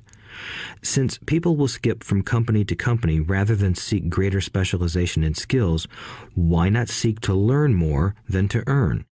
In the short term, it may earn you less, but it will pay dividends in the long term. The main management skills needed for success are 1. Management of cash flow, 2. Management of systems, 3. Management of people. The most important specialized skills are sales and marketing. The ability to sell, to communicate to another human being, be it a customer, employee, boss, spouse, or child, is the base skill of personal success. Communication skills such as writing, speaking, and negotiating are crucial to a life of success. These are skills I work on constantly, attending courses or buying educational resources to expand my knowledge. As I have mentioned, my educated dad worked harder and harder the more competent he became. He also became more trapped the more specialized he got. Although his salary went up, his choices diminished. Soon after he was locked out of government work, he found out how vulnerable he really was professionally. It is like professional athletes who suddenly are injured or are too old to play. Their once high-paying position is gone, and they have limited skills to fall back on. I think that is why my educated dad sided so much with the unions after that. He realized how much a union would have benefited him. Rich Dad encouraged Mike and me to know a little about a lot. He encouraged us to work with people smarter than we were and to bring smart people together to work as a team. Today, it would be called a synergy of professional specialties. Today, I meet ex-school teachers earning hundreds of thousands of dollars a year. They earn that much because they have specialized skills in their field as well as other skills. They can teach as well as sell and market. I know of no other skills to be more important than selling and marketing. The skills of selling and marketing are difficult for most people, primarily due to their fear of rejection. The better you are at communicating, negotiating, and handling your fear of rejection, the easier life is. Just as I advised that newspaper writer who wanted to become a best-selling author, I advise anyone else today. Being technically specialized has its strengths as well as its weaknesses. I have friends who are geniuses, but they cannot communicate effectively with other human beings, and, as a result, their earnings are pitiful. I advise them to just spend a year learning to sell. Even if they earn nothing, their communication skills will improve, and that is priceless. In addition to being good learners, sellers, and marketers, we need to be good teachers as well as good students. To be truly rich, we need to be able to give as well as to receive. In cases of financial or professional struggle, there is often a lack of giving and receiving. I know many people who are poor because they are neither good students nor good teachers. Both of my dads were generous men. Both made it a practice to give first. Teaching was one of their ways of giving. The more they gave, the more they received. One glaring difference was in the giving of money. My rich dad gave lots of money away. He gave to his church, to charities, and to his foundation. He knew that to receive money, you had to give money. Giving money is the secret to most great wealthy families. That is why there are organizations like the Rockefeller Foundation and the Ford Foundation. These are organizations designed to take their wealth and increase it, as well as give it away in perpetuity. My educated dad always said, "When I have some extra money, I'll give it." The problem was that there was never any extra. So he worked harder to draw more money in rather than focus on the most important law of money: give and you shall receive. Instead, he believed in receive and then you give. In conclusion, I became both dads. One part of me is a hardcore capitalist who loves the game of money making money. The other part is a socially responsible teacher who is deeply concerned with this ever-widening gap between the haves and have-nots. I personally hold the archaic educational system primarily responsible for this growing gap. Chapter 7. Overcoming Obstacles. The primary difference between a rich person and a poor person is how they manage fear. Once people have studied and become financially literate, they may still face roadblocks to becoming financially independent. There are 5 main reasons why financially literate people may still not develop abundant asset columns that could produce a large cash flow. The 5 reasons are: 1. Fear. 2. Cynicism. 3. Laziness. 4. Bad habits. 5. Arrogance. Overcoming fear. I have never met anyone who really likes losing money. And in all my years, I have never met a rich person who has never lost money. But I have met a lot of poor people who have never lost a dime. Investing, that is. The fear of losing money is real. Everyone has it, even the rich. But it's not having fear that is the problem. It's how you handle fear. It's how you handle losing. It's how you handle failure that makes the difference in one's life. The primary difference between a rich person and a poor person is how they manage that fear. It's okay to be fearful. It's okay to be a coward when it comes to money. You can still be rich. We're all heroes at something and cowards at something else. My friend's wife is an emergency room nurse. When she sees blood, she flies into action. When I mention investing, she runs away. When I see blood, I don't run. I pass out. My rich dad understood phobias about money. Some people are terrified of snakes. Some people are terrified about losing money. Both are phobias, he would say. So his solution to the phobia of losing money was this little rhyme: if you hate risk and worry, start early. If you start young, it's easier to be rich. I won't go into it here, but there is a staggering difference between a person who starts investing at age 20 versus age 30. The purchase of Manhattan Island is said to be one of the greatest bargains of all time. New York was purchased for $24 in trinkets and beads. Yet if that $24 had been invested at 8% annually, that $24 would have been worth more than $28 trillion by 1995. Manhattan could be repurchased with money left over to buy much of Los Angeles. But what if you don't have much time left or would like to retire early? How do you handle the fear of losing money? My poor dad did nothing. He simply avoided the issue, refusing to discuss the subject. My rich dad, on the other hand, recommended that I think like a Texan. I like Texas and Texans, he used to say. In Texas, everything is bigger. When Texans win, they win big. And when they lose, it's spectacular. They like losing? I asked. That's not what I'm saying. Nobody likes losing. Show me a happy loser, and I'll show you a loser, said Rich Dad. It's a Texan's attitude toward risk, reward, and failure I'm talking about. It's how they handle life. They live it big. Not like most of the people around here, living like roaches when it comes to money, terrified that someone will shine a light on them and whimpering when the grocery clerk shortchanges them a quarter.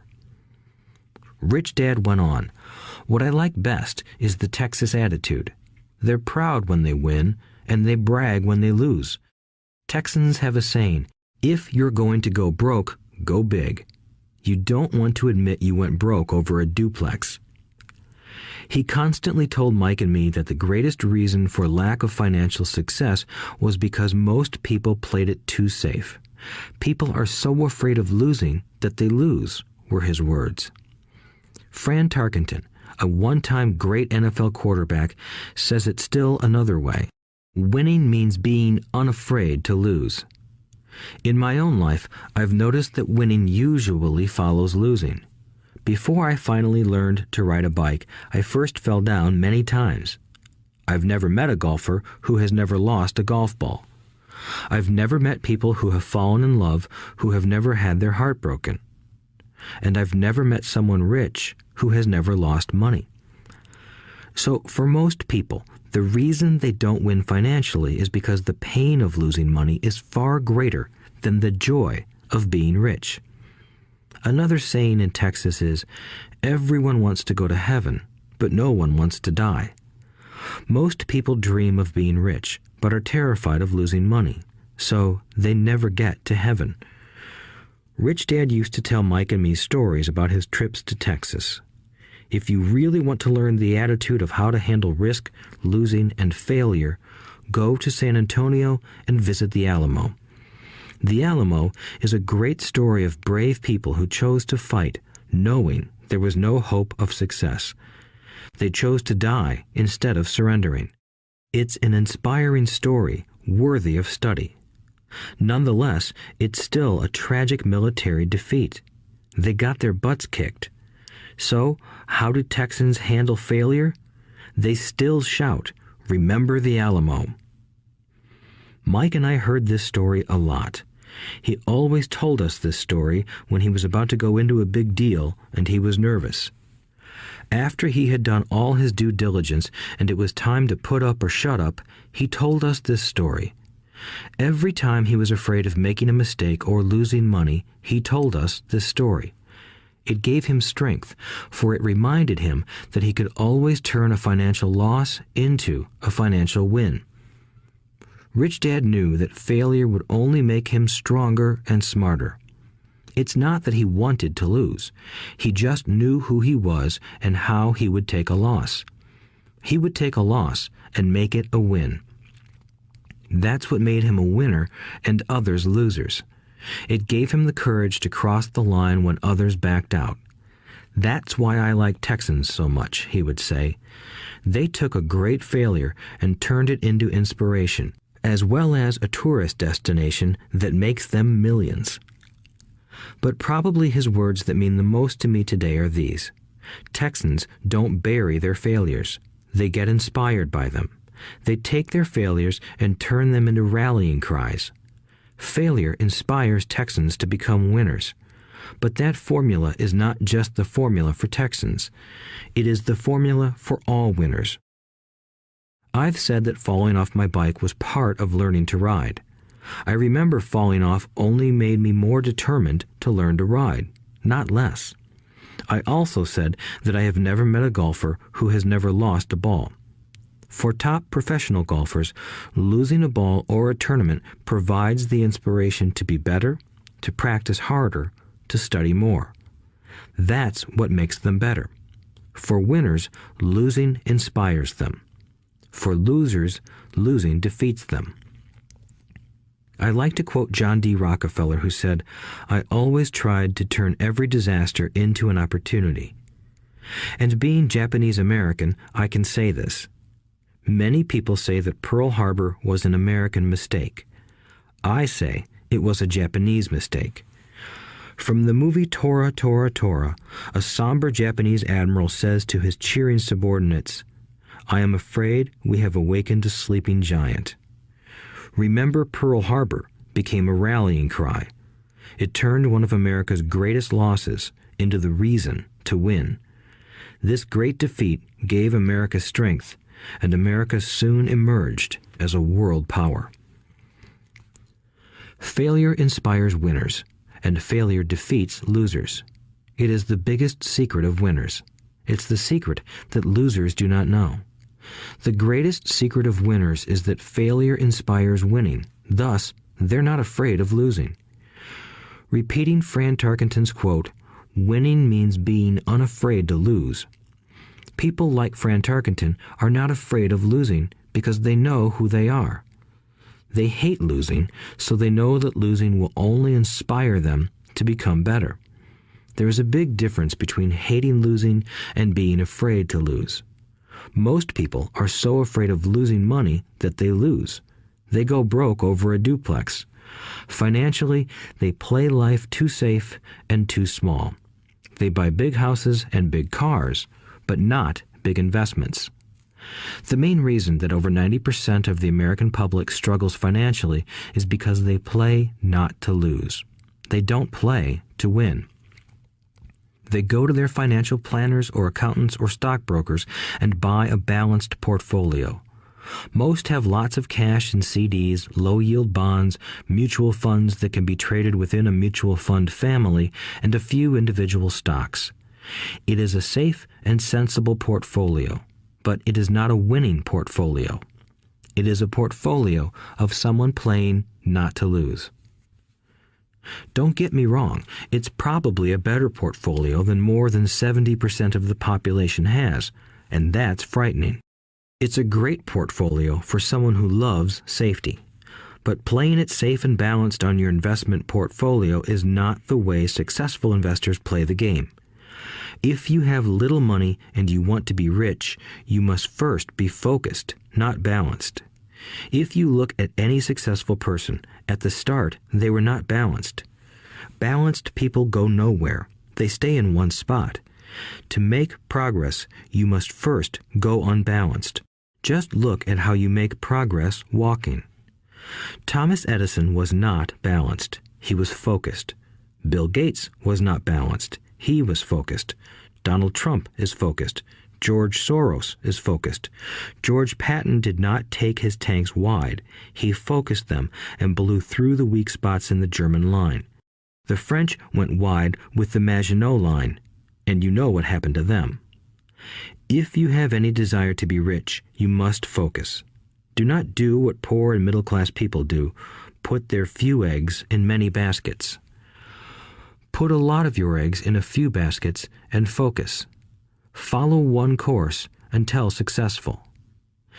If you hate losing, play it safe. If losing makes you weak, play it safe. Go with balanced investments. If you're over 25 years old and are terrified of taking risks, don't change. Play it safe, but start early. Start accumulating your nest egg early because it will take time. But if you have dreams of freedom, of getting out of the rat race, the first question to ask yourself is, how do I respond to failure? If failure inspires you to win, maybe you should go for it, but only maybe. If failure makes you weak or causes you to throw temper tantrums, like spoiled brats who call attorneys to file lawsuits every time something doesn't go their way, then play it safe. Keep your daytime job, or buy bonds or mutual funds. But remember, there is risk in those financial instruments also, even though they may appear safe. I say all this, mentioning Texas and Fran Tarkenton, because stacking the asset column is easy. It's really a low-aptitude game. It doesn't take much education. Fifth-grade math will do.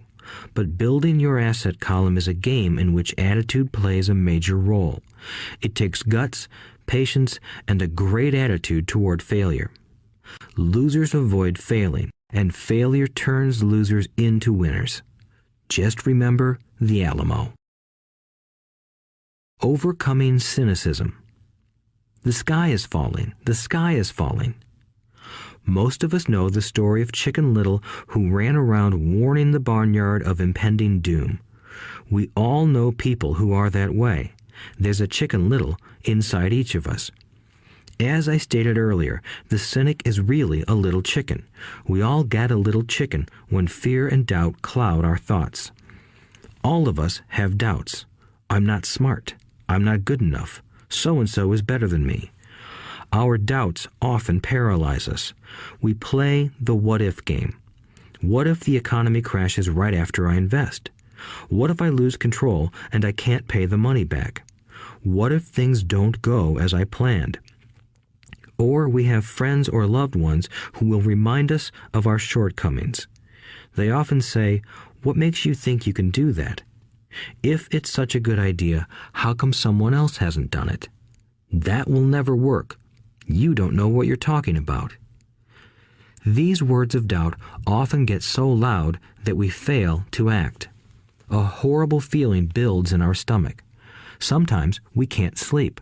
We fail to move forward. So we stay with what is safe, and opportunities pass us by. We watch life passing by as we sit immobilized with a cold knot in our body. We have all felt this at one time in our lives, some more than others. Peter Lynch of Fidelity Magellan Mutual Fund fame refers to warnings about the sky falling as noise, and we all hear it. Noise is either created inside our heads or comes from outside, often from friends, family, co-workers, and the media. Lynch recalls the time during the 1950s when the threat of nuclear war was so prevalent in the news that people began building fallout shelters and storing food and water. If they had invested that money wisely in the market, instead of building a fallout shelter, they'd probably be financially independent today. When violence breaks out in a city, gun sales go up all over the country. A person dies from rare hamburger meat in the state of Washington, and the Arizona Health Department orders restaurants to have all beef cooked well done. A drug company runs a TV commercial in February showing people catching the flu. Colds go up as well as sales of cold medicine. Most people are poor because when it comes to investing, the world is filled with Chicken Littles running around yelling, "The sky is falling, the sky is falling." And Chicken Littles are effective because every one of us is a little chicken. It often takes great courage to not let rumors and talk of doom and gloom affect your doubts and fears. But a savvy investor knows that the seemingly worst of times is actually the best of times to make money. When everyone else is too afraid to act, they pull the trigger and are rewarded. Some time ago, a friend named Richard came from Boston to visit Kim and me in Phoenix. He was impressed with what we had done through stocks and real estate. The Phoenix real estate prices were depressed. We spent 2 days showing him what we thought were excellent opportunities for cash flow and capital appreciation. Kim and I are not real estate agents. We are strictly investors. After identifying a unit in a resort community, we called an agent who sold it to him that afternoon. The price was a mere $42,000 for a 2-bedroom townhome. Similar units were going for $65,000. He had found a bargain. Excited, he bought it and returned to Boston. 2 weeks later, the agent called to say that our friend had backed out. I called immediately to find out why. All he said was that he talked to his neighbor, and his neighbor told him it was a bad deal. He was paying too much. I asked Richard if his neighbor was an investor. Richard said he was not. When I asked why he listened to him, Richard got defensive and simply said he wanted to keep looking. The real estate market in Phoenix turned, and a few years later, that little unit was renting for $1,000 a month, $2,500 in the peak winter months. The unit was worth $95,000.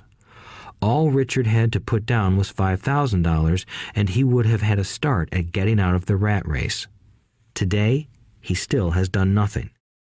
Richard's backing out did not surprise me. It's called buyer's remorse, and it affects all of us. The little chicken won, and a chance at freedom was lost. In another example, I hold a small portion of my assets in tax lien certificates instead of CDs. I earn 16% per year on my money, which certainly beats the interest rates banks offer on CDs. The certificates are secured by real estate and enforced by state law, which is also better than most banks.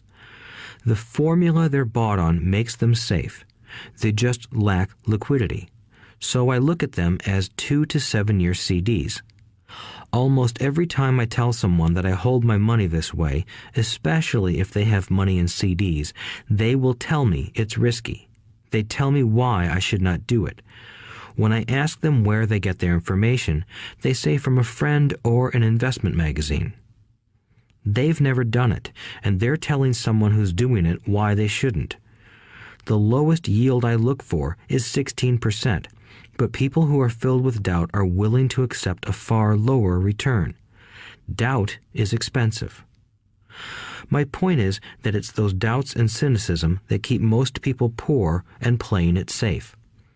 The real world is simply waiting for you to get rich. Only a person's doubts keep them poor.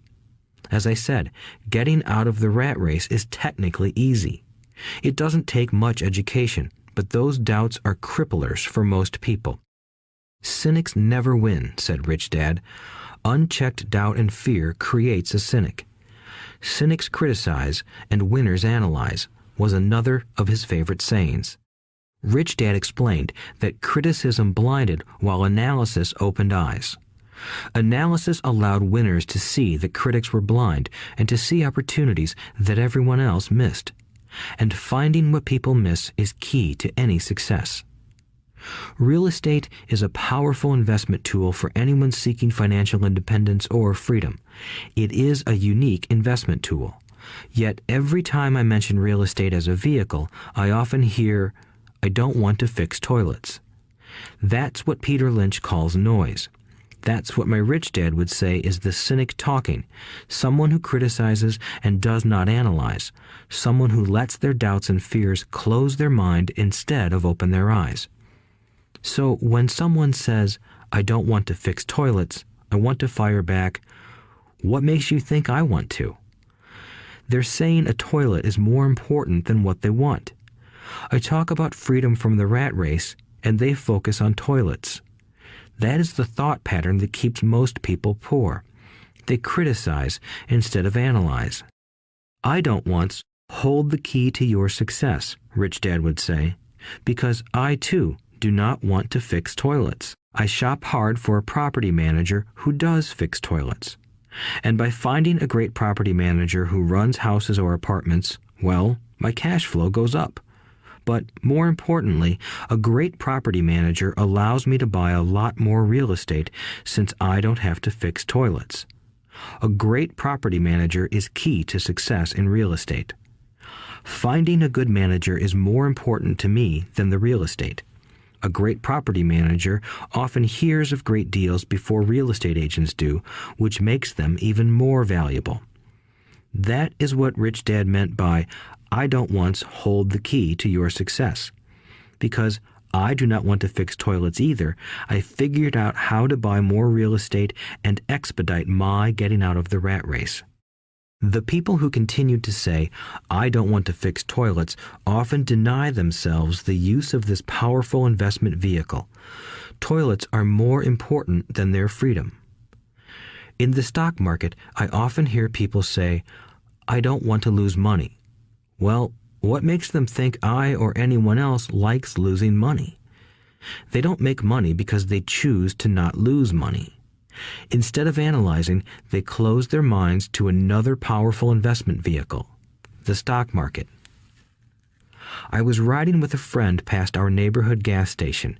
He looked up and saw that the price of gas was going up and thus the price of oil. My friend is a worrywart, or a Chicken Little. To him, the sky is always going to fall, and it usually does, on him. When we got home, he showed me all the stats as to why the price of oil was going to go up over the next few years, statistics I had never seen before, even though I already owned substantial shares of an existing oil company.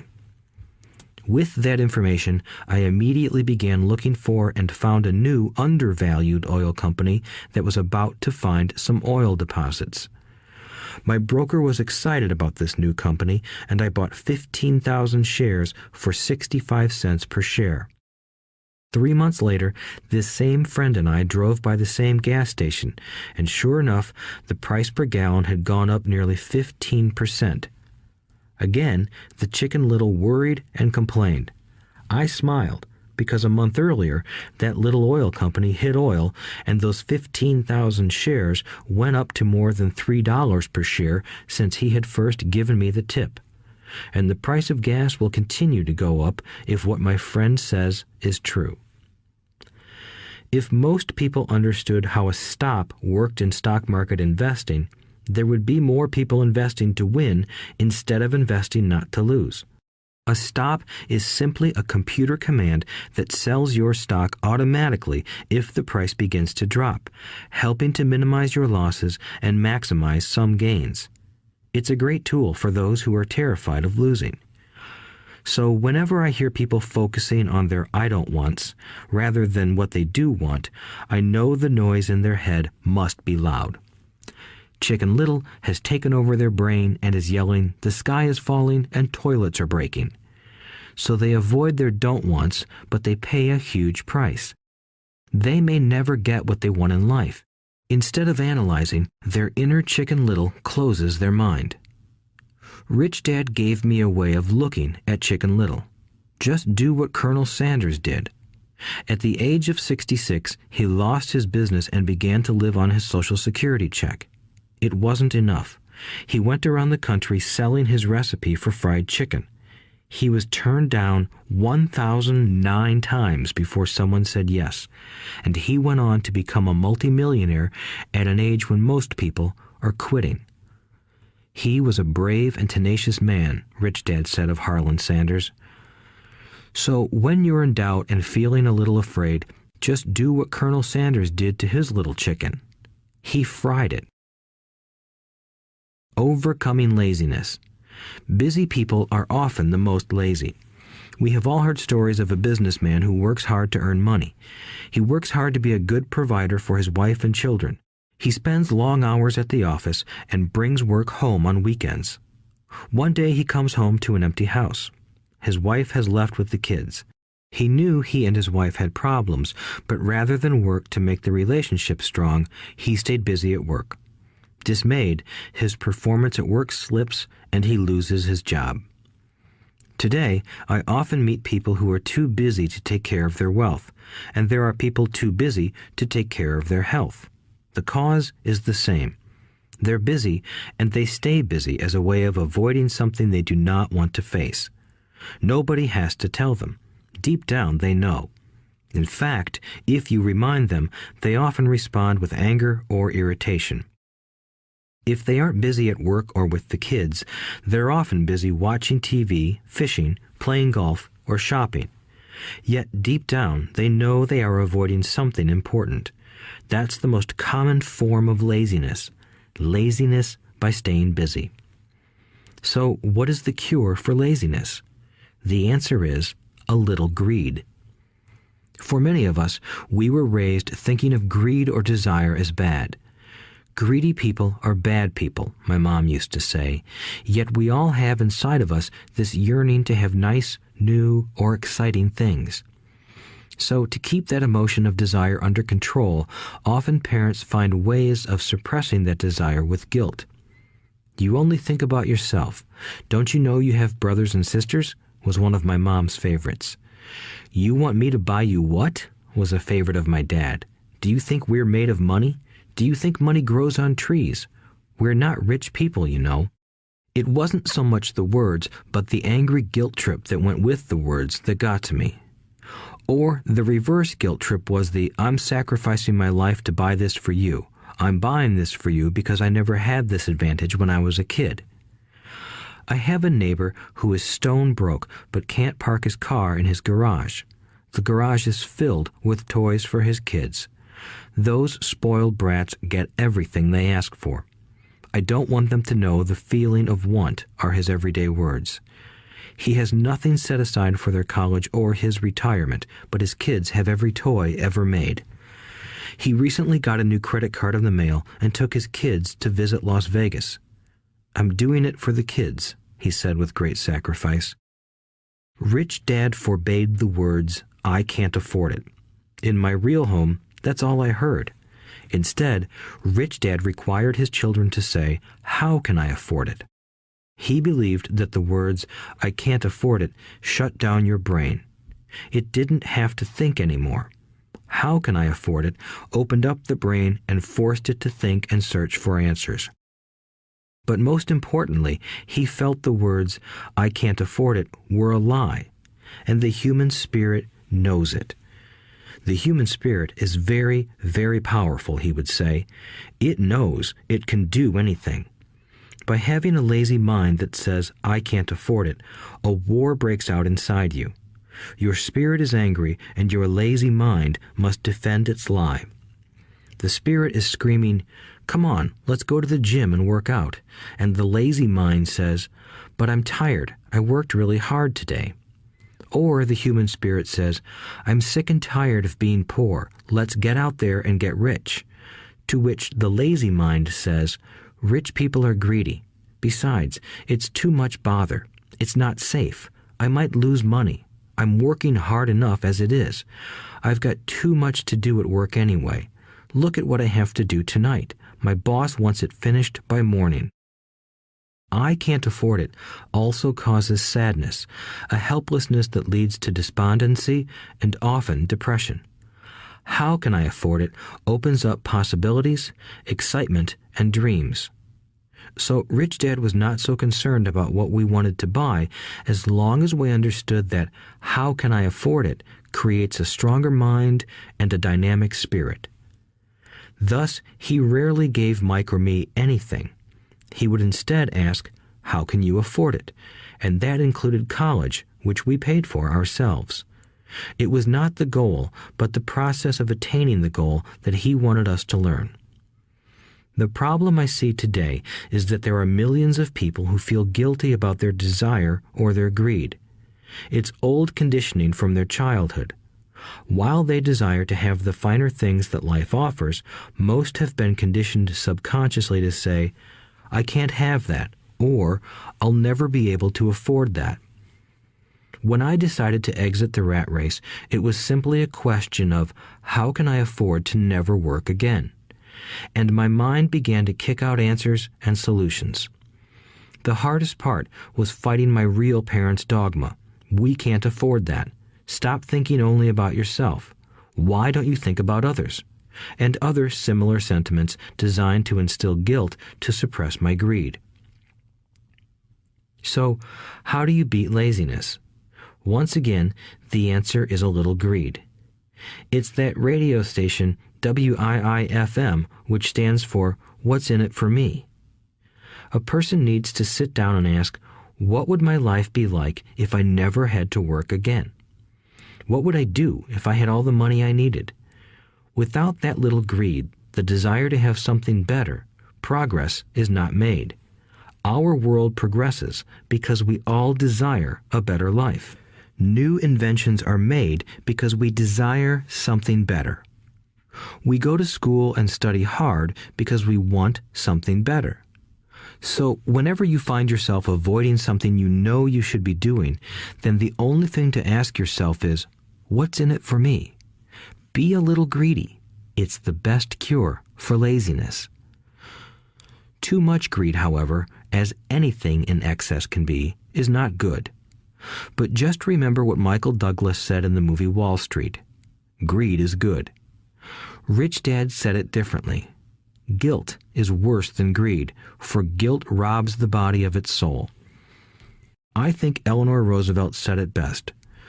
Do what you feel in your heart to be right, for you'll be criticized anyway. You'll be damned if you do, and damned if you don't. Overcoming bad habits. Our lives are a reflection of our habits more than our education. After seeing the movie Conan the Barbarian, starring Arnold Schwarzenegger, a friend said, "I'd love to have a body like Schwarzenegger." Most of the guys nodded in agreement. "I even heard he was really puny and skinny at one time," another friend added. "Yeah, I heard that too," another one said.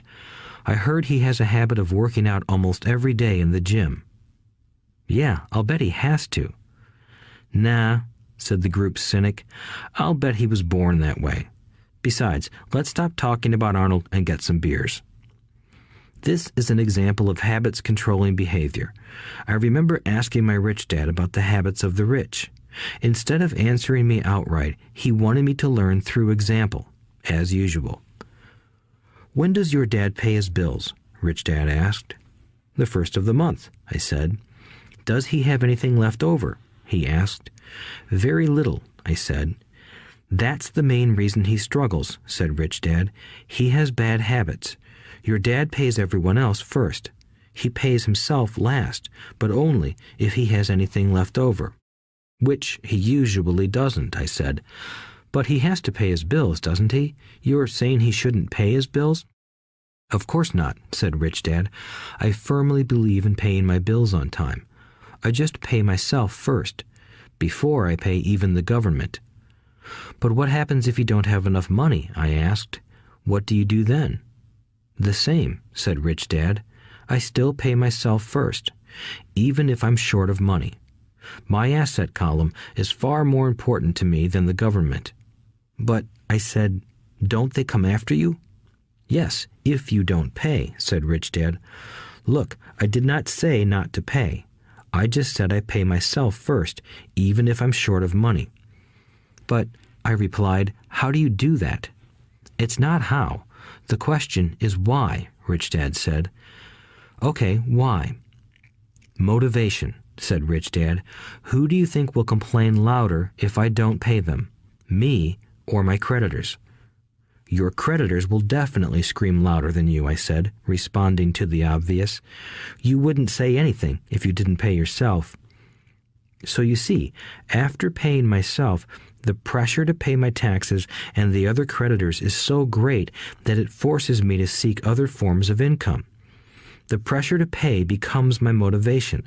I've worked extra jobs, started other companies, traded in the stock market, anything, just to make sure those guys don't start yelling at me.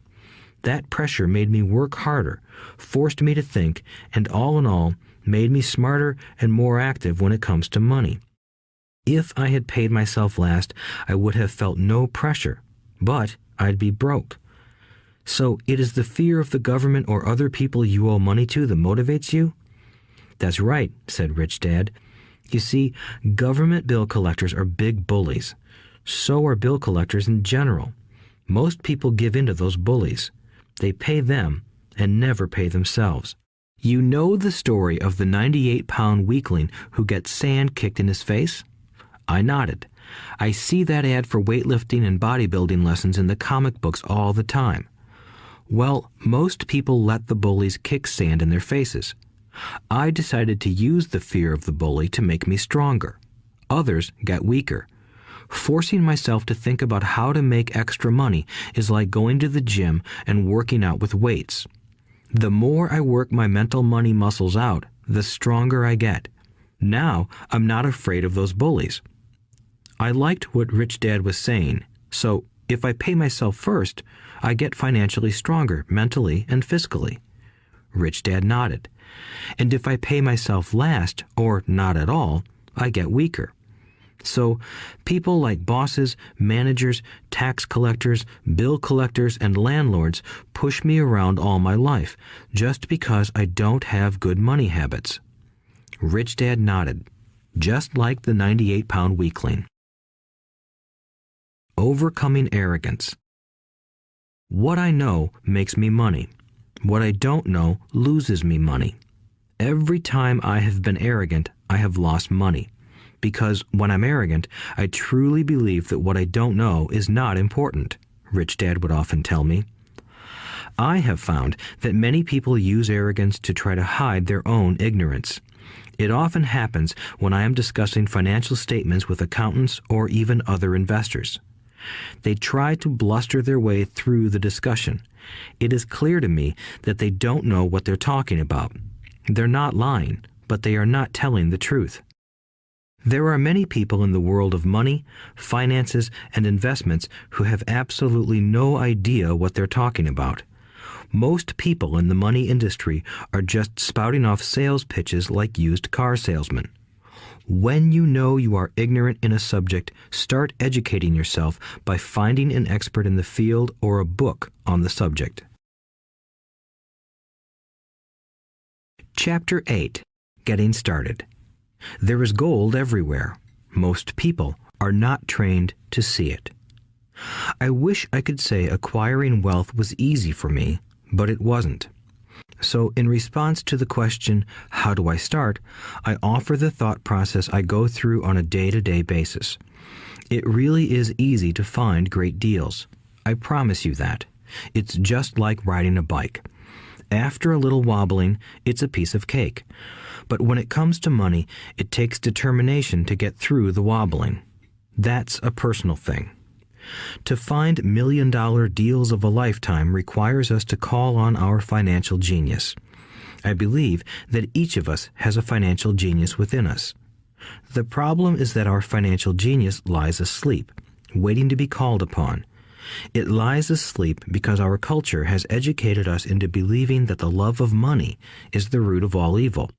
It has encouraged us to learn a profession so we can work for money, but failed to teach us how to have money work for us. It taught us not to worry about our financial future because our company or the government would take care of us when our working days are over. However, it is our children, educated in the same school system, who will end up paying for this absence of financial education. The message is still to work hard, earn money, and spend it. And when we run short, we can always borrow more. Unfortunately, 90% of the Western world subscribes to the above dogma, simply because it's easier to find a job and work for money. If you are not one of the masses, I offer you the following 10 steps to awaken your financial genius. I simply offer you the steps I have personally followed. If you want to follow some of them, great. If you don't, make up your own. Your financial genius is smart enough to develop its own list. While in Peru, I asked a gold miner of 45 years how he was so confident about finding a gold mine. He replied, "There is gold everywhere.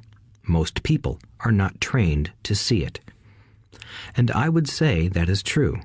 In real estate, I can go out and in a day come up with 4 or 5 great potential deals, while the average person will go out and find nothing, even looking in the same neighborhood.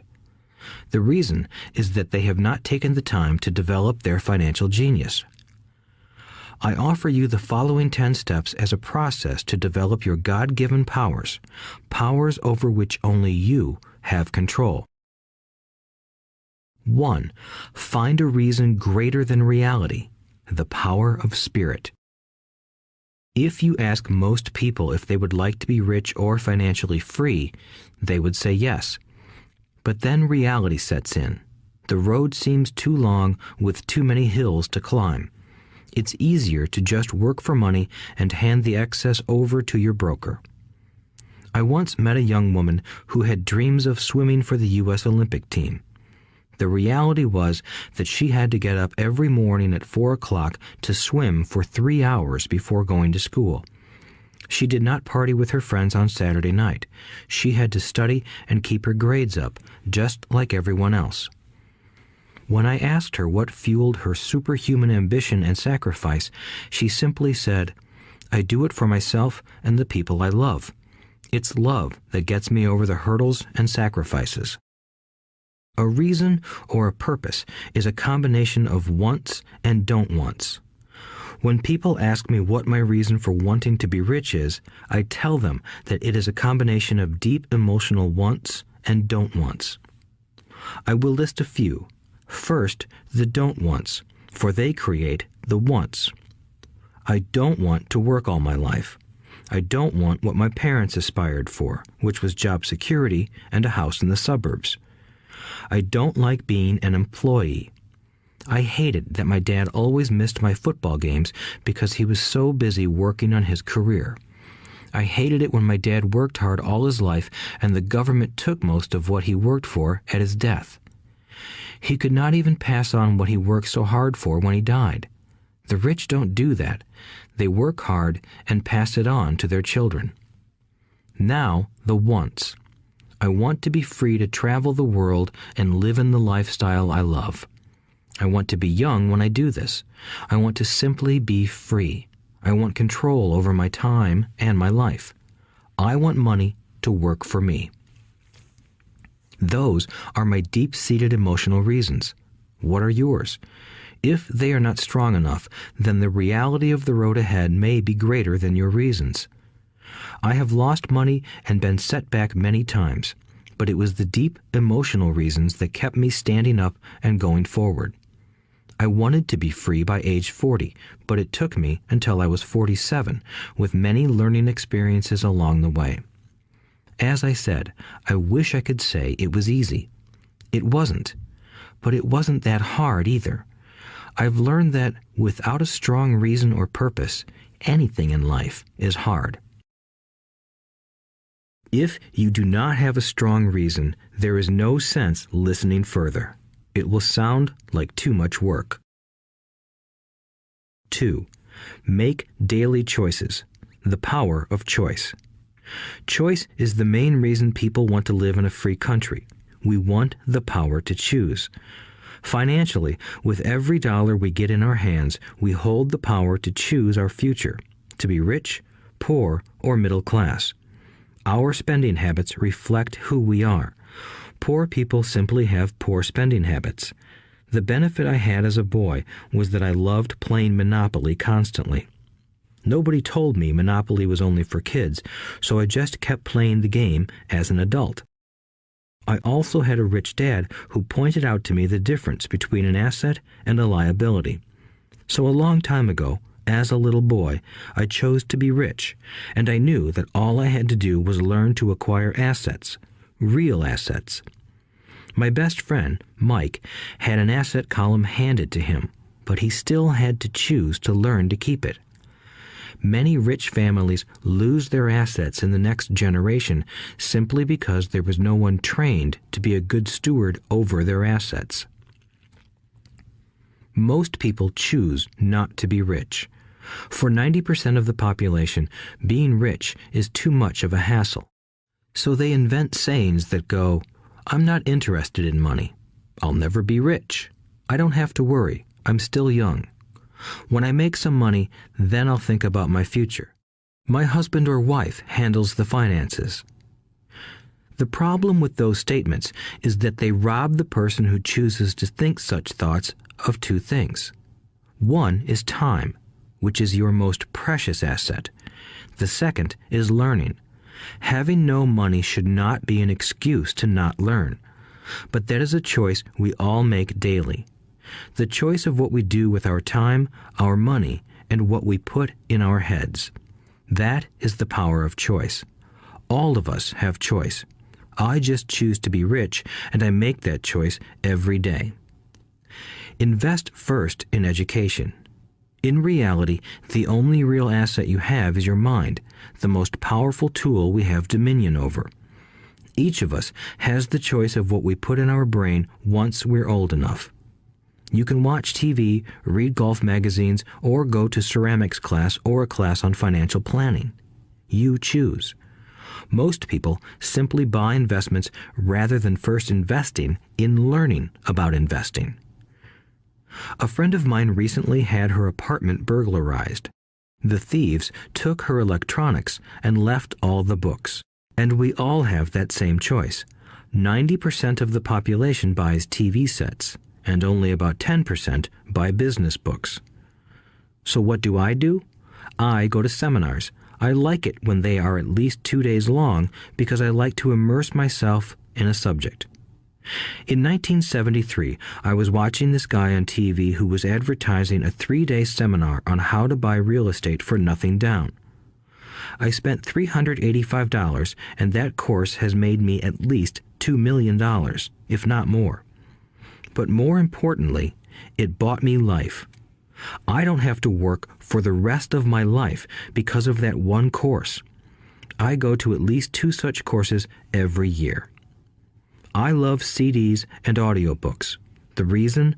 I can easily review what I just heard. I was listening to an investor say something I completely disagreed with. Instead of becoming arrogant and critical, I simply listened to that 5-minute stretch at least 20 times, maybe more. But suddenly, by keeping my mind open, I understood why he said what he said.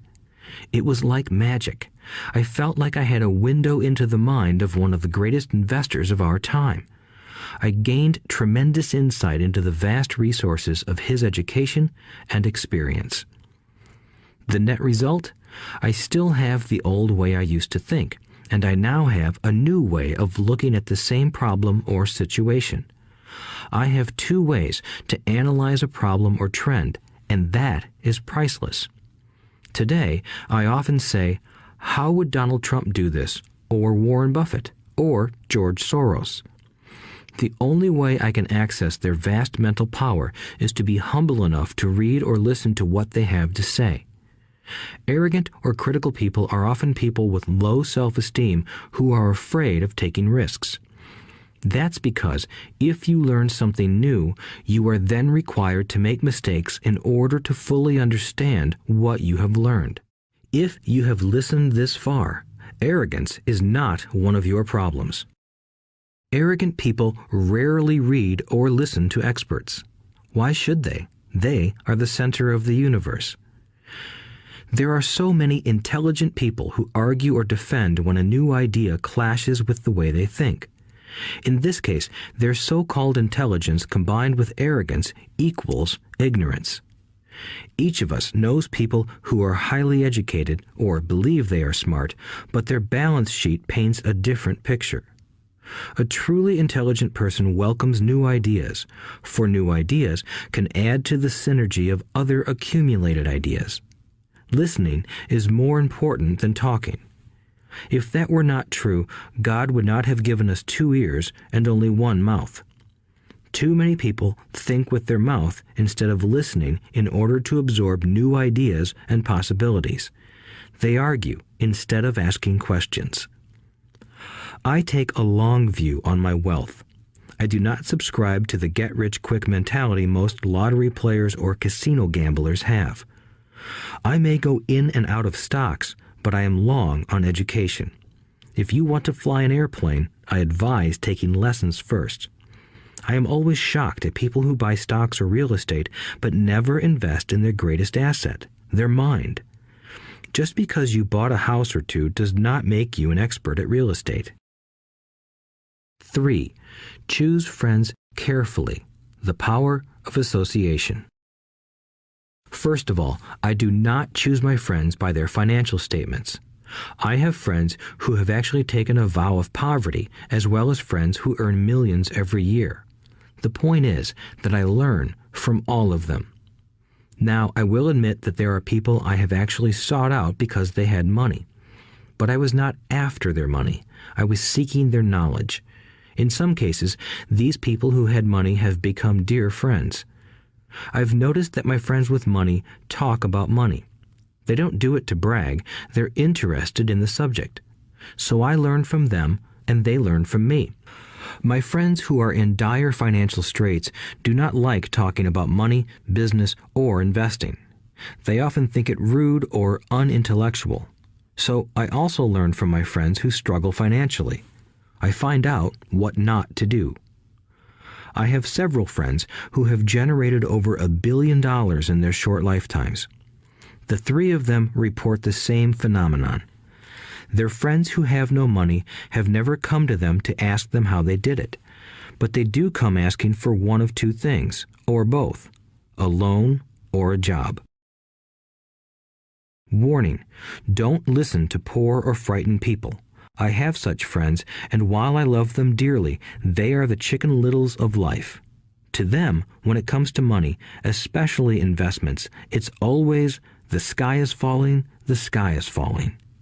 They can always tell you why something won't work. The problem is that people listen to them. But people who blindly accept doom and gloom information are also Chicken Littles. As that old saying goes, birds of a feather flock together. If you watch business channels on TV, they often have a panel of so-called experts.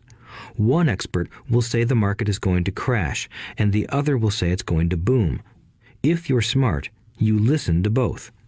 Keep your mind open, because both have valid points.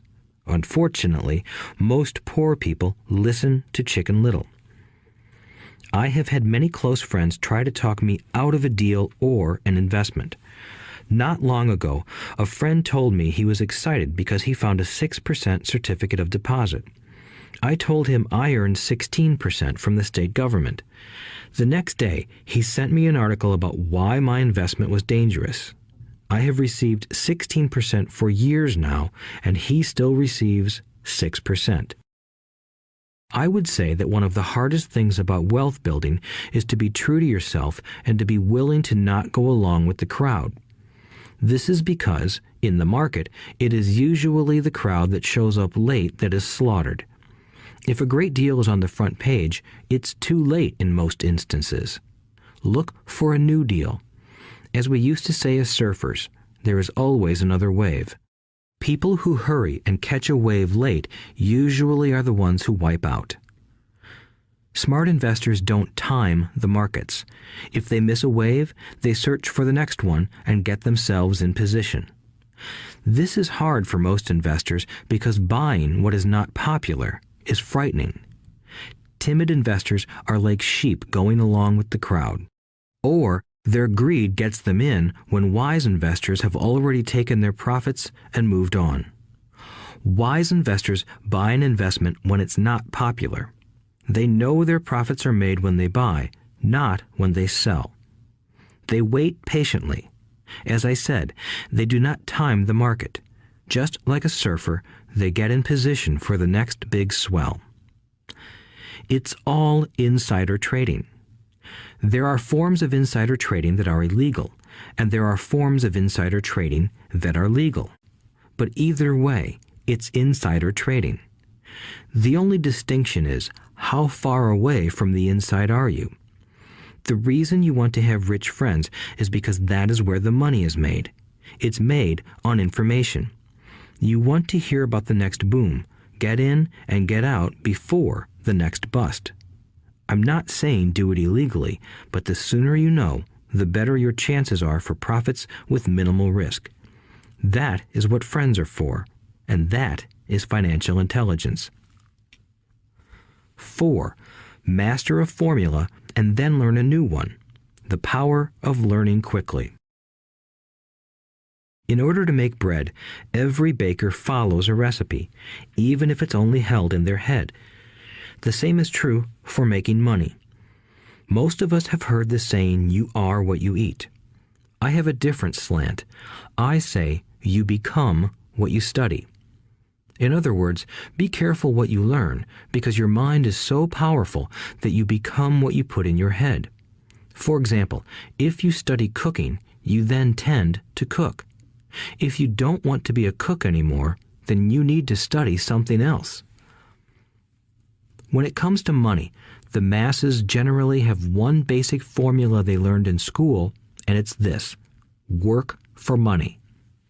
The predominant formula I see in the world is that every day millions of people get up, go to work, earn money, pay bills, balance checkbooks, buy some mutual funds, and go back to work.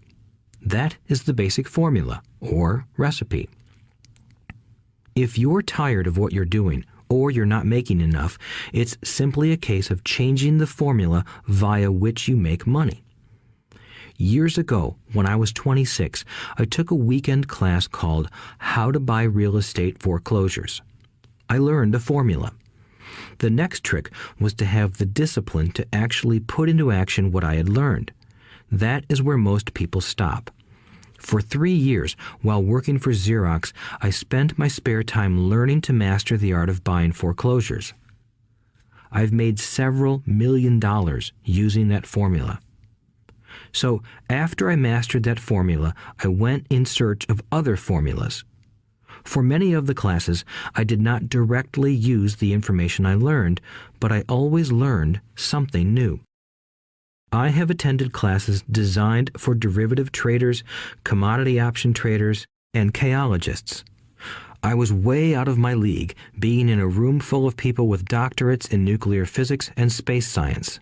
Yet, I learned a lot that made my stock and real estate investing more meaningful and lucrative. Most junior colleges and community colleges have classes on financial planning and buying traditional investments. They are good places to start, but I always search for a faster formula. That is why, on a fairly regular basis, I make more in a day than many people will make in their lifetime. Another side note, in today's fast-changing world, it's not so much what you know anymore that counts, because often what you know is old. It is how fast you learn. That skill is priceless. It's priceless in finding faster formulas, recipes, if you will, for making dough. Working hard for money is an old formula born in the day of cavemen. 5. Pay yourself first. The power of self-discipline. If you cannot get control of yourself, do not try to get rich. It makes no sense to invest, make money, and blow it. It is the lack of self-discipline that causes most lottery winners to go broke soon after winning millions. It is the lack of self-discipline that causes people who get a raise to immediately go out and buy a new car or take a cruise. It is difficult to say which of the 10 steps is the most important, but of all of the steps, this step is probably the most difficult to master if it is not already a part of your makeup. I would venture to say that personal self-discipline is the number one delineating factor between the rich, the poor, and the middle class. Simply put, people who have low self-esteem and low tolerance for financial pressure can never be rich. As I have said, a lesson learned from my rich dad was that the world will push you around. The world pushes people around, not because other people are bullies, but because the individual lacks internal control and discipline. People who lack internal fortitude often become victims of those who have self-discipline. In the entrepreneur classes I teach, I constantly remind people to not focus on their product, service, or widget, but to focus on developing management skills. The 3 most important management skills necessary to start your own business are management of 1. Cash flow, 2. People, 3. Personal time. I would say the skills to manage these 3 apply to anything, not just entrepreneurs. The 3 matter in the way you live your life as an individual or as part of a family, a business, a charitable organization, a city, or a nation. Each of these skills is enhanced by the mastery of self-discipline. I do not take the saying, "pay yourself first," lightly. The statement, "pay yourself first," comes from George Clason's book, The Richest Man in Babylon. Millions of copies have been sold. But while millions of people freely repeat that powerful statement, few follow the advice. As I said, financial literacy allows one to read numbers, and numbers tell the story. By looking at a person's income statement and balance sheet, I can readily see if people who spout the words, "pay yourself first," actually practice what they preach. In reality, each month, many allocate money to their asset column before they pay their monthly expenses. Although millions of people have read Clayson's book and understand the words, "pay yourself first," in reality, they pay themselves last. Now, I can hear the howls from those of you who sincerely believe in paying your bills first, and I can hear all the responsible people who pay their bills on time. I am not saying be irresponsible and not pay your bills. All I am saying is do what the book says, which is pay yourself first.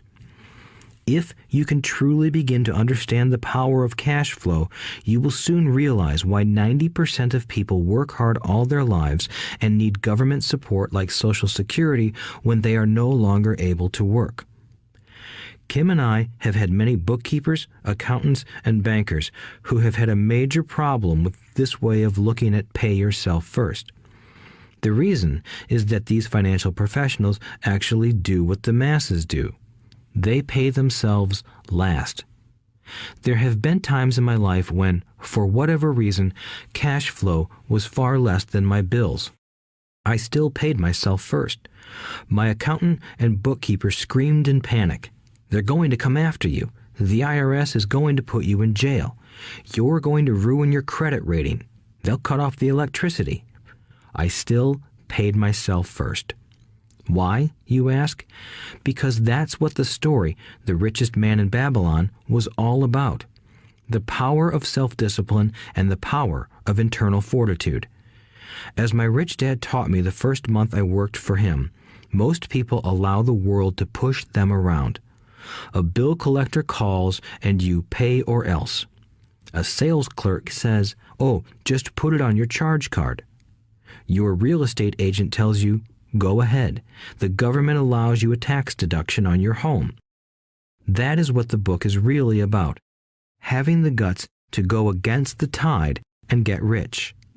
You may not be weak, but when it comes to money, many people get wimpy. I am not saying be irresponsible.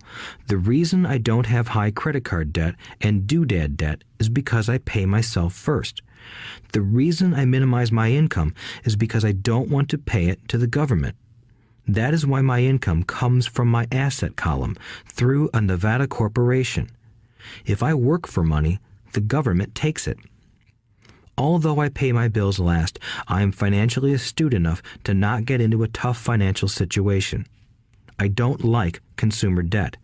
I actually have liabilities that are higher than 99% of the population, but I don't pay for them. Other people pay for my liabilities. They're called tenants. So rule number 1 in paying yourself first is don't get into debt in the first place. Although I pay my bills last, I set it up to have only small, unimportant bills that are due. When I occasionally come up short, I still pay myself first. I let the creditors and even the government scream. I like it when they get tough. Why? Because those guys do me a favor. They inspire me to go out and create more money. So I pay myself first, invest the money, and let the creditors yell. I generally pay them right away anyway. Kim and I have excellent credit. We just don't cave into pressure and spend our savings or liquidate stocks to pay for consumer debt. That is not too financially intelligent. To successfully pay yourself first, keep the following in mind. 1. Don't get into large debt positions that you have to pay for. Keep your expenses low. Build up assets first. Then buy the big house or nice car. Being stuck in the rat race is not intelligent. 2. When you come up short, let the pressure build and don't dip into your savings or investments. Use the pressure to inspire your financial genius to come up with new ways of making more money and then pay your bills. You will have increased your ability to make more money as well as your financial intelligence. So many times I have gotten into financial hot water and used my brain to create more income while staunchly defending the assets in my asset column. My bookkeeper has screamed and dived for cover, but I was like a good soldier defending the fort. Fort assets. Poor people have poor habits. A common bad habit is innocently called dipping into savings. The rich know that savings are only used to create more money, not to pay bills.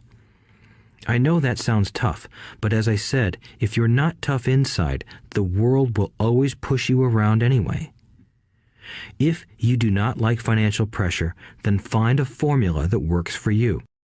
A good one is to cut expenses, put your money in the bank, pay more than your fair share of income tax, buy safe mutual funds, and take the vow of the average.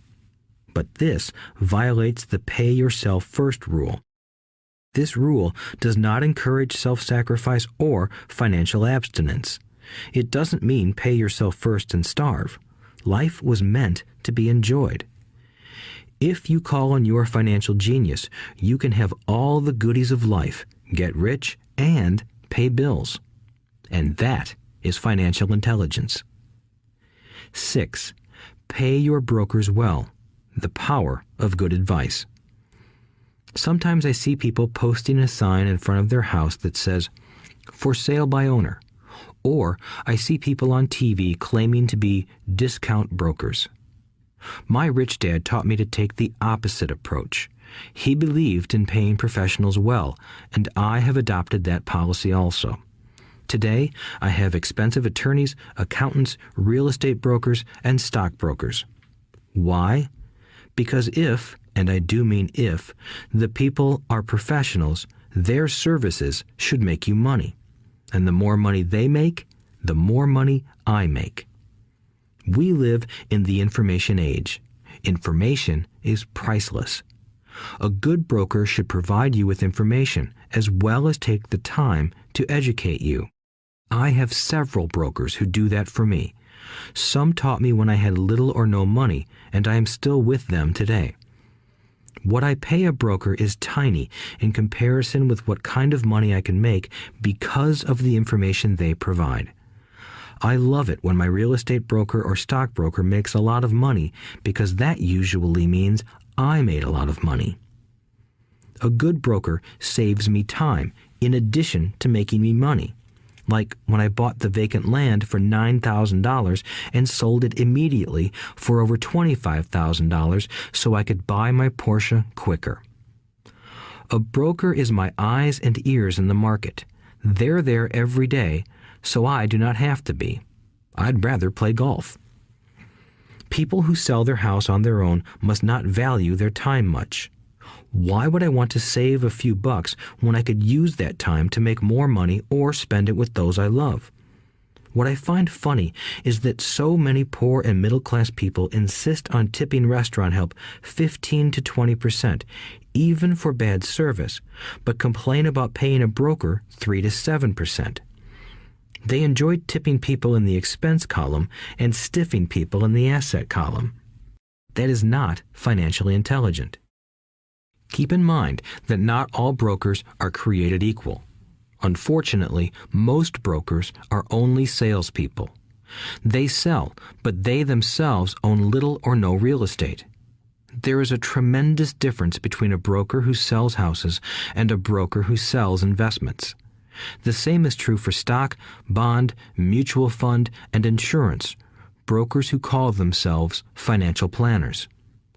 When I interview any paid professional, I first find out how much property or stocks they personally own and what percentage they pay in taxes. And that applies to my tax attorney as well as my accountant. I have an accountant who minds his own business. His profession is accounting, but his business is real estate. I used to have an accountant who was a small business accountant, but he had no real estate. I switched because we did not love the same business. Find a broker who has your best interests at heart. Many brokers will spend the time educating you, and they could be the best asset you find. Just be fair, and most of them will be fair to you. If all you can think about is cutting their commissions, then why should they want to help you? It's just simple logic. As I said earlier, one of the management skills is the management of people. Many people only manage people they feel smarter than and they have power over. Many middle managers remain middle managers, failing to get promoted because they know how to work with people below them, but not with people above them. The real skill is to manage and reward the people who are smarter than you in some technical area. That is why companies have a board of directors. You should have one too. That is financial intelligence. 7. Be an Indian giver. The power of getting something for nothing. When the first European settlers came to America, they were taken aback by a cultural practice some American Indians had. For example, if a settler was cold, the Indian would give the person a blanket. Mistaking it for a gift, the settler was often offended when the Indian asked for it back. The Indians also got upset when they realized that settlers did not want to give it back. That is where the term Indian giver came from, a simple cultural misunderstanding. In the world of the asset column, being an Indian giver is vital to wealth. The sophisticated investor's first question is, how fast do I get my money back? They also want to know what they get for free, also called a piece of the action. That is why the ROI, or return on investment, is so important.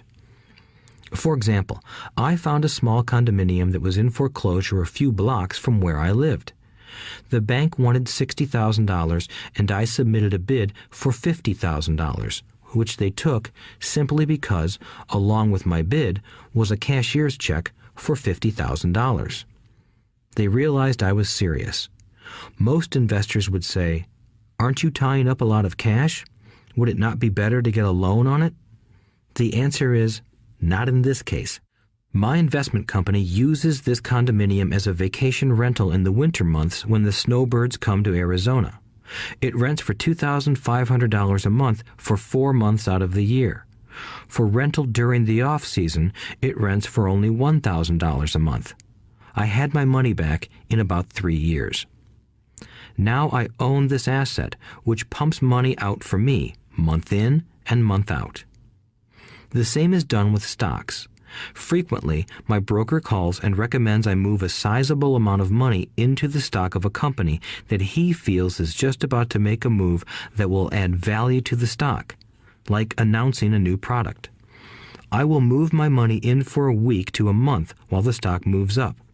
Then I pull my initial dollar amount out and stop worrying about the fluctuations of the market because my initial money is back and ready to work on another asset. So my money goes in, and then it comes out, and I own an asset that was technically free. True, I have lost money on many occasions, but I only play with money I can afford to lose. I would say, on an average 10 investments, I hit home runs on 2 or 3, while 5 or 6 do nothing, and I lose on 2 or 3. But I limit my losses to only the money I have in at that time. People who hate risk put their money in the bank. In the long run, safe savings are better than no savings. But it takes a long time to get your money back, and, in most instances, you don't get anything for free with it. On every one of my investments, there must be an upside, something for free, like a condominium, a mini storage, a piece of free land, a house, stock shares, or an office building. And there must be limited risk, or a low-risk idea. There are books devoted entirely to this subject, so I will not talk about it here. Ray Kroc, of McDonald's fame, sold hamburger franchises, not because he loved hamburgers, but because he wanted the real estate under the franchise for free. So wise investors must look at more than ROI. They look at the assets they get for free once they get their money back. That is financial intelligence. 8. Use assets to buy luxuries. The power of focus. A friend's child has been developing a nasty habit of burning a hole in his pocket. Just 16, he wanted his own car. The excuse? All his friends' parents gave their kids cars. The child wanted to go into his savings and use it for a down payment. That was when his father called me and then came to see me. Do you think I should let him do it, or should I just buy him a car? I answered, it might relieve the pressure in the short term, but what have you taught him in the long term? Can you use this desire to own a car and inspire your son to learn something? Suddenly, the lights went on and he hurried home. 2 months later, I ran into my friend again. Does your son have his new car? I asked. No, he doesn't, but I gave him $3,000 for the car. I told him to use my money instead of his college money. Well, that's generous of you, I said. Not really. The money came with a hitch. So what was the hitch? I asked. Well, first we played your cash flow game. We then had a long discussion about the wise use of money. After that, I gave him a subscription to the Wall Street Journal and a few books on the stock market. Then what? I asked. What was the catch? I told him the $3,000 was his, but he could not directly buy a car with it. He could use it to find a stockbroker and buy and sell stocks. Once he had made $6,000 with the $3,000, the money would be his for the car, and the $3,000 would go into his college fund. And what are the results? I asked. Well, he got lucky early in his trading, but lost everything a few days later. Then he really got interested. Today, I would say he is down $2,000, but his interest is up. He has read all the books I bought him, and he's gone to the library to get more. He reads the Wall Street Journal voraciously, watching for indicators. He's only got $1,000 left, but his interest and learning are sky high. He knows that if he loses that money, he walks for 2 more years. But he does not seem to care. He even seems uninterested in getting a car because he's found a game that is more fun. What happens if he loses all the money? I asked. We'll cross that bridge when we get to it. I'd rather have him lose everything now than wait till he's our age to risk losing everything. And besides, that is the best $3,000 I've ever spent on his education. What he is learning will serve him for life, and he seems to have gained a new respect for the power of money. As I said earlier, if a person cannot master the power of self-discipline, it is best not to try to get rich.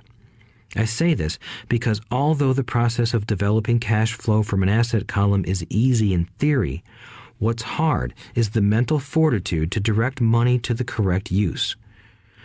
Due to external temptations, it is much easier in today's consumer world to simply blow money out the expense column. With weak mental fortitude, that money flows into the paths of least resistance. That is the cause of poverty and financial struggle. The following example illustrates the financial intelligence needed to direct money to make more money. If we give 100 people $10,000 at the start of the year, I believe that at the end of the year, 80 would have nothing left. In fact, many would have created greater debt by making a down payment on a new car, refrigerator, electronics, or a holiday. 16 would have increased that $10,000 by 5 to 10%. 4 would have increased it to $20,000 or into the millions. We go to school to learn a profession so we can work for money. It is my opinion that it's just as important to learn how to have money work for you. I love my luxuries as much as anyone else. The difference is I don't buy them on credit. It's the keep up with the Joneses trap. When I wanted to buy a Porsche, the easy road would have been to call my banker and get a loan. Instead of choosing to focus in the liability column, I chose to focus in the asset column. As a habit, I use my desire to consume to inspire and motivate my financial genius to invest. Too often today, we focus on borrowing money to get the things we want instead of focusing on creating money. One is easier in the short term, but harder in the long term. It's a bad habit that we as individuals and as a nation have gotten into. Remember, the easy road often becomes hard, and the hard road often becomes easy. The earlier you can train yourself and those you love to be masters of money, the better. Money is a powerful force. Unfortunately, people use the power of money against themselves. If your financial intelligence is low, money will run all over you. It will be smarter than you. If money is smarter than you will work for it all your life. To be the master of money, you need to be smarter than it. Then money will do as it is told. It will obey you. Instead of being a slave to it, you will be the master of it. That is financial intelligence. 9. Choose heroes. The power of myth. When I was a kid, I greatly admired Willie Mays, Hank Aaron, and Yogi Berra. They were my heroes, and I wanted to be just like them. I treasured their baseball cards. I knew their stats, the RBIs, the ERAs, their batting averages, how much they got paid, and how they came up from the minor leagues. As a 9-year-old kid, when I stepped up to bat or played first base or catcher, I wasn't me. I pretended I was a famous baseball player. It's one of the most powerful ways we learn, and we often lose that as adults. We lose our heroes. Today, I watch young kids playing basketball near my home. On the court, they're not little Johnny. They're pretending to be their favorite basketball hero. Copying or emulating heroes is true power learning. I have new heroes as I grow older. I have golf heroes, and I copy their swings and do my best to read everything I can about them. I also have heroes such as Donald Trump, Warren Buffett, Peter Lynch, George Soros, and Jim Rogers. I know their stats just like I knew the ERAs and RBIs of my childhood baseball heroes. I follow what Warren Buffett invests in, and I read anything I can about his point of view on the market and how he chooses stocks. And I read about Donald Trump, trying to find out how he negotiates and puts deals together. Just as I was not me when I was up to bat, when I'm in the market or I'm negotiating a deal, I am subconsciously acting with the bravado of Trump. Or, when analyzing a trend, I look at it as though Warren Buffett were doing it. By having heroes, we tap into a tremendous source of raw genius. But heroes do more than simply inspire us. Heroes make things look easy. Making it look easy convinces us to want to be just like them. If they can do it, so can I. When it comes to investing, too many people make it sound hard. Instead, find heroes who make it look easy. 10. Teach and you shall receive. The power of giving. Both of my dads were teachers. My rich dad taught me a lesson I have carried all my life, the necessity of being charitable or giving. My educated dad gave a lot of his time and knowledge, but almost never gave away money. He usually said that he would give when he had some extra money, but of course, there was rarely any extra. My rich dad gave money as well as education. He believed firmly in tithing. If you want something, you first need to give, he would always say. When he was short of money, he gave money to his church or to his favorite charity. If I could leave one single idea with you, it is that idea.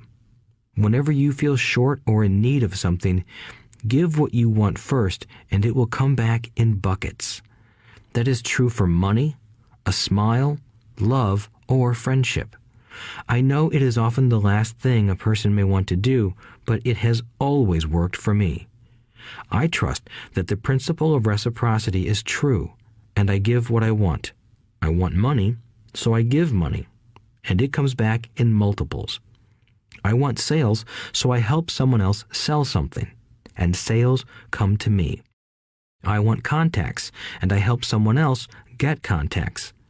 Like magic, contacts come to me. I heard a saying years ago that went, God does not need to receive, but humans need to give. My rich dad would often say, poor people are more greedy than rich people. He would explain that if a person was rich, that person was providing something that other people wanted. In my life, whenever I have felt needy or short of money or short of help, I simply went out or found in my heart what I wanted and decided to give it first. And when I gave, it always came back.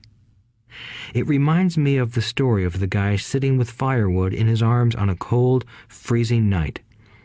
He is yelling at the pot-bellied stove, "When you give me some heat, then I'll put some wood in you." And when it comes to money, love, happiness, sales, and contacts, all one needs to remember is to give first. Often, just the process of thinking of what I want and how I could give that to someone else breaks free a torrent of bounty. Whenever I feel that people aren't smiling at me, I simply begin smiling and saying hello. Like magic, the next thing I know, I'm surrounded by smiling people. It is true that your world is only a mirror of you. So that's why I say, teach and you shall receive. I have found that the more I teach those who want to learn, the more I learn. If you want to learn about money, teach it to someone else. A torrent of new ideas and finer distinctions will come in. There are times when I have given and nothing has come back, or what I have received is not what I wanted. But upon closer inspection and soul-searching, I was often giving to receive in those instances, instead of giving for the joy that giving itself brings. My dad taught teachers, and he became a master teacher. My rich dad always taught young people his way of doing business. In retrospect, it was their generosity with what they knew that made them smarter. There are powers in this world that are much smarter than we are. You can get there on your own, but it's easier with the help of the powers that be. You only need to be generous with what you have. Chapter 9. Still want more? Here are some to-dos. Many people may not be satisfied with my 10 steps. They see them more as philosophies than actions. I think understanding the philosophy is just as important as the action. There are many people who want to do instead of think, and then there are people who think but do not do. I would say that I am both. I love new ideas, and I love action. So for those who want a to-do list on how to get started, I will share with you some of the things I do in abbreviated form. Stop doing what you're doing. In other words, take a break and assess what is working and what is not working. The definition of insanity is doing the same thing over and over and expecting a different result. Stop doing what is not working and look for something new. Look for new ideas. For new investing ideas, I go to bookstores and search for books on different and unique subjects. I call them formulas. I buy how-to books on formulas I know nothing about. For example, in the bookstore I found the book The 16% Solution by Joel Moskowitz. I bought the book and read it, and the next Thursday I did exactly as the book said. Most people do not take action, or they let someone talk them out of whatever new formula they are studying. My neighbor told me why 16% would not work. I did not listen to him because he's never done it. Find someone who has done what you want to do. Take them to lunch and ask them for tips and tricks of the trade. As for 16% tax lien certificates, I went to the county tax office and found the government employee who worked in that office. I found out that she, too, invested in the tax liens. Immediately, I invited her to lunch. She was thrilled to tell me everything she knew and how to do it. After lunch, she spent all afternoon showing me everything. By the next day, I found 2 great properties with her help that have been accruing interest at 16% ever since. It took a day to read the book, a day to take action, an hour for lunch, and a day to acquire 2 great deals.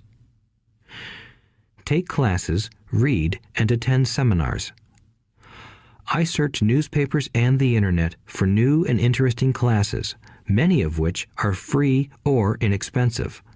I also attend and pay for expensive seminars on what I want to learn. I am wealthy and free from needing a job simply because of the courses I took. I have friends who did not take those classes who told me I was wasting my money, and yet they're still at the same job. Make lots of offers. When I want a piece of real estate, I look at many properties and generally write an offer. If you don't know what the right offer is, neither do I. That is the job of the real estate agent. They make the offers. I do as little work as possible. A friend wanted me to show her how to buy apartment houses. So one Saturday, she, her agent, and I went and looked at 6 apartment houses. 4 were dogs, but 2 were good. I said to write offers on all 6, offering half of what the owners asked for. She and the agent nearly had heart attacks. They thought it was rude and would offend the sellers, but I really don't think the agent wanted to work that hard. So they did nothing and went on looking for a better deal. No offers were ever made, and that person is still looking for the right deal at the right price. Well, you don't know what the right price is until you have a second party who wants to deal. Most sellers ask too much. It is rare that a seller asks a price that is less than something is worth. Moral of the story: make offers. People who are not investors have no idea what it feels like to try to sell something. I have had a piece of real estate that I wanted to sell for months. I would have welcomed any offer. They could have offered me 10 pigs and I would have been happy. Not at the offer, but just because someone was interested. I would have countered, maybe for a pig farm in exchange. But that's how the game works. The game of buying and selling is fun. Keep that in mind. It's fun and only a game. Make offers. Someone might say yes. I always make offers with escape clauses. In real estate, I make an offer with language that details subject to contingencies, such as the approval of a business partner. Never specify who the business partner is. Most people don't know that my partner is my cat. If they accept the offer, and I don't want the deal, I call home and speak to my cat.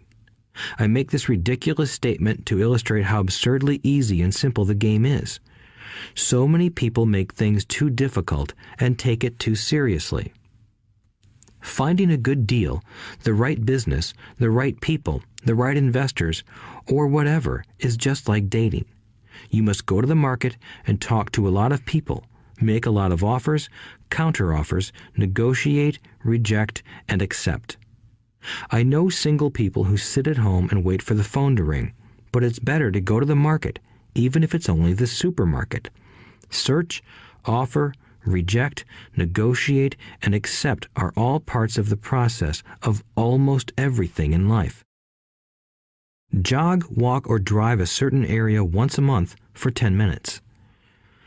I have found some of my best real estate investments doing this. I will jog a certain neighborhood for a year and look for change. For there to be profit in a deal, there must be 2 elements, a bargain and change.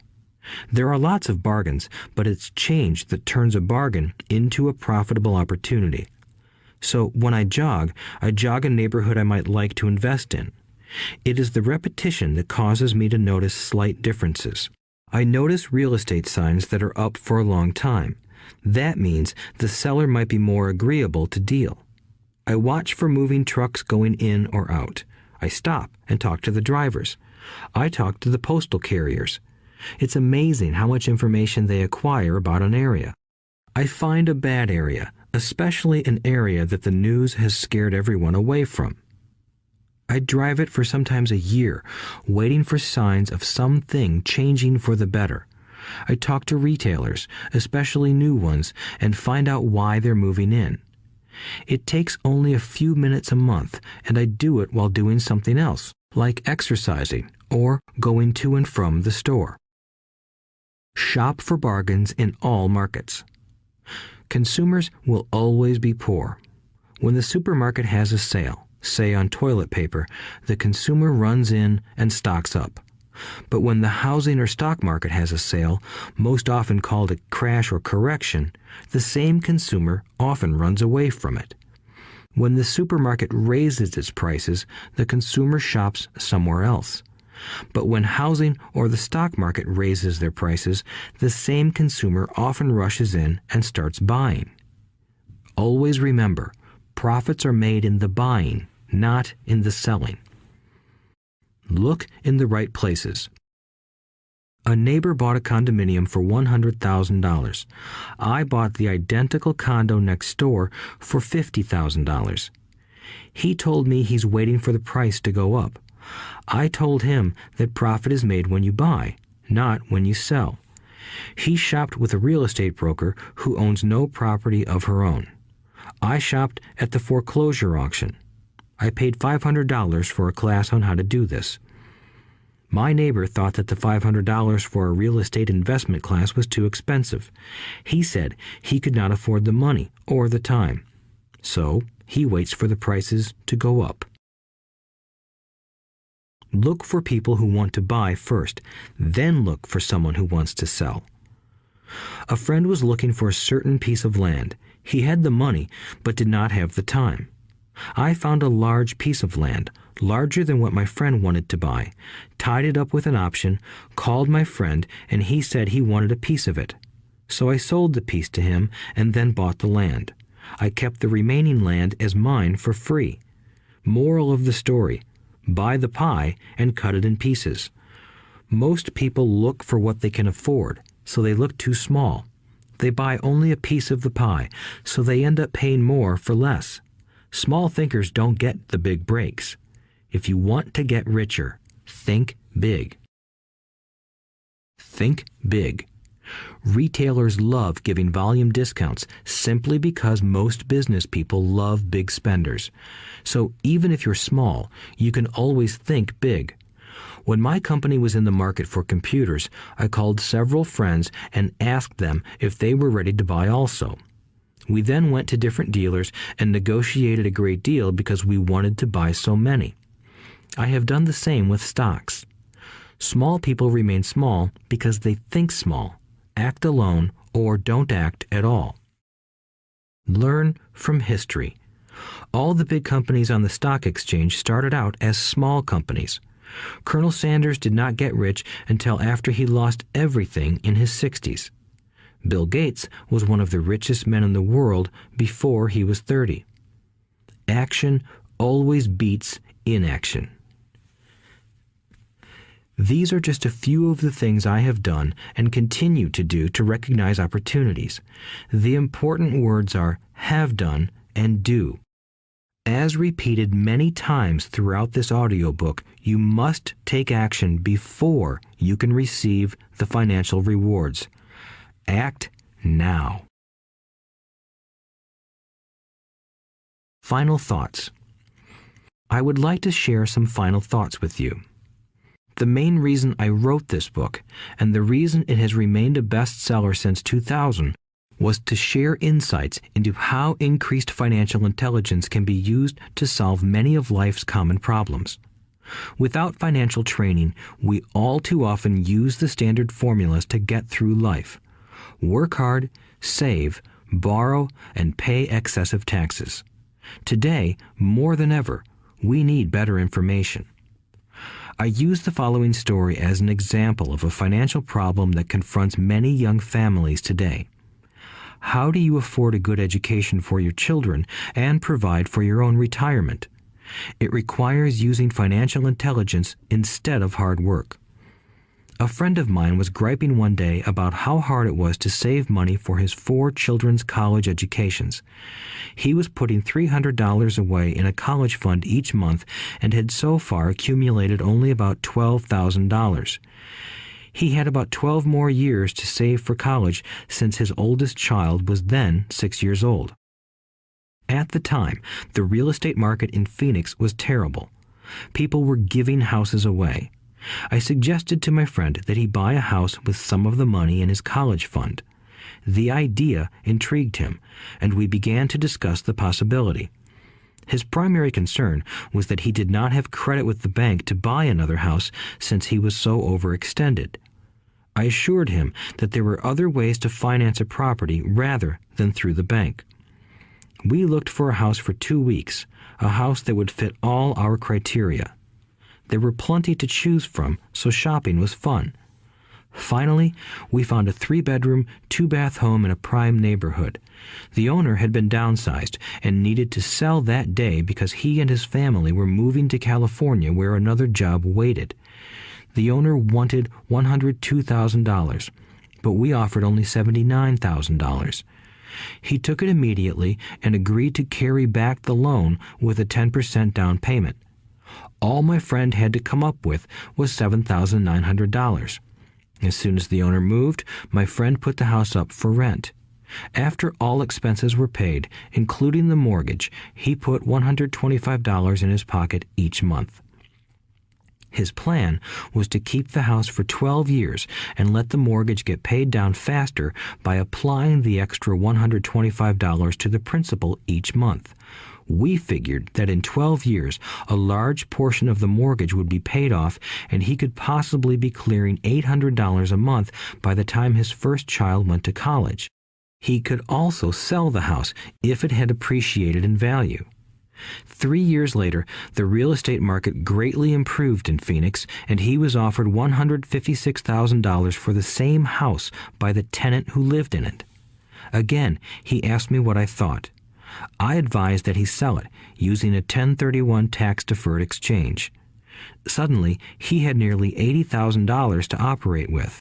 I called another friend in Austin, Texas, who then moved this tax-deferred capital gain into a mini storage facility. Within 3 months, he began receiving checks for a little less than $1,000 a month, which he then poured back into the college fund. A couple of years later, the mini warehouse sold, and he received a check for nearly $330,000 as proceeds from the sale. He rolled those funds into a new project that would now generate over $3,000 a month in income, again going into the college fund. He is now very confident that his goal will be met easily. It only took $7,900 to start and a little financial intelligence. His children will be able to afford the education they want, and he will then use the underlying asset, wrapped in his legal entity, to pay for his retirement. As a result of this successful investment strategy, he will be able to retire early. Thank you for listening to this audiobook. I hope it has provided some insights into utilizing the power of money to work for you. Today, we need greater financial intelligence to simply survive. The idea that it takes money to make money is the thinking of financially unsophisticated people. It does not mean that they're not intelligent. They have simply not learned the science of money making money. Money is only an idea. If you want more money, simply change your thinking. Every self-made person started small with an idea and then turned it into something big. The same applies to investing. It takes only a few dollars to start and grow it into something big. I meet so many people who spend their lives chasing the big deal or trying to amass a lot of money to get into a big deal. But to me, that is foolish. Too often, I have seen unsophisticated investors put their large nest egg into one deal and lose most of it rapidly. They may have been good workers, but they were not good investors. Education and wisdom about money are important. Start early. Buy a book, go to a seminar, practice, start small. I turned $5,000 cash into a $1 million asset, producing $5,000 a month cash flow in less than 6 years. But I started learning as a kid. I encourage you to learn because it's not that hard. In fact, it's pretty easy once you get the hang of it. I think I have made my message clear. It's what is in your head that determines what is in your hands. Money is only an idea. There is a great book called Think and Grow Rich. The title is not Work Hard and Grow Rich. Learn to have money work hard for you, and your life will be easier and happier.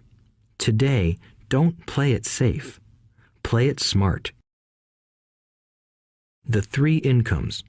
In the world of accounting, there are three different types of income. 1. Ordinary earned. 2. Portfolio. 3. Passive. When my poor dad said to me, "Go to school, get good grades, and find a safe, secure job," he was recommending I work for earned income. When my rich dad said, "The rich don't work for money, they have their money work for them," he was talking about passive income and portfolio income. Passive income, in most cases, is income derived from real estate investments. Portfolio income is income derived from paper assets such as stocks and bonds. Portfolio income is the income that makes Bill Gates the richest man in the world, not earned income. Rich Dad used to say, the key to becoming wealthy is the ability to convert earned income into passive income or portfolio income as quickly as possible. He would say, taxes are highest on earned income. The least taxed income is passive income. That is another reason why you want your money working hard for you. The government taxes the income you work hard for more than the income your money works hard for. In my second book, Rich Dad's Cash Flow Quadrant, I explain the 4 different types of people who make up the world of business. They are E, employee, S, self-employed, B, business owner, and I, investor. Most people go to school to learn to be an E or an S. The cash flow quadrant is written about the core differences of these 4 types and how people can change their quadrant. In fact, most of our products are created for people in the B and I quadrants. In Rich Dad's Guide to Investing, book number 3 in the Rich Dad series, I go into more detail on the importance of converting earned income into passive and portfolio income. Rich Dad used to say, all a real investor does is convert earned income into passive and portfolio income. If you know what you're doing, investing is not risky. It's just common sense. The key to financial freedom. The key to financial freedom and great wealth is a person's ability to convert earned income into passive and/or portfolio income. My rich dad spent a lot of time teaching Mike and me this skill. Having this ability is the reason my wife Kim and I are financially free, never needing to work again. We continue to work because we choose to. Today, we own a real estate investment company for passive income and participate in private placements and initial public offerings of stock for portfolio income. We also went back to work to build a financial education company so that we can continue to create and publish books and games. All of our educational products are created to teach the same skills my rich dad taught me, the skills of converting earned income into passive and portfolio income. The games we create are important because they teach what books cannot teach. For example, you would never learn to ride a bicycle by only reading a book. Our cash flow games for adults and cash flow for kids game are designed to teach players the basic investment skills of converting earned income into passive and portfolio income. They also teach the principles of accounting and financial literacy. These games are the only educational products in the world that teach people all of these skills simultaneously. Cashflow 202 is the advanced version of Cashflow 101 and requires the game board from 101 as well as a full understanding of 101 before it can be played. Cashflow 101 and Cashflow for Kids teach the principles of fundamental investing. Cashflow 202 teaches the principles of technical investing. Technical investing involves advanced trading techniques such as short selling, call options, put options, and straddles. A person who understands these advanced techniques is able to make money when the market goes up, as well as when the market comes down. As my rich dad would say, a real investor makes money in an up market and a down market. That is why they make so much money. One of the reasons they make more money is simply because they have more self-confidence. Rich Dad would say they have more self-confidence because they are less afraid of losing. In other words, the average investor does not make as much money because they are so afraid of losing money. The average investor does not know how to protect themselves from losses, and that is what Cash Flow 202 teaches. Average investors think investing is risky because they have not been formally trained to be professional investors. As Warren Buffett, America's richest investor, says, risk comes from not knowing what you're doing. My board games teach the simple basics of fundamental investing and technical investing while people are having fun. I occasionally hear someone say, your educational games are expensive, which poses the question of ROI, the return on investment, or the value returned for the price paid. I nod my head and reply, yes, they may be expensive, especially when compared to entertainment board games. But my games are not as expensive as a college education, working hard all your life for earned income, paying excessive taxes, and then living in terror of losing all of your money in the investment markets. When someone walks away mumbling about the price, I can hear my rich dad saying, if you want to be rich, you must know what kind of income to work hard for, how to keep it, and how to protect it from loss. That is the key to great wealth. Rich Dad would also say, if you do not understand the differences in those three incomes and do not learn the skills on how to acquire and protect those incomes, you will probably spend your life earning less than you could and working harder than you should. My poor dad thought a good education, a good job, and years of hard work were all you needed to be successful. My rich dad also thought a good education was important. But to him, it was also important that Mike and I know the differences in the three incomes and what kind of income to work hard for. To him, that was basic financial education. Knowing the differences in the three incomes and learning the investment skills of how to acquire the different incomes is basic education for anyone who strives to acquire great wealth and achieve financial freedom, a special kind of freedom that only a few will ever know. As Rich Dad states in lesson number 1, the rich do not work for money. They know how to have money work hard for them.